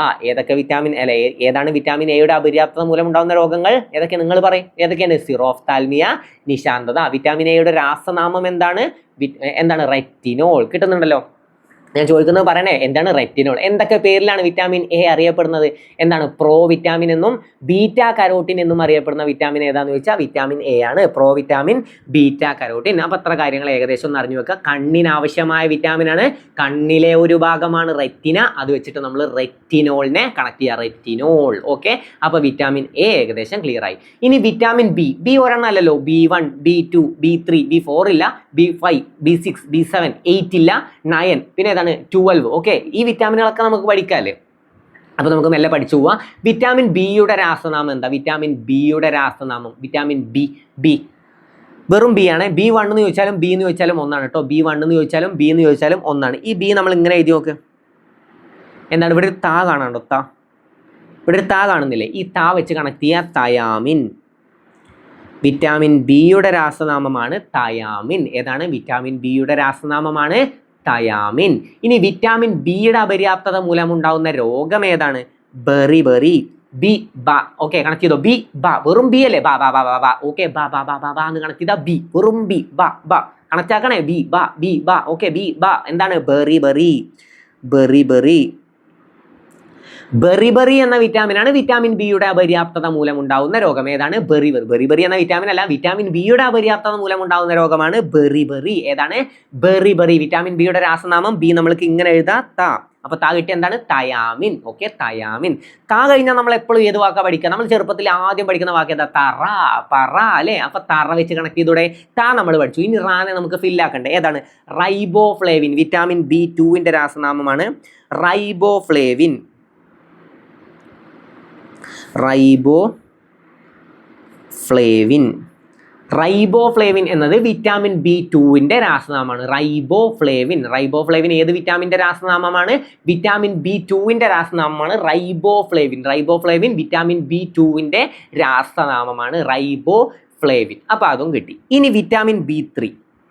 ഈ വിറ്റാമിൻ B2ന്റെ അപര്യാപ്തത മൂലമാണ് വായ്പുണ്ണൊക്കെ വരുന്നത്. അപ്പോൾ വായ്പുണ്ണിന് കാരണമായ വിറ്റാമിൻ ഏതാ നോക്കും. വിറ്റാമിൻ B2 ഇമ്പോർട്ടൻ്റ് ആണ്, പഠിച്ചു വെക്കണേ. ഞാൻ ഒന്ന് പറഞ്ഞുതരാം. സൂര്യപ്രകാശത്തിൽ നശിച്ചു പോകുന്ന വിറ്റാമിൻ അല്ലേ, പാലിന് ഇളം മഞ്ഞ നിറം നൽകുന്ന വിറ്റാമിനാണ്. ഈ പാലിന് ഒരു ഇളം മഞ്ഞ നിറം കണ്ടിട്ടില്ലേ മേലേക്ക്, അത് നൽകുന്നത് ഏത് വിറ്റാമിനാണ്? വിറ്റാമിൻ B2 ആണ്. അത് സൂര്യപ്രകാശം കൊണ്ട് നശിച്ചു പോകും. അപ്പോൾ സൂര്യപ്രകാശത്തിൽ നശിച്ചു പോകുന്ന വിറ്റാമിൻ ഏതാന്ന് ചോദിച്ചാൽ വിറ്റാമിൻ B2 ആണ്. ചോദ്യം വരും, സൂര്യപ്രകാശത്തിൽ നശിച്ചു പോകുന്ന വിറ്റാമിൻ ഏത്? അപ്പോൾ നമ്മളൊക്കെ പോയി കുത്തും വിറ്റാമിൻ D.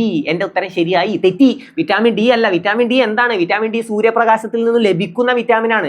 വിറ്റാമിൻ D സൂര്യപ്രകാശം കൊണ്ട് നശിച്ചു പോകുന്ന വിറ്റാമിൻ B2 ആണ്. ചോദ്യം ശ്രദ്ധിക്കണം. വേഗം പോയി ഉത്തരം പറഞ്ഞിട്ട് ഒക്കെ കേട്ട് അയ്യോ സാർ ഞാൻ ആൻസർ ചെയ്ത് തരുന്നു, അറിയുന്ന ഉത്തരമായി തെറ്റിപ്പോയി എന്നൊക്കെ പറഞ്ഞിട്ട് ലാസ്റ്റ് വന്നിട്ട് ഒരു കാര്യമില്ല. നിങ്ങൾ എക്സാമിന് ഇത് ശ്രദ്ധിച്ച് വായിക്കണം. ഞാൻ പറഞ്ഞു ലോജിക്കലി അറ്റൻഡ് ചെയ്യണം ഇപ്പോഴത്തെ എക്സാം. അപ്പോൾ നല്ല രീതിയിൽ വായിച്ചു നോക്കുക. വിറ്റാമിൻ പലരും അങ്ങനെ ആൻസർ ചെയ്തിട്ടുണ്ട്. അതുകൊണ്ടാണ് പറയുന്നത് വിറ്റാമിൻ B മീൻസ് സൂര്യപ്രകാശത്തിൽ നശിച്ചു പോകുന്ന വിറ്റാമിൻ ഏത്? Vitamin D. സൂര്യപ്രകാശത്തിലെ അത് വിറ്റാമിൻ D അല്ലേ? ഞാൻ കറുപ്പിച്ചിട്ടുണ്ട് സാർ. എന്നിട്ട് വന്നിട്ട് വായിച്ചു നോക്കിയിട്ട് അയ്യോ എൻ്റെ തെറ്റിപ്പോയി, അത് വിറ്റാമിൻ D അല്ലേ വരേണ്ടത്? വിറ്റാമിൻ D അല്ല. എന്താണ്?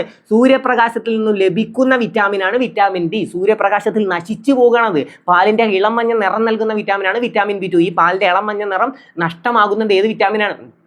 എന്തിലൂടെയാണ്? സൂര്യപ്രകാശത്തിലൂടെ നഷ്ടമാകുന്നത്. അപ്പോൾ സൂര്യപ്രകാശത്തിലൂടെ നശിച്ചു പോകുന്ന വിറ്റാമിനാണ് വിറ്റാമിൻ വിറ്റാമിൻ B2 അല്ലേ? വിറ്റാമിൻ B2 വായ്പുണ്ണിന് കാരണമായ വിറ്റാമിൻ ഏത്? വിറ്റാമിൻ്റെ അപര്യാപ്തത മൂലമാണ് വായ്പുണ്ണ് ഉണ്ടാകുന്നതെന്ന് ചോദിച്ചാൽ വിറ്റാമിൻ B2 ആണ്. അതിനൊരു ഉദാഹരണം പറഞ്ഞു തരാം. നമ്മൾ വായ്പുണ്ണ് വന്നു കഴിഞ്ഞാൽ എന്ത് ചെയ്യും? ഈ തൈരും മോരൊക്കെ എടുത്തിട്ട് ഇങ്ങനെ കൊപ്പിളിക്കാനൊക്കെ പറയും, അല്ലെങ്കിൽ തൈരും മോരൊക്കെ ഇങ്ങനെ തേച്ച് നോക്കാൻ പറയും. നമ്മുടെ കാരണവന്മാരൊക്കെ പറഞ്ഞു തരും. അതെന്തുകൊണ്ടാണ്? വിറ്റാമിൻ B2 അതിലടങ്ങിയിരിക്കുന്നത് കൊണ്ടാണ്. ഓക്കെ, അപ്പോൾ വിറ്റാമിൻ B2 എന്താണ്? പാലിന് ഇളം മഞ്ഞ നിറം നൽകുന്ന വിറ്റാമിൻ. ഞാൻ ഇപ്പോഴും പറയുന്നു സൂര്യപ്രകാശത്തിൽ നശിച്ചു പോകുന്ന വിറ്റാമിൻ B2 ആണ്.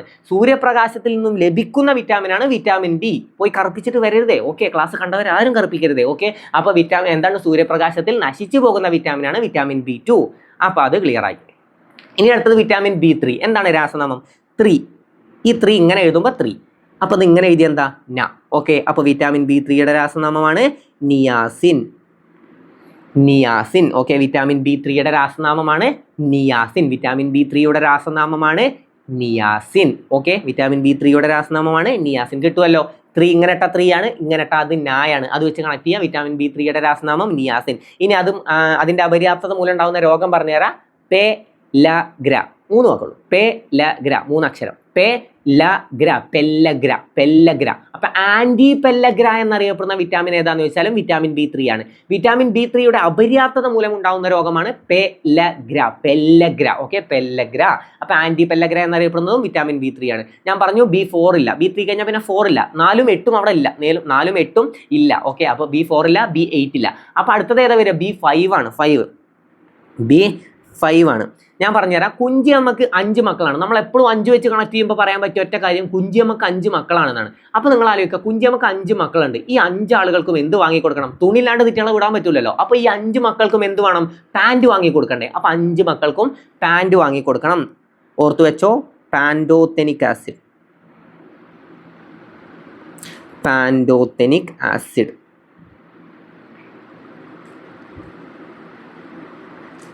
അപ്പോൾ വിറ്റാമിൻ B5ന്റെ രാസനാമമാണ് പാൻറ്റോതെനിക് ആസിഡ്. കുഞ്ചിയമ്മക്ക് ഈ 5 മക്കൾക്കും പാൻറ് വാങ്ങിക്കൊടുക്കണം അല്ലേ?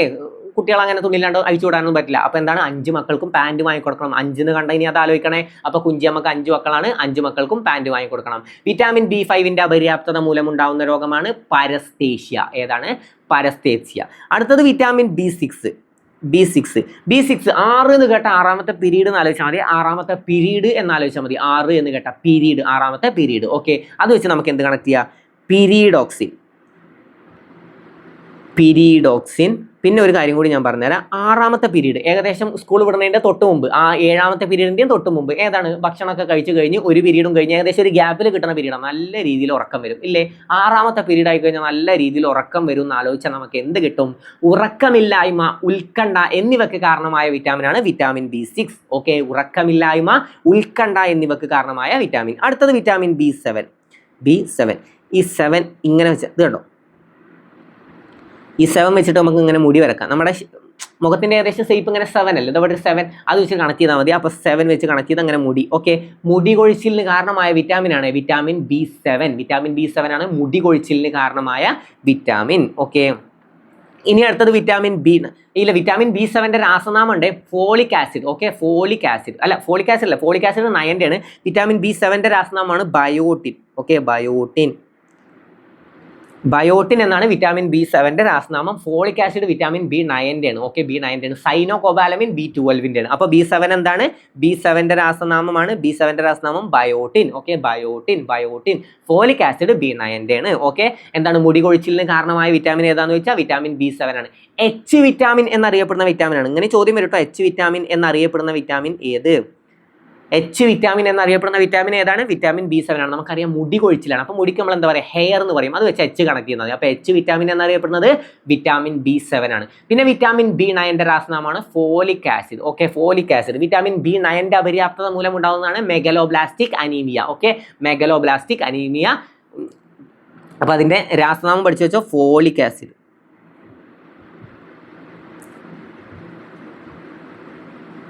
Folic acid. ഫോളിക് ആസിഡ് ആണ് വിറ്റാമിൻ B9ന്റെ രാസനാമം.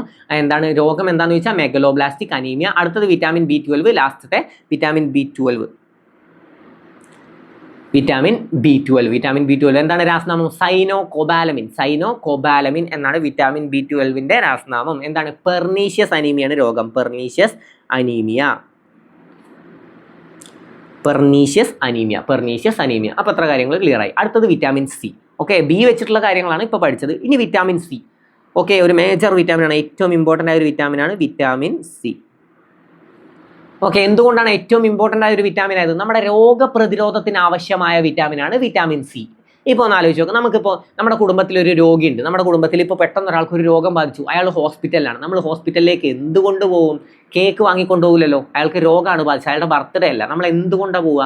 ഓറഞ്ചും ആപ്പിളൊക്കെ കൊണ്ടുപോകും. അപ്പോൾ ഓറഞ്ച്, നാരങ്ങ, നെല്ലിക്ക ഇവയിൽ നിന്നൊക്കെ ലഭിക്കുന്ന വിറ്റാമിനാണ് വിറ്റാമിൻ സി. അപ്പോൾ അത് കിട്ടിയല്ലോ. നമ്മൾ ഇങ്ങനെ ആലോചിച്ചാൽ മതി. ഒരാൾ രോഗി, നമ്മുടെ കുടുംബത്തിൽ ഒരാൾ രോഗം ബാധിച്ച് കിടക്കണം, ഹോസ്പിറ്റലിൽ കിടക്കണം. അപ്പോൾ വേഗം അയാളെ പോയി കാണണമല്ലോ, അയാളെ സന്ദർശിക്കണ്ടേ, രോഗസന്ദർശനം നടത്തണമല്ലോ, രോഗിയെ പോയി സന്ദർശിക്കണം. അപ്പോൾ രോഗിയെ കാണാൻ പോകുമ്പോൾ നമ്മൾ എന്ത് വാങ്ങിയിട്ട് പോകും? എന്താണ്? മുട്ടായും കേക്ക് ഒന്നും വാങ്ങിയിട്ട് പോകില്ല. പ്രസവിച്ചിടക്കല്ല, രോഗം ബാധിച്ചിടക്കാണ്. ഞാൻ പറഞ്ഞു രോഗപ്രതിരോധത്തിനാണ്. പ്രസവിച്ചിടക്കാണെങ്കിൽ നമുക്ക് മുട്ടായൊക്കെ വാങ്ങിയിട്ട് പോവുക. ഇത് രോഗപ്രതിരോധം. അപ്പോൾ രോഗപ്രതിരോധത്തിന് ആവശ്യമായ വിറ്റാമിനാണ് വിറ്റാമിൻ സി. അത് ലഭിക്കുന്നത് എന്തിൽ നിന്നൊക്കെയാണ്? ഓറഞ്ചിൽ നിന്ന് ലഭിക്കും. നമുക്കറിയാം, നമ്മൾ ഏതൊരു രോഗിനെ കാണാൻ പോകുമ്പോൾ എപ്പോഴും നമ്മൾ ഓറഞ്ച് വാങ്ങിയിട്ട് പോകും. അത് എന്തിനാണെന്ന് അറിയോ? രോഗപ്രതിരോധത്തിനാണ്. അപ്പോൾ ഓറഞ്ച്, നാരങ്ങ, നെല്ലിക്ക ഇവയിൽ നിന്നൊക്കെ ലഭിക്കുന്ന വിറ്റാമിനാണ് vitamin C. Okay, vitamin C. അപ്പോൾ അത്ര കാര്യങ്ങൾ കിട്ടി. രോഗപ്രതിരോധത്തിന് ആവശ്യമായ വിറ്റാമിൻ ഏതാണെന്ന് വെച്ചാൽ വിറ്റാമിൻ സി ആണെന്ന് നമുക്കറിയാം. ഇനി വേറൊരു കാര്യം പറയട്ടെ. ചൂടാക്കുന്നതിലൂടെയും മൂത്രത്തിലൂടെയും നഷ്ടമാകുന്ന വിറ്റാമിനാണ് വിറ്റാമിൻ സി. എന്തിലൊക്കെയാണ്?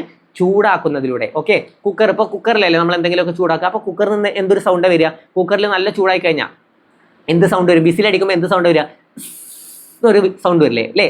അത് വെച്ച് സീനെ കണക്ട് ചെയ്തൂടെ? സി എന്നുള്ള സൗണ്ട് വെച്ച് സീനെ കണക്ട് ചെയ്യുക. പിന്നെ മൂത്രത്തിലൂടെ, മൂത്രം നിങ്ങൾ സൗണ്ട് വെച്ചിട്ട് കണക്ട് ചെയ്യണം. മൂത്രം അങ്ങനെ ഒഴിക്കുന്ന ആലോചിച്ചാൽ മതി കേട്ടോ. ഓക്കെ, അപ്പോൾ മൂത്രം വെച്ചിട്ട് ഒന്ന് കണക്ട് ചെയ്യാം. നിങ്ങൾ എങ്ങനെയൊക്കെ കണക്ട് ചെയ്ത് വെച്ചോ, എങ്ങനെ കണക്ട് ചെയ്താലും വേണ്ടില്ല. എന്താണ്? ചൂടാക്കുന്നതിലൂടെയും മൂത്രത്തിലൂടെയും നഷ്ടമാകുന്ന വിറ്റാമിനാണ് വിറ്റാമിൻ സി. സൂര്യപ്രകാശത്തിലൂടെ നശിച്ചു പോകുന്ന വിറ്റാമിനാണ് vitamin B2. Vitamin B2. Okay, അപ്പോൾ ചൂടാക്കുന്നതിലൂടെയും മൂത്രത്തിലൂടെയും നഷ്ടമാകുന്ന വിറ്റാമിനാണ് വിറ്റാമിൻ സി. ഓക്കെ, സെറ്റ് അല്ലേ? രോഗപ്രതിരോധത്തിന് ആവശ്യമായ വിറ്റാമിനാണ് വിറ്റാമിൻ സി. ഓക്കെ, വിറ്റാമിൻ സിയുടെ അപര്യാപ്തത മൂലമുണ്ടാവുന്ന രോഗമാണ് സ്കർവി. ഓക്കെ, ഇമ്പോർട്ടൻ്റ് ആണ്. നാവികരുടെ പ്ലേഗ് എന്നറിയപ്പെടുന്ന രോഗം ഏതെന്ന് ചോദിക്കും. ഏതാണ്? സ്കർവിയാണ്. ഓക്കെ, സ്കർവിയാണ്. ഓക്കെ, അപ്പോൾ വിറ്റാമിൻ സിയുടെ അപര്യാപ്തത മൂലമുണ്ടാവുന്നതാണ് സ്കർവി. എന്തിൽ നിന്നൊക്കെ ലഭിക്കുന്നു വിറ്റാമിൻ സി?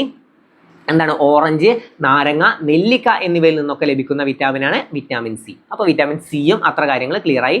രോഗപ്രതിരോധത്തിന് ആവശ്യമായ വിറ്റാമിനാണ്. അടുത്തത് വിറ്റാമിൻ ഡി. നമ്മളിപ്പോൾ പഠിച്ച വിറ്റാമിൻ ഡി എന്താണ്? സൂര്യപ്രകാശത്തിൽ നിന്നും ലഭിക്കുന്നു.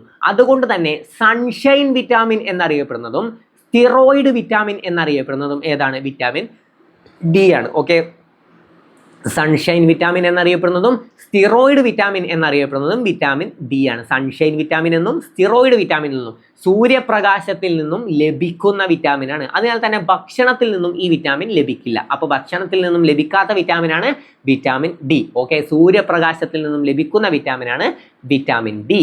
ഓക്കെ, ഇനി വിറ്റാമിൻ ഡി എന്തിനാവശ്യമാണ്? എല്ലിനും പല്ലിനും ഒക്കെ ആവശ്യമായ വിറ്റാമിനാണ് വിറ്റാമിൻ ഡി. ഇനി വിറ്റാമിൻ ഡിയുടെ അപര്യാപ്തത മൂലം ഉണ്ടാകുന്ന രോഗമാണ് റിക്കറ്റ്സ് അഥവാ കണ. പിന്നെ ഏതാണ്? ഓസ്റ്റീഷ്യസ് മലേഷ്യ. ഒന്ന് റിക്കറ്റ്സും പിന്നെ ഓസ്റ്റീഷ്യസ് മലേഷ്യ.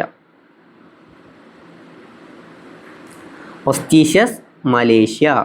ഓക്കെ, ഇതൊക്കെയാണ് വിറ്റാമിൻ ഡിയുടെ അപര്യാപ്തത മൂലം ഉണ്ടാകുന്ന രോഗം. സൂര്യപ്രകാശത്തിൽ നിന്നും ലഭിക്കുന്ന വിറ്റാമിൻ, അതുകൊണ്ട് തന്നെ സൺഷൈൻ വിറ്റാമിൻ എന്നും സ്റ്റിറോയിഡ് വിറ്റാമിൻ എന്നും അറിയപ്പെടുന്നു. എല്ലിൻ്റെയും പല്ലിൻ്റെയും ഒക്കെ ബലത്തിന് ആവശ്യമായ വിറ്റാമിനാണ് വിറ്റാമിൻ ഡി. വിറ്റാമിൻ ഡി സൂര്യപ്രകാശത്തിൽ നിന്നും, പഠിച്ചു വെക്കണേ, സൂര്യപ്രകാശത്തിൽ നിന്നും ലഭിക്കുന്ന വിറ്റാമിൻ. അടുത്തത് വിറ്റാമിൻ ഇ ആണ്. Vitamin E.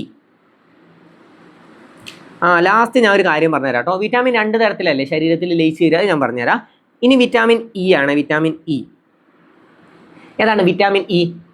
വിറ്റാമിൻ ഡിയുടെ രാസനാമം പറഞ്ഞല്ലോ. വിറ്റാമിൻ സിയുടെ രാസനാമം ഞാൻ പറഞ്ഞില്ല, സോറി കേട്ടോ. വിറ്റാമിൻ സിയുടെ രാസനാമമാണ് അസ്കോർബിക് ആസിഡ്. ഓക്കെ, ഇങ്ങനെ ആലോചിച്ചാൽ മതി. സി ഇങ്ങനെ ആലോചിച്ചാൽ മതി. ഇതിങ്ങനെ കാന്തം പോലെ എടുത്തിട്ട് കാന്തം ഇങ്ങനെ വലിച്ചെടുക്കണമെങ്കിൽ നമ്മൾ എന്ത് പറയും? അബ്സോർബ് ചെയ്തെടുക്കുക എന്ന് പറയും. അത് വെച്ചിട്ട് അസ്കോർബിക് ആസിഡ് എന്നാണ് വിറ്റാമിൻ സിയുടെ രാസനാമം. വിറ്റാമിൻ ഡിയുടെ രാസനാമം, എല്ലിനും പല്ലിനും ആവശ്യമായ വിറ്റാമിനാണ് വിറ്റാമിൻ ഡി. അതുപോലെ തന്നെ എല്ലിനും പല്ലിനൊക്കെ ആവശ്യമുള്ളതാണ് കാൽസ്യം. അല്ലേ? അത് വെച്ചിട്ട് നമുക്ക് എന്ത് കണക്ട് ചെയ്യാം? കാൽസിഫെറോൺ എന്നതാണ് വിറ്റാമിൻ ഡിയുടെ രാസനാമം. അപ്പൊ സിയും ഡിയും കിട്ടി. ഇനി ഇയുടെ രാസനാമം ഇങ്ങനെ കണക്ട് ചെയ്താൽ മതി. എഡോ എന്ന് ആലോചിച്ചാൽ മതി. എഡോ ഇതെന്താണ്? ടോക്കോഫെറോൺ. ഇത് വെച്ചിട്ട് ടോക്കോഫെറോൺ എന്നത് ഏത് വിറ്റാമിൻ്റെ രാസനാമമാണ്? വിറ്റാമിൻ ഇയുടെ രാസനാമമാണ്. വിറ്റാമിൻ ഇ എന്താണ്? ബ്യൂട്ടി വിറ്റാമിൻ എന്നറിയപ്പെടുന്ന വിറ്റാമിൻ ഏതാന്ന് ചോദിച്ചാൽ വിറ്റാമിൻ ഇ ആണ്. ബ്യൂട്ടി വിറ്റാമിൻ എന്നറിയപ്പെടുന്ന ആരാണ്? വിറ്റാമിൻ ഇ ആണ്. ബ്യൂട്ടി വിറ്റാമിൻ എന്നറിയപ്പെടുന്ന വിറ്റാമിനാണ് vitamin E. Okay, beauty vitamin. വന്ധ്യതക്ക് കാരണമായ വിറ്റാമിനാണ് വിറ്റാമിൻ ഇ. ഓക്കെ, വന്ധ്യതക്ക് കാരണമായ വിറ്റാമിൻ ഏതാന്ന് ചോദിച്ചാൽ ഏതാണ്? വിറ്റാമിൻ ഇ ആണ്. മുട്ടയുടെ മഞ്ഞയിൽ നിന്നും ലഭിക്കുന്ന വിറ്റാമിനാണ് വിറ്റാമിൻ ഇ. അതുകൊണ്ട് തന്നെ പ്രത്യുൽപാദനത്തിന് സഹായിക്കുന്ന വിറ്റാമിനാണ് vitamin E. Okay, vitamin E പ്രത്യുൽപാദനത്തിന് സഹായിക്കുന്ന വിറ്റാമിൻ. അടുത്തത് വിറ്റാമിൻ കെ. കെ എന്ന് കാണുമ്പോൾ കെ എഫ് സി എന്ന് ആലോചിച്ചാൽ മതി കേട്ടോ. K F C. Okay, vitamin K. F C എന്താണ്? ഫില്ലോക്യുനോൺ ആണ് എഫ് സി എന്താണ്? ഫില്ലോക്യുനോൺ. അപ്പോൾ അത് വെച്ചിട്ട് എന്ത് കണക്ട് ചെയ്യുക? K, vitamin K. F C എന്താണ്? ഫില്ലോക്യുനോൺ. പിന്നെ സി വെച്ചിട്ട് ക്യുനോണിനെയും കണക്ട് ചെയ്യുക. ഓക്കെ, ഫില്ലോക്യുനോൺ വിറ്റാമിൻ കെയുടെ രാസനാമം. രക്തം കട്ട പിടിക്കാൻ സഹായിക്കുന്ന വിറ്റാമിനാണ് വിറ്റാമിൻ കെ. വിറ്റാമിൻ കെ എന്താണ്? രക്തം കട്ട പിടിക്കാൻ സഹായിക്കുന്ന വിറ്റാമിനാണ് വിറ്റാമിൻ കെ. രക്തം കട്ട പിടിക്കാൻ സഹായിക്കുന്ന വിറ്റാമിനാണ് വിറ്റാമിൻ കെ. അപ്പോൾ അത്ര കാര്യങ്ങൾ കിട്ടിയല്ലോ. വിറ്റാമിൻ കെ ആണ് രക്തം കട്ട പിടിക്കാൻ സഹായിക്കുന്ന വിറ്റാമിൻ. അല്ലേ? ഹെമറേജ്, വിറ്റാമിൻ കെയുടെ അപര്യാപ്തത മൂലം ഉണ്ടാകുന്ന രോഗമാണ് ഹെമറേജ്. അപ്പോൾ അത്ര കാര്യങ്ങളൊന്ന് അറിഞ്ഞു വെക്കുക. പിന്നെ ഞാൻ പറഞ്ഞു 2 തരത്തിലാണ് വിറ്റാമിൻസ് നമ്മുടെ ശരീരത്തിൽ ലയിച്ചു ചേരുന്നത്. ഏതൊക്കെയാണ് ആ 2 തരം?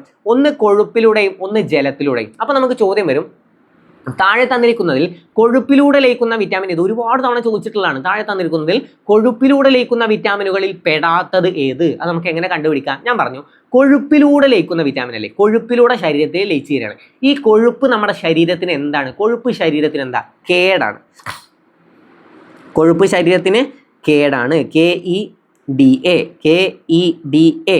കൊഴുപ്പ് ശരീരത്തിന് കേടാ. KEDA. കൊഴുപ്പ് എന്താണ്? ശരീരത്തിന് കേടാണ്. കൊഴുപ്പ് ശരീരത്തിന് കേടാണ്. KEDA എന്നീ വിറ്റാമിനുകളാണ് കൊഴുപ്പിലൂടെ ലയിച്ചു ചേരുന്നത്. ഓക്കെ, അപ്പോൾ കൊഴുപ്പ് ശരീരത്തിന് കേടാണ് ആലോചിച്ച KEDA എന്നീ വിറ്റാമിനുകൾ കൊഴുപ്പിലൂടെ ലയിച്ചു ചേരുന്നു. പിന്നെ നമുക്ക് പഠിക്കാനുള്ളത് ഏതാണ്?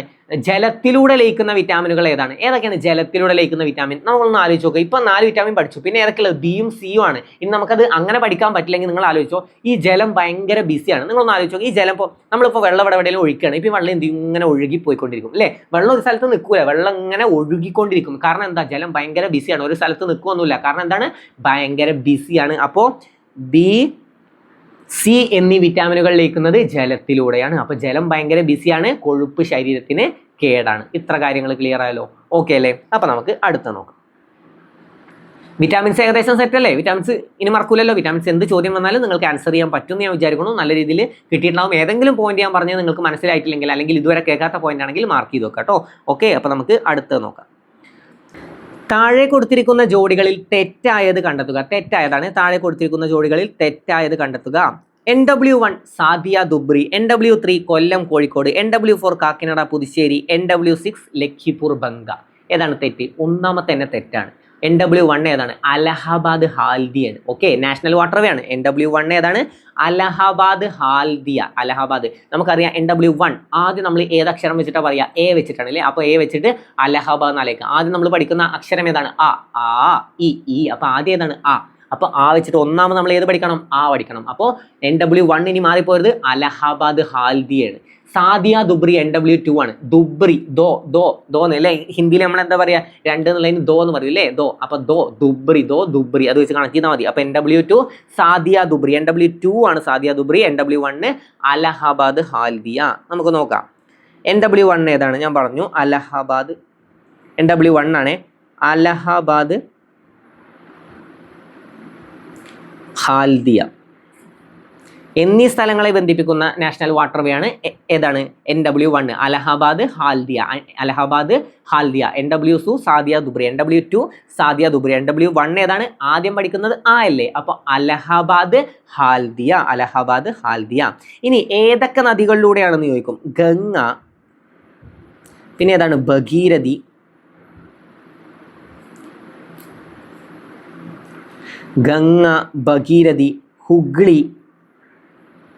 ഹുഗ്ലി എന്നീ നദികളിലൂടെ ഉള്ള വാട്ടർവേ ആണ് ഏതാണ്? National waterway 1. Okay, national waterway 1 എത്ര കിലോമീറ്റർ ആണ്? 1620 കിലോമീറ്റർ ആണ് അതിന്റെ നീളം. നാഷണൽ വാട്ടർവേ 1 ഏതാണ്? അലഹബാദ് ഹാൽദിയ. NW1 നീളം ചോദിച്ചാൽ 1620 കിലോമീറ്റർ ആണ്. ഏതിലൂടെയൊക്കെയാണ്? ഗംഗ, ഭഗീരഥി, ഹുഗ്ലി. ഓക്കെ, അപ്പൊ 1620 കിലോമീറ്റർ ആണ്. ഇനി നമുക്ക് NW2 നോക്കണ്ടേ? NW2 ഞാൻ പറഞ്ഞു സാദിയ ദുബ്രി.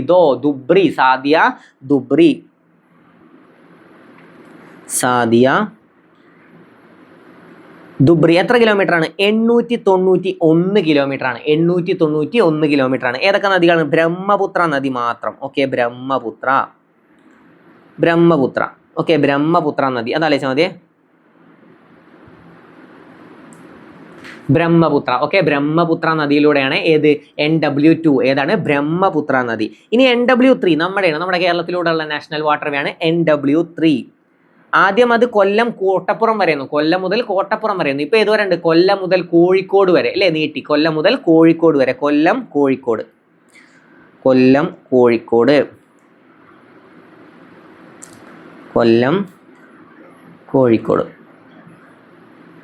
ഓക്കെ, കൊല്ലം കോഴിക്കോട്. എവിടെയാണ്? വെസ്റ്റ് കോസ്റ്റ് കനാലാണ്. വെസ്റ്റ് കോസ്റ്റ്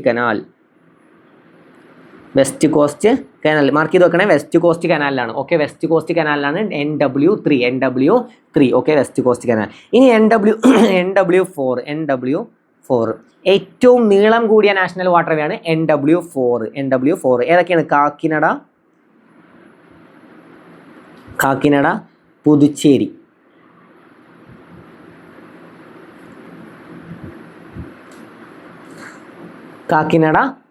NW4 ആണ് കാക്കിനഡ, പുതുച്ചേരി. ഏതാണ്? ഗോദാവരി, കൃഷ്ണ നദിയിലൂടെ. എന്നീ നദിയിലൂടെ. പിന്നെ ഏതാണ്? കൃഷ്ണ. ഓക്കെ, ഏറ്റവും നീളം കൂടിയാന്ന് നമ്മൾ പറഞ്ഞു. ഏതാണ്? 2890 കിലോമീറ്റർ ആണ്. കാക്കിനഡ, പുതുച്ചേരി 2890 കിലോമീറ്റർ ആണ്. അപ്പൊ ചോദ്യം വരും, ഏറ്റവും നീളം കൂടിയ നാഷണൽ വാട്ടർവേ ഏതെന്ന് ചോദിച്ചാൽ NW4 ആണ്. അടുത്തത് NW5 ഏതാണ്? താൽച്ചർ ദാമ്ര. ഓക്കെ, താൽച്ചർ ദാമ്ര. ഏതാണ്? East cost canal.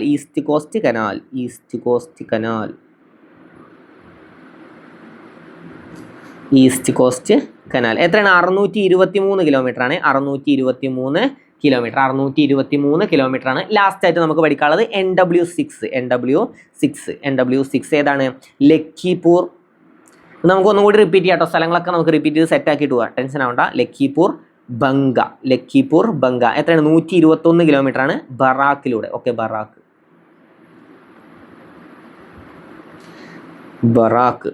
ഓക്കെ, എത്രയാണ്? 121 കിലോമീറ്റർ. അപ്പോൾ നമുക്ക് അതിൽ നിന്ന് എന്ത് മനസ്സിലാക്കാം? ഏറ്റവും നീളം കുറഞ്ഞത് ഏതാണ്? NW6ഉം ഏറ്റവും നീളം കൂടിയത് NW4ഉമാണ്. അത്ര കാര്യങ്ങൾ ക്ലിയർ ആണ്. ഓക്കെ, ഇനി ഏതാണ്? NW1 ഏതാണ്? NW1 ആ വെച്ച് തുടങ്ങണ്ടേ? അലഹബാദ് ഹാൽദിയ. 2 സാദിയ ദുബ്രി. കൊല്ലം കോഴിക്കോട്, പിന്നെ 4 ഏതാണ് കാക്കിനട പുതുച്ചേരി, 5 താൽച്ചർ ധാംറ, 6 ഏതാണ് ലഖിപൂർ ബംഗ. ഒന്നുകൂടി വാ. NW1 Allahabad Haldia, NW2 Sadiya Dhubri, NW3 ഏതാണ് കൊല്ലം കോഴിക്കോട്. നമുക്ക് മിക്കവാറും ചോദിക്കുക NW3 ആവും, അല്ലെങ്കിൽ കേരളത്തിലൂടെ കടന്നു പോകുന്ന ദേശീയ ജലപാത ഏതെന്ന് ചോദിച്ചാൽ ഏതാണ് NW3 ആണ്. ഓക്കെ. പിന്നെ NW4 ഏതാണ് NW4 കാക്കിനട പുതുച്ചേരി, ഏറ്റവും വലുതാണ് NW4, ഏറ്റവും നീളം കൂടിയത് NW4 ആണ്. പിന്നെ NW5 താൽച്ചർ ധാംറ, പിന്നെ NW6 ലഖിപൂർ ബംഗ. അത്ര കാര്യങ്ങൾ സെറ്റാണ്. അപ്പൊ നമുക്ക് അടുത്ത ചോദ്യം നോക്കാം.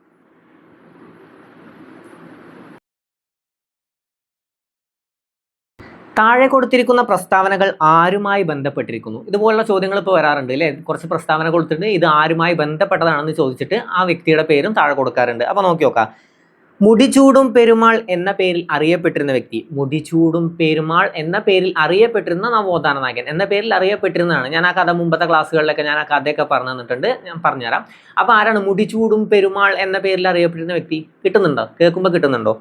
ദക്ഷിണേന്ത്യയിൽ ആദ്യമായി കണ്ണാടി പ്രതിഷ്ഠ നടത്തിയ നവോത്ഥാന നായകൻ ആരാ? അദ്ദേഹത്തിന്റെ പ്രധാന കൃതികളാണ് അഖിലത്തിരുട്ട് അമ്മാനൈ അരുൾനൂൽ എന്നിവ ആരുടെ പ്രശസ്തമായ കൃതികളാണ്? ആരാണ് കേരളത്തിലെ ആദ്യ സാമൂഹ്യ പരിഷ്കർത്താവായി കണക്കാക്കുന്നത്? ആരാണ് വൈകുണ്ഠ സ്വാമികളെയാണ് അല്ലേ. ഓപ്ഷൻ സി ആണ് നമ്മുടെ ഉത്തരം. ഓപ്ഷൻ സി അല്ലേ. ദക്ഷിണേന്ത്യയിൽ ആദ്യമായി കണ്ണാടി പ്രതിഷ്ഠ നടത്തിയ നവോത്ഥാന നായകൻ ആരെന്ന് ചോദിച്ചാലും ആരാണ്? വൈകുണ്ഠ സ്വാമികളാണ്. കേരളത്തിലെ ആദ്യ സാമൂഹ്യ പരിഷ്കർത്താവായി കണക്കാക്കുന്നത് ആരെ എന്ന് ചോദിച്ചാലും വൈകുണ്ഠ സ്വാമികളാണ് അല്ലേ. വൈകുണ്ഠ സ്വാമികളുടെ പ്രധാന ശിഷ്യനാണ് തൈക്കാട് അയ്യ. ഓക്കെ, തൈക്കാട് അയ്യാണ് വൈകുണ്ഠ സ്വാമികളുടെ പ്രധാന ശിഷ്യൻ. നമുക്ക് വൈകുണ്ഠ സ്വാമികളെ പറ്റിയിട്ടും പിന്നെ ശ്രീനാരായണ ഗുരുവിനെ പറ്റിയിട്ടും ചട്ടമ്പി സ്വാമികളെ പറ്റിയിട്ടും അതുപോലെ തന്നെ പിന്നെ ആരാണ് പിന്നെ അയ്യങ്കാളിയെ പറ്റിയിട്ടും കുറച്ച് ഡീറ്റെയിൽ ആയിട്ട് എന്തായാലും നിങ്ങൾ അറിഞ്ഞിരിക്കേണ്ട കുറച്ച് പോയിന്റ്സ് ഞാനൊന്ന് പറഞ്ഞുതരാം. ഓക്കെ, ആദ്യം വൈകുണ്ഠ സ്വാമികൾ നോക്കാം. വൈകുണ്ഠ സ്വാമികൾ ഞാൻ പറഞ്ഞു കേരളത്തിലെ ആദ്യ സാമൂഹ്യ പരിഷ്കർത്താവാണ് വൈകുണ്ഠ സ്വാമികൾ. ഇനി പലർക്കും അത് അങ്ങനെ പഠിക്കാൻ പറ്റില്ലെങ്കിൽ ഇവരുടെയൊക്കെ ജന്മദിനം നിങ്ങൾക്ക് അറിയുന്നതാണെങ്കിൽ ജനിച്ച വർഷം അല്ലേ 1853 ചട്ടമ്പി സ്വാമികൾ ജനിച്ചത്. 1856 ആര് ജനിച്ചത്? ശ്രീനാരായണ ഗുരു ജനിച്ചത്. 1863 ആര് ജനിച്ചത്? അയ്യങ്കാളി ജനിച്ചത്. ഇവരെക്കാളൊക്കെ മുമ്പ് ജനിച്ച വ്യക്തിയാണ് 1809 മാർച്ച് 12 വൈകുണ്ഠ സ്വാമികൾ ജനിച്ചത്. അപ്പൊ തന്നെ നമുക്ക് അവിടെ കണക്ട് ചെയ്യാം കേരളത്തിലെ ആദ്യ സാമൂഹ്യ പരിഷ്കർത്താവ്. പലർക്കും അവിടെ ഡൗട്ട് വരുന്ന ഒരു ഭാഗമാണ്. പലരും അവിടെ ഡൗട്ട് വന്നിട്ട് ആരെ പോയി കറുപ്പിക്കും? ശ്രീനാരായണ ഗുരുവിനെ പോയി കറുപ്പിക്കും. എന്താണ് കേരളത്തിലെ ആദ്യ സാമൂഹ്യ പരിഷ്കർത്താവായി കണക്കാക്കുന്നത് ആരെയാണെന്നാണ് ചോദ്യം. കേരള നവോത്ഥാനത്തിന്റെ പിതാവ് എന്നറിയപ്പെടുന്നത് ആരെയെന്ന് ചോദിച്ചാൽ നമുക്കറിയാം, അത് ശ്രീനാരായണ ഗുരുവാണ്. എന്നാൽ കേരളത്തിലെ ആദ്യ സാമൂഹ്യ പരിഷ്കർത്താവായി കണക്കാക്കുന്നത് വൈകുണ്ഠ സ്വാമികളാണ്. 1809 മാർച്ച് 12 സ്വാമിത്തോപ്പിലാണ് അദ്ദേഹത്തിന്റെ ജനനം.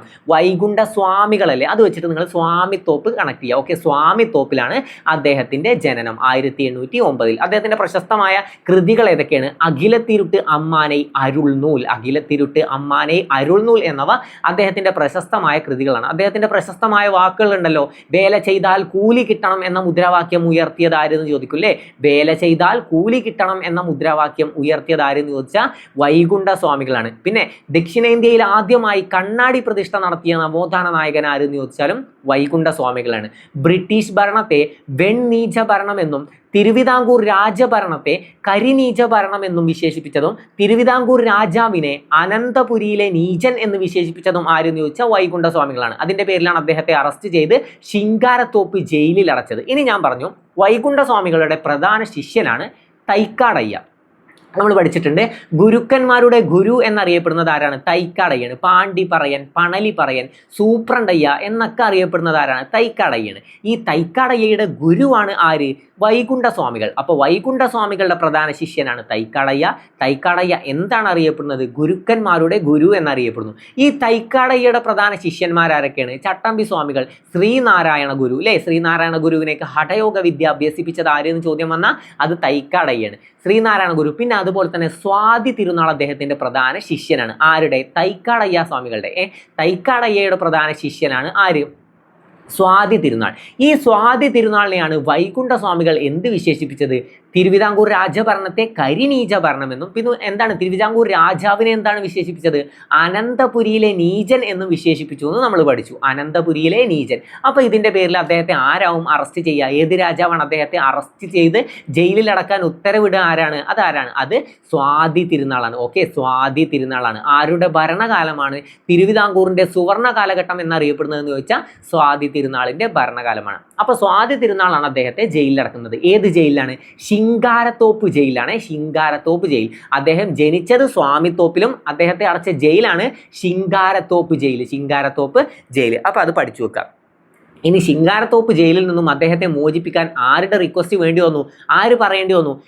ഇവർ രണ്ടാളുമായിട്ട് കണക്റ്റഡ് ആരാണ്? മ്യൂച്വൽ ഫ്രണ്ട് ആരാണ് ഇവരുടെയൊക്കെ? മ്യൂച്വലായിട്ട് ഇവരായിട്ട് കണക്ഷൻ ഉള്ളത് ആർക്കാണ്? ഞാൻ പറഞ്ഞു, അദ്ദേഹത്തിന്റെ ഗുരു തൈക്കാടയ്യയുടെ ഗുരുവാണ് വൈകുണ്ഠ സ്വാമികൾ. തൈക്കാടയ്യയുടെ ശിഷ്യനാണ് സ്വാതി തിരുനാൾ. അപ്പോൾ സ്വാഭാവികമായിട്ടും തൻ്റെ ശിഷ്യനോട് പോയിട്ട് തൻ്റെ ഗുരുവിനെ വിട്ടയക്കാൻ ആവശ്യപ്പെടാലോ. അപ്പോൾ തൈക്കാടയ്യയുടെ ശുപാർശ പ്രകാരമാണ് ആരെ വിട്ടയച്ചത്? വൈകുണ്ഠ സ്വാമികളെ ജയിൽ മോചിതനാക്കിയത്. അതും കൂടി ജസ്റ്റ് ഒന്ന് അറിഞ്ഞു വെക്കുക. അപ്പോൾ അദ്ദേഹത്തെ അടച്ചത് ശിങ്കാരത്തോപ്പ് ജയിലാണ്. പക്ഷെ റിപ്പീറ്റിംഗ് ക്വസ്റ്റ്യൻ എന്താണ്? ബ്രിട്ടീഷ് ഭരണത്തെ വെണ്ണീച ഭരണം എന്ന് വിശേഷിപ്പിച്ച നവോത്ഥാന നായകൻ ആര് എന്ന് ചോദിച്ചും. അതാരാണ്? വൈകുണ്ഠ സ്വാമികളാണ്. തിരുവിതാംകൂർ രാജഭരണത്തെ കരിനീച ഭരണം എന്ന് വിശേഷിപ്പിച്ചത് ആര് എന്ന് ചോദിച്ചാലും ആരാണ്? വൈകുണ്ഠ സ്വാമികളാണ്. തിരുവിതാംകൂർ രാജാവിനെ അനന്തപുരിയിലെ നീചൻ എന്ന് വിശേഷിപ്പിച്ചതും വൈകുണ്ഠ സ്വാമികളാണ്. അദ്ദേഹത്തിന്റെ ആദ്യ പേരെന്തായിരുന്നു? മുടിചൂടും പെരുമാൾ എന്നാണ് ആദ്യം അറിയപ്പെട്ടിരുന്നത്. മുടിചൂടും പെരുമാൾ എന്നായിരുന്നു ആദ്യ കാലനാമം. അത് പിന്നീട് മാറ്റേണ്ടി വന്നു. എന്തുകൊണ്ടാണ്? ഈ പെരുമാൾ എന്ന പേരില്ലേ, മുടിചൂടും പെരുമാൾ എന്നല്ലേ, ഈ പെരുമാൾ എന്ന പേര് ഉയർന്ന ജാതിയിൽപ്പെട്ടവർക്ക് മാത്രം സ്വീകരിക്കാൻ പറ്റുന്ന പേരാണ്. അപ്പൊ മേൽജാതിക്കാരുടെ എതിർപ്പ് മൂലമാണ് അദ്ദേഹത്തിന് ആ പേര് മാറ്റേണ്ടി വന്നത്. മുടിചൂടും പെരുമാൾ എന്ന പേര് മാറ്റി അദ്ദേഹം എന്താക്കി മാറ്റി? മുത്തുക്കുട്ടി എന്നാക്കി. അപ്പൊ മുടിചൂടും പെരുമാൾ, മുത്തുക്കുട്ടി എന്നിങ്ങനെ അറിയപ്പെട്ടിരുന്ന നവോത്ഥാന നായകൻ ആര് എന്ന് ചോദ്യം വന്നാൽ അത് വൈകുണ്ഠ സ്വാമികളാണ്. ഓക്കെ, വൈകുണ്ഠ സ്വാമികളാണ് മുടിചൂടും പെരുമാൾ, മുത്തുക്കുട്ടി എന്നിങ്ങനെ അറിയപ്പെട്ടിരുന്നത്. പിന്നെയും ചോദ്യം വരും, മഹാവിഷ്ണുവിന്റെ അവതാരമാണ് താനെന്ന് സ്വയം വിശേഷിപ്പിച്ച നവോത്ഥാന നായകൻ ആരെന്ന് ചോദിക്കും. മഹാവിഷ്ണുവിന്റെ അവതാരമാണ് താനെന്ന് സ്വയം വിശേഷിപ്പിച്ച നവോത്ഥാന നായകനാണ് വൈകുണ്ഠ സ്വാമികൾ. പിന്നെയും നമുക്ക് ചോദ്യം വരും, ചാന്നാർ ലഹളക്ക് പ്രചോദനമേകിയ ആത്മീയ നേതാവ്. ഓക്കെ, ചാന്നാർ ലഹളക്ക് പ്രചോദനമേകിയ ആത്മീയ നേതാവ് ആര് എന്ന് ചോദിച്ചാൽ അതാരാണ്? ചാന്നാർ ലഹളക്ക് പ്രചോദനമേകിയ ആത്മീയ നേതാവാണ് വൈകുണ്ഠ സ്വാമികൾ. ഓക്കെ, എപ്പോഴാണ് ചാന്നാർ ലഹള നടന്നത്? 1859 ആദ്യം ഒന്നാം ചാന്നാർ ലഹള നടന്നത് എപ്പോഴാണെന്ന് ചോദ്യം വന്ന അത് വ്യത്യാസമുണ്ട്. ഒന്നാം ചാന്നാർ ലഹള നടന്നത് എപ്പോൾ എന്ന് ചോദ്യം വന്ന 1822. 1822. എന്നാൽ പ്രശസ്തമായ ചാന്നാർ ലഹള എന്ന് മാത്രം ചോദിക്കുകയാണെങ്കിൽ ചാന്നാർ ലഹള നടന്ന വർഷം ചോദിച്ചാൽ 1859. 1859 ചാന്നാർ ലഹള നടന്നത്. ചാന്നാർ ലഹള നടന്നത് 1859. അപ്പൊ അത് ക്ലിയർ ആണ്. ഇനി ചാന്നാർ സ്ത്രീകൾക്ക് മാറുമറക്കാനുള്ള സ്വാതന്ത്ര്യം നൽകിയത് ആരാണ്? അത് ആരാണ്? ഉത്രം തിരുനാളാണ്. ചാന്നാർ സ്ത്രീകൾക്ക് മാറുമറക്കാനുള്ള സ്വാതന്ത്ര്യം നൽകിയത് ആര് എന്ന് ചോദിച്ചാൽ അത് ഉത്രം തിരുനാളാണ് അല്ലേ. കഥകളിയുടെ സുവർണ കാലഘട്ടം എന്നറിയപ്പെടുന്നത് ആരുടെ ഭരണകാലമാണെന്ന് ചോദിച്ചാൽ ഉത്രം തിരുനാളിന്റെ ഭരണകാലമാണ്. അപ്പൊ അദ്ദേഹമാണ് എന്തിന്? ചാന്നാർ സ്ത്രീകൾക്ക് മാറുമറക്കാനുള്ള സ്വാതന്ത്ര്യം നൽകിയത്. എന്നാണ് ചാന്നാർ സ്ത്രീകൾക്ക് മാറുമറക്കാനുള്ള സ്വാതന്ത്ര്യം ലഭിച്ചത്? 1859 ജൂലൈ 26 ചാന്നാർ സ്ത്രീകൾക്ക് മാറുമറക്കാനുള്ള സ്വാതന്ത്ര്യം ലഭിച്ചത്. അപ്പൊ ദക്ഷിണേന്ത്യയിൽ ആദ്യമായി കണ്ണാടി പ്രതിഷ്ഠ നടത്തിയ നവോത്ഥാന നായകനാണ് വൈകുണ്ഠ സ്വാമികൾ. പിന്നെ പഠിക്കാനുള്ളത് സമപന്തി ഭോജനം നടത്തിയ നവോത്ഥാന നായകൻ ആരെന്ന് ചോദിച്ചാൽ അത് വൈകുണ്ഠ സ്വാമികളാണ്. സമപന്തി ഭോജനം നടത്തിയ നവോത്ഥാന നായകനാണ് വൈകുണ്ഠ സ്വാമികൾ. പിന്നെ അതുപോലെ തന്നെ സമത്വ സമാജം, കേരളത്തിലെ ആദ്യ സാമൂഹ്യ പരിഷ്കരണ പ്രസ്ഥാനമായി കണക്കാക്കുന്നത് സമത്വ സമാജമാണ് അല്ലേ. സമത്വ സമാജം. അപ്പൊ സമത്വ സമാജം സ്ഥാപിച്ചത് ആര് എന്ന് ചോദിച്ചാലും വൈകുണ്ഠ സ്വാമികളാണ്. സമപന്തി ഭോജനം നടത്തിയത് ആരെന്ന് ചോദിച്ചാലും ആരാണ്? വൈകുണ്ഠ സ്വാമികളാണ്. അപ്പൊ സമം എന്ന് കണ്ട ആരെ കറുപ്പിക്കണം? വൈകുണ്ഠ സ്വാമികളെ കറുപ്പിക്കണം. സമത്വ സമാജം, സമപന്തി ഭോജനം. സമപന്തി ഭോജനം നടത്തിയത് വൈകുണ്ഠ സ്വാമികളാണ്. പന്തി ഭോജനം നടത്തിയത് ആരാ? പന്തി ഭോജനം നടത്തിയത് തൈക്കാട് അയ്യാണ്. പന്തി ഭോജനം നടത്തിയത് ആരാണ്? തൈക്കാട് അയ്യ. മിശ്ര ഭോജനം നടത്തിയത് ആര് എന്ന് ചോദിച്ചാൽ അത് സഹോദരൻ അയ്യപ്പനാണ്. സഹോദരൻ അയ്യപ്പനാണ് മിശ്ര ഭോജനം നടത്തിയത്. പ്രീതി ഭോജനം നടത്തിയത് ആരാന്ന് ചോദിച്ചാൽ വാഗ്ഭടാനന്ദനാണ്. പ്രീതി ഭോജനം നടത്തിയത് ആരാണ്? വാഗ്ഭടാനന്ദനാണ്. ഓക്കെ, ജാതി ഒന്ന്, മതം ഒന്ന്, കുലം ഒന്ന്, ദൈവം ഒന്ന് മനുഷ്യൻ എന്ന് പറഞ്ഞത് ആരാന്ന് ചോദിച്ചാൽ വൈകുണ്ഠ സ്വാമികളാണ്. പലരും പോയിട്ട് ശ്രീനാരായണ ഗുരുവിനെ കറുപ്പിക്കും. ശ്രീനാരായണ ഗുരു എന്താണ് പറഞ്ഞത്? ഒരു ജാതി, ഒരു മതം, ഒരു ദൈവം മനുഷ്യൻ എന്ന് പറഞ്ഞതാണ് ശ്രീനാരായണ ഗുരു. ജാതി ഒന്ന്, മതം ഒന്ന്, കുലമൊന്ന്, ദൈവമൊന്ന്, ലോകമൊന്ന് മനുഷ്യൻ എന്ന് പറഞ്ഞത് ആരാണ്? അത് വൈകുണ്ഠ സ്വാമികളാണ്. ഒരു ജാതി ഒരു മതം ഒരു ദൈവം മനുഷ്യൻ എന്ന് പറഞ്ഞത് ശ്രീനാരായണ ഗുരു. ശ്രീനാരായണ ഗുരു ആ വാക്കുകൾ ആരിൽ നിന്നുമാണ് കടം കൊണ്ടത് എന്ന് ചോദിച്ചാൽ, ആരിൽ നിന്നും പ്രചോദനം ഉൾക്കൊണ്ടുകൊണ്ടാണ് ശ്രീനാരായണ ഗുരു ആ വാക്കുകൾ പറഞ്ഞത്? തൈക്കാടയ്യ സ്വാമികൾ. തൈക്കാടയ്യ എന്താണ് പറഞ്ഞിരുന്നത്? ഇന്ത ഉലകത്തിൽ ഒരേ ഒരു ജാതി താൻ, ഒരേ ഒരു മതം താൻ, ഒരേ ഒരു കടവുൾ താൻ എന്ന് പറഞ്ഞത് തൈക്കാടയ്യാണ്. ഈ തൈക്കാടയ്യയുടെ വാക്കുകളാണ് ഗുരു പിന്നീട് എന്താക്കി പറഞ്ഞത്? ഒരു ജാതി ഒരു മതം ഒരു ദൈവം എന്ന് പറഞ്ഞ് പ്രശസ്തമാക്കി മാറ്റിയത്. അപ്പൊ ആരിൽ നിന്നും കടം കൊണ്ട വാക്കാണെന്ന് ചോദിച്ചാൽ തൈക്കാടയ്യ സ്വാമികൾ. ഇന്ത ഉലകത്തിൽ ഒരേ ഒരു ജാതി താൻ, ഒരേ ഒരു കടം താൻ, ഒരേ ഒരു കടവുൾ താൻ, അല്ലെ? ഇന്ത ഉലകത്തിൽ ഒരേ ഒരു ജാതി താൻ, ഒരേ ഒരു മതം താൻ, ഒരേ ഒരു കടവുൾ താൻ എന്ന് പറഞ്ഞത് ആരാന്ന് ചോദിച്ചാൽ ആരാണ്? അത് തൈക്കടയ്യന്. ജാതി വേണ്ട, മതം വേണ്ട, വേണ്ട വേണ്ട എന്ന് പറഞ്ഞത് ആരാന്ന് ചോദിച്ചാൽ സഹോദരൻ അയ്യപ്പൻ. മിശ്ര ഭോജനം നടത്തിയത് ആരാന്ന് ചോദിച്ചാൽ സഹോദരൻ അയ്യപ്പനാണ്. അപ്പൊ അത്ര കാര്യങ്ങൾ ക്ലിയർ ആയി. ഓക്കെ, ഏകദേശം ക്ലിയർ ആയല്ലോ. അപ്പോൾ ആരൊക്കെ വൈകുണ്ഠ സ്വാമികളെ പറ്റിയുള്ള ഏകദേശം പോയിന്റ്സ് ഒക്കെ പറഞ്ഞു. ദക്ഷിണേന്ത്യയിൽ ആദ്യമായി കണ്ണാടി പ്രതിഷ്ഠ നടത്തി സമത്വ സമാജം സ്ഥാപിച്ചതും സമപന്തി ഭോജനം നടത്തിയതും ആരാന്ന് ചോദിച്ചാൽ ആരാണ്? വൈകുണ്ഠ സ്വാമികൾ. ചാന്നാർ ലഹളക്ക് പ്രചോദനമേകിയ ആത്മീയ നേതാവാണ് വൈകുണ്ഠ സ്വാമികൾ. പിന്നെ എന്ത് പഠിച്ചു? ബ്രിട്ടീഷ് ഭരണത്തെ വെണ്ണീച ഭരണമെന്നും തിരുവിതാംകൂർ രാജഭരണത്തെ കരിനീച ഭരണമെന്നും വിശേഷിപ്പിച്ചത് ആരാന്ന് ചോദിച്ചാൽ വൈകുണ്ഠ സ്വാമികൾ. തിരുവിതാംകൂർ രാജാവിനെ അനന്തപുരിയിലെ നീചൻ എന്ന് വിശേഷിപ്പിച്ചത് ആരാന്ന് ചോദിച്ചാലും വൈകുണ്ഠ സ്വാമികൾ. അപ്പൊ അത്ര കാര്യങ്ങൾ ക്ലിയർ ആണ്. ഇനി ശ്രീനാരായണ ഗുരു എന്താണ് അറിയപ്പെടുന്നത്? നാണുവാശാൻ എന്നറിയപ്പെട്ടിരുന്ന നവോത്ഥാന നായകൻ ആരാന്ന് ചോദിച്ചാൽ ശ്രീനാരായണ ഗുരുവാണ്. അതുപോലെ തന്നെ പിന്നെയും ചോദ്യം വരും, നാണുഭാഷ മാത്രമല്ലോ, കേരള നവോത്ഥാനത്തിന്റെ പിതാവ് എന്നറിയപ്പെടുന്ന ആരാണ്? ശ്രീനാരായണ ഗുരുവാണ്. തപാൽ സ്റ്റാമ്പിൽ പ്രത്യക്ഷപ്പെട്ട ആദ്യ മലയാളിയാണ് ശ്രീനാരായണ ഗുരു. വിദേശ തപാൽ സ്റ്റാമ്പിൽ പ്രത്യക്ഷപ്പെട്ട ആദ്യ മലയാളിയും ശ്രീനാരായണ ഗുരുവാണ്. ഏതാണ് വിദേശം? ശ്രീനാരായണ ഗുരു. ശ്രീ അല്ലേ? അപ്പൊ ശ്രീലങ്ക. ശ്രീലങ്കയുടെ തപാൽ സ്റ്റാമ്പിൽ പ്രത്യക്ഷപ്പെട്ട ആദ്യ മലയാളി ആയിരുന്നൊക്കെ ചോദ്യം വന്ന ആരാണ്? അതാരാണ്? അത് ശ്രീനാരായണ ഗുരുവാണ്. നാണയത്തിൽ പ്രത്യക്ഷപ്പെട്ട ആദ്യ മലയാളി ആരെന്ന് ചോദിച്ചാലും ശ്രീനാരായണ ഗുരുവാണ്. കേരളത്തിൽ ഏറ്റവും കൂടുതൽ പ്രതിമകൾ സ്ഥാപിക്കപ്പെട്ടിട്ടുള്ള നവോത്ഥാന നായകൻ ആരാന്ന് ചോദിച്ചാലും ശ്രീനാരായണ ഗുരുവാണ്. ജീവിച്ചിരിക്കുമ്പോൾ പ്രതിമ സ്ഥാപിക്കപ്പെട്ട നവോത്ഥാന നായകൻ ആരാന്ന് ചോദിച്ചാലും ശ്രീനാരായണ ഗുരുവാണ്. ഓക്കെ, അപ്പോൾ വിദേശ തപാൽ സ്റ്റാമ്പിൽ പ്രത്യക്ഷപ്പെട്ട ആദ്യ മലയാളിയും ശ്രീനാരായണ ഗുരുവാണ്. പഠിച്ചു വെക്കണേ. SNDP സ്ഥാപിച്ചത് ആരാന്ന് ചോദിച്ചാൽ ശ്രീനാരായണ ഗുരുവാണ്. 1903 മെയ് 15 SNDP സ്ഥാപിച്ചത്. ഓക്കെ, ശ്രീനാരായണ ഗുരു. പിന്നെ ശ്രീനാരായണ ഗുരുവിന്റെ പ്രശസ്തമായ അരുവിപ്പുറം പ്രതിഷ്ഠ, അല്ലേ? അരുവിപ്പുറം പ്രതിഷ്ഠ എന്തായാലും പഠിച്ചു വെക്കണം. 1888 അരുവിപ്പുറം പ്രതിഷ്ഠ നടന്നത്. 1888 അരുവിപ്പുറം പ്രതിഷ്ഠയാണ്. അരുവിപ്പുറം ക്ഷേത്രം പണി കഴിപ്പിച്ചത് എപ്പോഴാന്ന് ചോദിച്ചാൽ 1887 ആദ്യം ക്ഷേത്രം പണി കഴിപ്പിക്കണ്ടേ? ഞാനത് പറഞ്ഞു തന്നിട്ടുണ്ടായിരുന്നു, ഒരു കഥ പറഞ്ഞിട്ടുണ്ടായിരുന്നല്ലോ. എന്തുകൊണ്ടാണ് ശ്രീനാരായണ ഗുരു അരുവിപ്പുറം പ്രതിഷ്ഠ നടത്തിയത്? ആ സമയത്ത് അവർണ ജാതിയിൽപ്പെട്ടവർക്ക് എന്താണ് ക്ഷേത്രത്തിൽ പ്രവേശിക്കാനുള്ള അധികാരമല്ല, എന്താണ് അന്ന് ഐത്തം നിലനിൽക്കുന്നുണ്ടല്ലോ. അപ്പൊ അതുകൊണ്ട് തന്നെ ക്ഷേത്രത്തിൽ പ്രവേശിക്കാൻ പാടില്ല. അങ്ങനെ അവർണർക്ക് വേണ്ടി ശ്രീനാരായണ ഗുരു ഒരു അമ്പലം സ്ഥാപിക്കണം എന്ന് തീരുമാനിക്കുകയാണ്. അങ്ങനെയാണ് നെയ്യാറിലെ ശങ്കരൻ കുഴിയിൽ നിന്നും ഒരു പ്രതിഷ്ഠ എടുത്തുകൊണ്ട്, ഒരു വിഗ്രഹക്കല്ല് എടുത്തുകൊണ്ട് പറയുന്നത് നമ്മൾ എന്താണ്? ഇതാണ് ശിവൻ എന്ന് പറയുന്നത്. എവിടെ നിന്നാണ്? നെയ്യാറിലെ ശങ്കരൻ കുഴിയിൽ നിന്നാണ്. ചോദ്യം വരും, അരുവിപ്പുറം പ്രതിഷ്ഠക്കുള്ള വിഗ്രഹക്കല്ല് കണ്ടെടുത്തത് എവിടെ നിന്നാണ്? ചോദ്യം വരും. എവിടെ നിന്നാണ്? നെയ്യാറിലെ ശങ്കരൻ കുഴിയിൽ നിന്നാണ്. ആ വിഗ്രഹക്കല്ല് പ്രതിഷ്ഠിച്ചുകൊണ്ടാണ് അരുവിപ്പുറം ശിവപ്രതിഷ്ഠ അദ്ദേഹം നടക്കുന്നത്. അരുവിപ്പുറം ശിവപ്രതിഷ്ഠാ വേളയിൽ ഗുരു രചിച്ച കൃതിയാണ് ശിവശതകം. അദ്ദേഹത്തിന്റെ പ്രശസ്തമായ ആ സമയത്തെ വാക്കുകളാണ്: ഞാൻ ഈഴവ ശിവനെയാണ് പ്രതിഷ്ഠിക്കുന്നത്, ഞാൻ ഈഴവ ശിവനെയാണ് പ്രതിഷ്ഠിക്കുന്നത് എന്ന് പറഞ്ഞത് ആരാന്ന് ചോദിച്ചാൽ ശ്രീനാരായണ ഗുരുവാണ്. ഞാനിതാ പുലയ ശിവനെ പ്രതിഷ്ഠിക്കുന്നു എന്ന് പറഞ്ഞത് ആരാന്ന് ചോദിച്ചാൽ അയ്യങ്കാളിയാണ്. അപ്പോൾ ഞാൻ ഈഴവ ശിവനെയാണ് പ്രതിഷ്ഠിക്കുന്നത് എന്ന് പറഞ്ഞത് ആരാ? കാരണം സ്വാഭാവികമായിട്ടും ശിവപ്രതിഷ്ഠ നടത്തുമ്പോൾ ആരുടെ എതിർപ്പുണ്ടാവും? മേൽജാതിക്കാർ വന്ന് എതിർക്കും. അപ്പോൾ എതിർക്കുന്ന അവരോട് ശ്രീനാരായണ ഗുരു കൊടുത്ത മറുപടിയാണ് എന്താണ്? ഞാൻ ഈഴവ ശിവനെയാണ് പ്രതിഷ്ഠിക്കുന്നത്, ഞാൻ ഈഴവ ശിവനെയാണ് പ്രതിഷ്ഠിക്കുന്നത് എന്ന് പറഞ്ഞത് ആരാണ്? ശ്രീനാരായണ ഗുരു. ഒരു ജാതി ഒരു മതം ഒരു ദൈവം മനുഷ്യൻ എന്ന് പറഞ്ഞത് ആരാണ്? ശ്രീനാരായണ ഗുരു.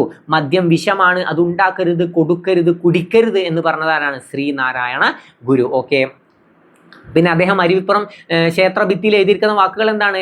ജാതിഭേദം മതദ്വേഷം ഏതുമില്ലാതെ സർവരും സോദരദ്വേന വാഴുന്ന മാതൃകാ സ്ഥാനമാണിത്, അല്ലേ? അങ്ങനെ എഴുതിയത് എവിടെയെന്ന് ചോദിച്ചാൽ എവിടെയാണ്? അരുവിപ്പുറം ക്ഷേത്ര ഭിത്തിയിലാണ്. പിന്നെ അതുപോലെ ചോദ്യം വരും, ആലുവ സർവ്വമത സമ്മേളനം എപ്പോഴാണ് നടന്നത്? 1924 ആലുവ സർവ്വമത സമ്മേളനം നടന്നത്. അതിൽ ഗുരു മുന്നോട്ട് വെച്ച ആശയം എന്തായിരുന്നു? ഗുരു മുന്നോട്ട് വെച്ച ആശയമല്ല, അതിന്റെ കവാടത്തിൽ എഴുതി വെച്ചിരുന്നത് എന്താണെന്ന് ചോദിച്ചാൽ വാദിക്കാനും ജയിക്കാനുമല്ല, അറിയാനും അറിയിക്കാനുമാണ്, അല്ലേ? ആലുവ സർവ്വമത സമ്മേളനത്തിന്റെ കവാടത്തിൽ എഴുതി വെച്ചിരുന്നത് എന്താണെന്ന് ചോദിച്ചാൽ എന്താണ്? വാദിക്കാനും ജയിക്കാനുമല്ല, അറിയാനും അറിയിക്കാനുമാണ്. ഓക്കെ, അങ്ങനെ പറഞ്ഞത് ആരാണ്? ശ്രീനാരായണ ഗുരുവാണ്. അപ്പൊ ചോദ്യങ്ങൾ വരും, ശ്രദ്ധിക്കണം. ശ്രീനാരായണ ഗുരുവിന്റെ പ്രധാന കൃതികൾ ചോദിക്കും. ശ്രീനാരായണ ഗുരുവിന്റെ ആദ്യത്തെ കൃതി ഏതാന്ന് ചോദിച്ചാൽ ഗജേന്ദ്രമോക്ഷം വഞ്ചിപ്പാട്ട്. ഓക്കെ, ഗജേന്ദ്രമോക്ഷം വഞ്ചിപ്പാട്ട്. അവനവൻ ആത്മസുഖത്തിനായി ആചരിക്കുന്നവ അപരന് സുഖത്തിനായി വരണമെന്ന് പറഞ്ഞതാരാണ്? അത് ശ്രീനാരായണ ഗുരുവിന്റെ വാക്കുകളാണ്. ഏത് കൃതിയിലൂടെയാണ് ഈ ആശയം മുന്നോട്ട് വെച്ചത്? ഏതാണ്? ആത്മോപദേശ ശതകം. അവനവൻ ആത്മസുഖത്തിനായി ആത്മോപദേശ ശതകം. അരുവിപ്പുറം ശിവപ്രതിഷ്ഠാ വേളയിൽ ഗുരു രചിച്ച കൃതിയാണ് ശിവശതകം. ഗുരു രചിച്ച കൃതിയാണ് ശിവശതകം. പിന്നെ അദ്ദേഹത്തിന്റെ മറ്റു കൃതികൾ ഏതൊക്കെയാണ്? ദൈവദശകം, ദർശനമാല, ആത്മോപദേശ ശതകം, ജാതി മീമാംസ. ഇതൊക്കെ ഗുരുവിന്റെ മറ്റ് കൃതികളാണ്. ജാതി മീമാംസയിലൂടെയാണ് ഒരു ജാതി, ഒരു മതം, ഒരു ദൈവം, മനുഷ്യന് എന്ന ആശയം മുന്നോട്ട് വെച്ചത്. ഓക്കെ, അപ്പോൾ എല്ലാം ഓർത്തു വെക്കാം. പിന്നെ SNDPയുടെ ആജീവനാന്ത അധ്യക്ഷൻ ആരാന്ന് ചോദിച്ചാൽ ശ്രീനാരായണ ഗുരുവാണ്. എന്നാണ് SNDP സ്ഥാപിച്ചത്? 1903 മെയ് 15. SNDP സ്ഥാപിച്ചത് എപ്പോഴാന്ന് ചോദിച്ചാൽ 1903 മെയ് 15 SNDP സ്ഥാപിച്ചത്. SNDPയുടെ ആജീവനാന്ത അധ്യക്ഷൻ ആരാന്ന് ചോദിച്ചാൽ ശ്രീനാരായണ ഗുരു. നമുക്കൊക്കെ അറിയാം. ആദ്യ ഉപാധ്യക്ഷൻ ആരാ? നമുക്ക് ചോദ്യം വരും.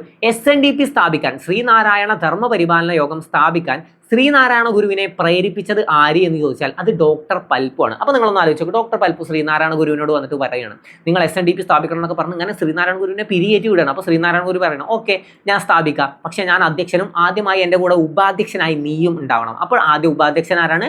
ഡോക്ടർ പൽപ്പു ആണ്. അങ്ങനെ ഒരു കഥ വെച്ച് കണക്ട് ചെയ്താൽ മതി കേട്ടോ. അപ്പോൾ ഗുരുവിനെ പ്രേരിപ്പിച്ചത് ആരാന്ന് ചോദിച്ചാലും ഡോക്ടർ പൽപ്പു ആണ്. ആദ്യ ഉപാധ്യക്ഷനും ഡോക്ടർ പൽപ്പു ആണ്. ഓക്കെ, പിന്നെ ചോദ്യം വരും, ആദ്യ സെക്രട്ടറി ആരെന്ന് ചോദിക്കും. അത് കുമാരനാശാനാണ്. കുമാരനാശാൻ അല്ലേ?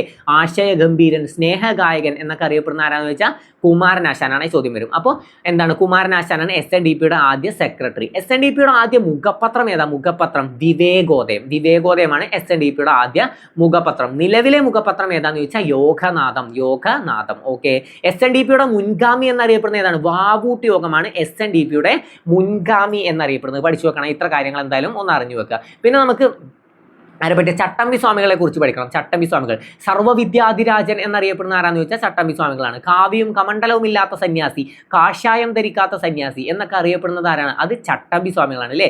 സർവ്വവിദ്യാധിരാജൻ, ശ്രീ ഭട്ടാരകൻ, ബാലഭട്ടാരകൻ അല്ലേ എന്നൊക്കെ അറിയപ്പെടുന്നത് ആര് എന്ന് ചോദിച്ചാൽ അതാരാണ്? അത് ആരാണ്? ചട്ടമ്പി സ്വാമികളാണ്. സർവ്വവിദ്യാധിരാജൻ, ബാലഭട്ടാരകൻ, ശ്രീ ഭട്ടാരകൻ, കാവ്യവും കമണ്ഡലവും ഇല്ലാത്ത സന്യാസി, കാഷായം ധരിക്കാത്ത സന്യാസി എന്നൊക്കെ അറിയപ്പെടുന്നത് ആരാന്ന് വെച്ചാൽ ചട്ടമ്പി സ്വാമികളാണ്. കാവ്യ ഉപേക്ഷിച്ച് കതറണിഞ്ഞ സന്യാസി ആര് എന്ന് ചോദിക്കും കേട്ടോ. കാവ്യ ഉപേക്ഷിച്ച് കതറണിഞ്ഞ സന്യാസി ആരാന്ന് ചോദിച്ചാൽ വാഗ്ഭടാനന്ദനാണ്. കാവ്യ ഉപേക്ഷിച്ച് കതറണിഞ്ഞ സന്യാസിയാണ് വാഗ്ഭടാനന്ദൻ. അപ്പൊ കാവ്യവും കമണ്ഡലവും ഇല്ലാത്ത സന്യാസി എന്നറിയപ്പെടുന്നത് ആരാണ്? ചട്ടമ്പി സ്വാമികളാണ്. ഷൺമുഖദാസൻ എന്നറിയപ്പെടുന്നതും ചട്ടമ്പി സ്വാമികളാണ്. പിന്നെ ചോദ്യം വരും, ചട്ടമ്പി സ്വാമികളുടെ ബാല്യകാല നാമം എന്തെന്ന് ചോദിക്കും. എന്താണ്? കുഞ്ഞൻപിള്ള എന്നാണ് ചട്ടമ്പി സ്വാമികളുടെ ബാല്യകാല നാമം. ചട്ടമ്പി സ്വാമികളുടെ ബാല്യകാല നാമമാണ് കുഞ്ഞൻപിള്ള. ചട്ടമ്പി സ്വാമികളുടെ ബാല്യകാല നാമമാണ് കുഞ്ഞൻപിള്ള. കുഞ്ഞല്ലേ? ബാല്യത്തിൽ ചെറുപ്പത്തിൽ കുഞ്ഞാണെന്ന് ആലോചിച്ചാൽ കുഞ്ഞൻപിള്ള എന്നാണ് ചട്ടമ്പി സ്വാമികളുടെ ബാല്യകാല നാമം. ഇനി ചട്ടമ്പി സ്വാമികളുടെ യഥാർത്ഥ നാമം എന്തെന്ന് ചോദിച്ചാൽ അയ്യപ്പൻ എന്നാണ് ചട്ടമ്പി സ്വാമികളുടെ യഥാർത്ഥ നാമം. അത്ര കാര്യങ്ങൾ ക്ലിയർ ആണ്. ചട്ടമ്പി സ്വാമികളുടെ യഥാർത്ഥ നാമമാണ് അയ്യപ്പൻ. ഓക്കെ, പിന്നെ ചട്ടമ്പി സ്വാമികൾ എന്നറിയപ്പെടാൻ കാരണം എന്താണ്? ചട്ടമ്പി സ്വാമികൾ. ചട്ടമ്പി എന്നാൽ എന്താണ്? ആ സമയത്ത് ആരാണ്? പേട്ടയിൽ രാമൻപിള്ള ആശാന്റെ കുടിപ്പള്ളിക്കൂടത്തിലാണ് ആര്? ചട്ടമ്പി സ്വാമികൾ പോയിട്ടുണ്ടായിരുന്നത്. അവിടെ എന്തായിരുന്നു? മോണിറ്റർ ആയിരുന്നു. മോണിറ്റർ, നമ്മളിപ്പോൾ മോണിറ്റർ ലീഡർ എന്നൊക്കെ പറയില്ലേ, ക്ലാസ് ലീഡറൊക്കെ ആയിട്ട് തിരഞ്ഞെടുക്കൂലേ, അങ്ങനെ ആ കുടിപ്പള്ളിക്കൂടത്തിൽ ചട്ടമ്പിയായി, അങ്ങനെ അവിടെ ചട്ടമ്പിയായി തിരഞ്ഞെടുക്കപ്പെട്ടതാണ് ചട്ടമ്പി സ്വാമികൾ. അങ്ങനെയാണ് ചട്ടമ്പി സ്വാമികൾ എന്ന പേര് വന്നത്. അഥവാ എന്തെങ്കിലും സ്റ്റേറ്റ്മെന്റ് വന്നാൽ കറക്റ്റ് ചെയ്ത് പോണേ. ഓക്കെ, അപ്പോൾ ചട്ടമ്പി സ്വാമികൾ എന്ന പേര് എങ്ങനെ സ്വീകരിച്ചു? ഓക്കെ, ഷൺമുഖദാസൻ എന്നറിയപ്പെടുന്നതും ആരാണ്? ഷൺമുഖദാസൻ എന്നറിയപ്പെടുന്നതും ചട്ടമ്പി സ്വാമികളാണ്. ഓക്കെ, ഇനി ചട്ടമ്പി സ്വാമികളുടെ എപ്പോഴും പ്രധാനമായിട്ടും കൃതികളെ കുറിച്ച് ചോദ്യം വരാണ്ട്. വേദാധികാര നിരൂപണം, ക്രിസ്തുമത ചേതനം, മോക്ഷപ്രദീപ ഖണ്ഡനം, ആദിഭാഷ, പ്രാചീന മലയാളം, ഇതൊക്കെ ആരുടെ കൃതികളാണ്? ഇതൊക്കെ ചട്ടമ്പി സ്വാമികളുടെ കൃതിയാണ്. ഓരോ കൃതികൾക്കും പിന്നിലും ഒരു കഥയൊക്കെ ഉണ്ട്. എന്താണ്? ആദ്യം ആദ്യഭാഷ തമിഴാണെന്ന് വാദിക്കുന്ന ചട്ടമ്പി സ്വാമികളുടെ കൃതി ഏതാന്ന് ചോദിച്ചാൽ അതേതാണ്? അത് ഏതാണ്? ആദിഭാഷ. ഓക്കെ, ആദ്യഭാഷ തമിഴാണെന്ന് വാദിക്കുന്ന ചട്ടമ്പി സ്വാമികളുടെ കൃതിയാണ് ആദിഭാഷ. ബ്രഹ്മാനന്ദ ശിവയോഗിയുടെ മോക്ഷപ്രദീപം എന്ന കൃതി രചിച്ചത് ആരാണ്? അപ്പോൾ ബ്രഹ്മാനന്ദ ശിവയോഗിയാണ്. നിരീശ്വരവാദികളുടെ ഗുരു എന്നറിയപ്പെടുന്നത് ആരാന്ന് ചോദിച്ചാൽ അതാരാണ്? ബ്രഹ്മാനന്ദ ശിവയോഗിയാണ്. നിരീശ്വരവാദികളുടെ പോപ്പ് എന്നറിയപ്പെടുന്ന ആരാണ്? MC ജോസഫാണ് നിരീശ്വരവാദികളുടെ പോപ്പ് എന്നറിയപ്പെടുന്നത്. അപ്പൊ നിരീശ്വരവാദികളുടെ ഗുരു എന്നറിയപ്പെടുന്നത് ആരാണ്? അതാരാണ്? അത് ബ്രഹ്മാനന്ദ ശിവയോഗിയാണ്. പുരുഷസിംഹം എന്നറിയപ്പെടുന്നത് ആര് എന്ന് ചോദിച്ചാലും ആരാണ്? ബ്രഹ്മാനന്ദ ശിവയോഗിയാണ്. അദ്ദേഹത്തിന്റെ കൃതിയായിരുന്നു മോക്ഷപ്രദീപം.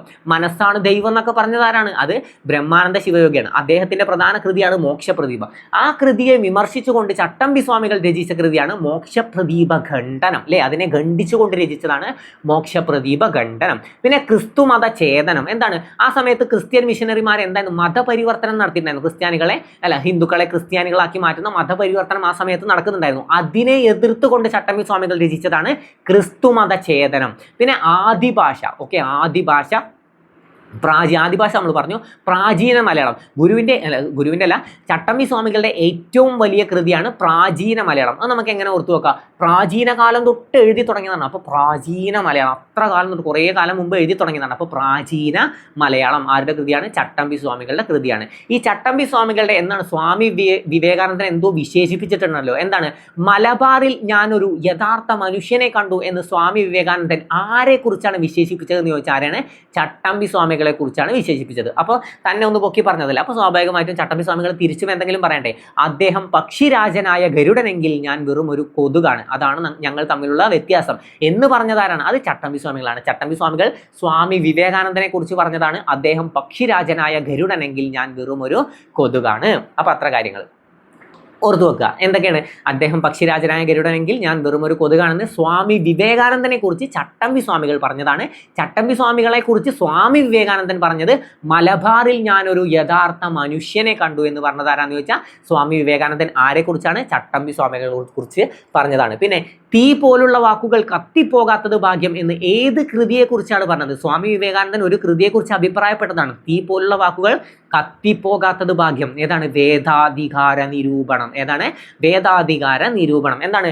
വേദം പഠിക്കാനുള്ള അധികാരം സവർണർക്ക് മാത്രമല്ല അവർണർക്കും വേദം പഠിക്കാനുള്ള സ്വാതന്ത്ര്യം ഉണ്ട് എന്നതിനെ പറ്റി പറയുന്നതാണ് വേദാധികാര നിരൂപണം. ആരുടെ കൃതിയാണ്? ചട്ടമ്പി സ്വാമികളുടെ കൃതിയാണ്. പിന്നെ ചോദ്യം വരും, തിരുവനന്തപുരം സെക്രട്ടേറിയറ്റിൽ ക്ലർക്കായിട്ട് സേവനം അനുഷ്ഠിച്ചിരുന്ന നവോത്ഥാന നായകൻ ആരായിരുന്നു? അത് ചട്ടമ്പി സ്വാമികൾ. തിരുവനന്തപുരം സെക്രട്ടേറിയറ്റിൽ ക്ലർക്കായി സേവനം അനുഷ്ഠിച്ചിരുന്ന നവോത്ഥാന നായകനാണ് ആര്? ചട്ടമ്പി സ്വാമികൾ. അപ്പൊ അത്ര കാര്യങ്ങൾ കിട്ടി. ചട്ടമ്പി സ്വാമികളുടെ ജന്മസ്ഥലം എവിടെയാണ്? കൊല്ലൂർ കണ്ണമൂല. ഒന്ന് ആലോചിച്ച് നോക്ക്, ചട്ടമ്പിമാർക്ക് എന്താ പണി? സാധാരണ ചട്ടമ്പിമാർ എന്ന് പറയുമ്പോൾ എന്താ? ചട്ടമ്പി പറയുമ്പോൾ ഗുണ്ടാന്നൊക്കെ നമ്മൾ ആലോചിക്കുക ചട്ടമ്പി. അപ്പൊ അത് വെച്ചിട്ട് ചട്ടമ്പിമാർക്ക് എന്താണ് പണി? കൊല്ലും കൊലയൊക്കെ അല്ലേ ചട്ടമ്പിമാർക്ക് പണി. അപ്പൊ കൊല്ലൂർ കണ്ണമൂല, കൊല്ലൂർ കണ്ണമൂല ചട്ടമ്പി സ്വാമികളുടെ ജന്മസ്ഥലമാണ് കൊല്ലൂർ കണ്ണമൂല. ഓക്കെ, കൊല്ലൂർ കണ്ണമൂല. അദ്ദേഹത്തിന്റെ വീട്ടുപേര് ചോദിച്ചാൽ ഉള്ളൂർക്കോട് വീട്. ഓക്കെ, ഉള്ളൂർക്കോട് വീട്.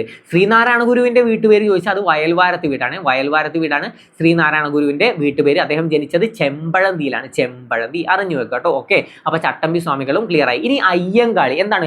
ആളിക്കത്തിയ തീപ്പൊരി എന്നറിയപ്പെടുന്ന നവോത്ഥാന നായകൻ ആരാന്ന് ചോദിച്ചാൽ അയ്യങ്കാളിയാണ് അല്ലേ. ആളിക്കത്തിയ തീപ്പൊരി. അദ്ദേഹത്തിന്റെ പ്രശസ്തമായ വില്ലുവണ്ടി യാത്ര എപ്പോഴാണ്? 1893 വില്ലുവണ്ടി യാത്ര നടന്നത് അല്ലേ.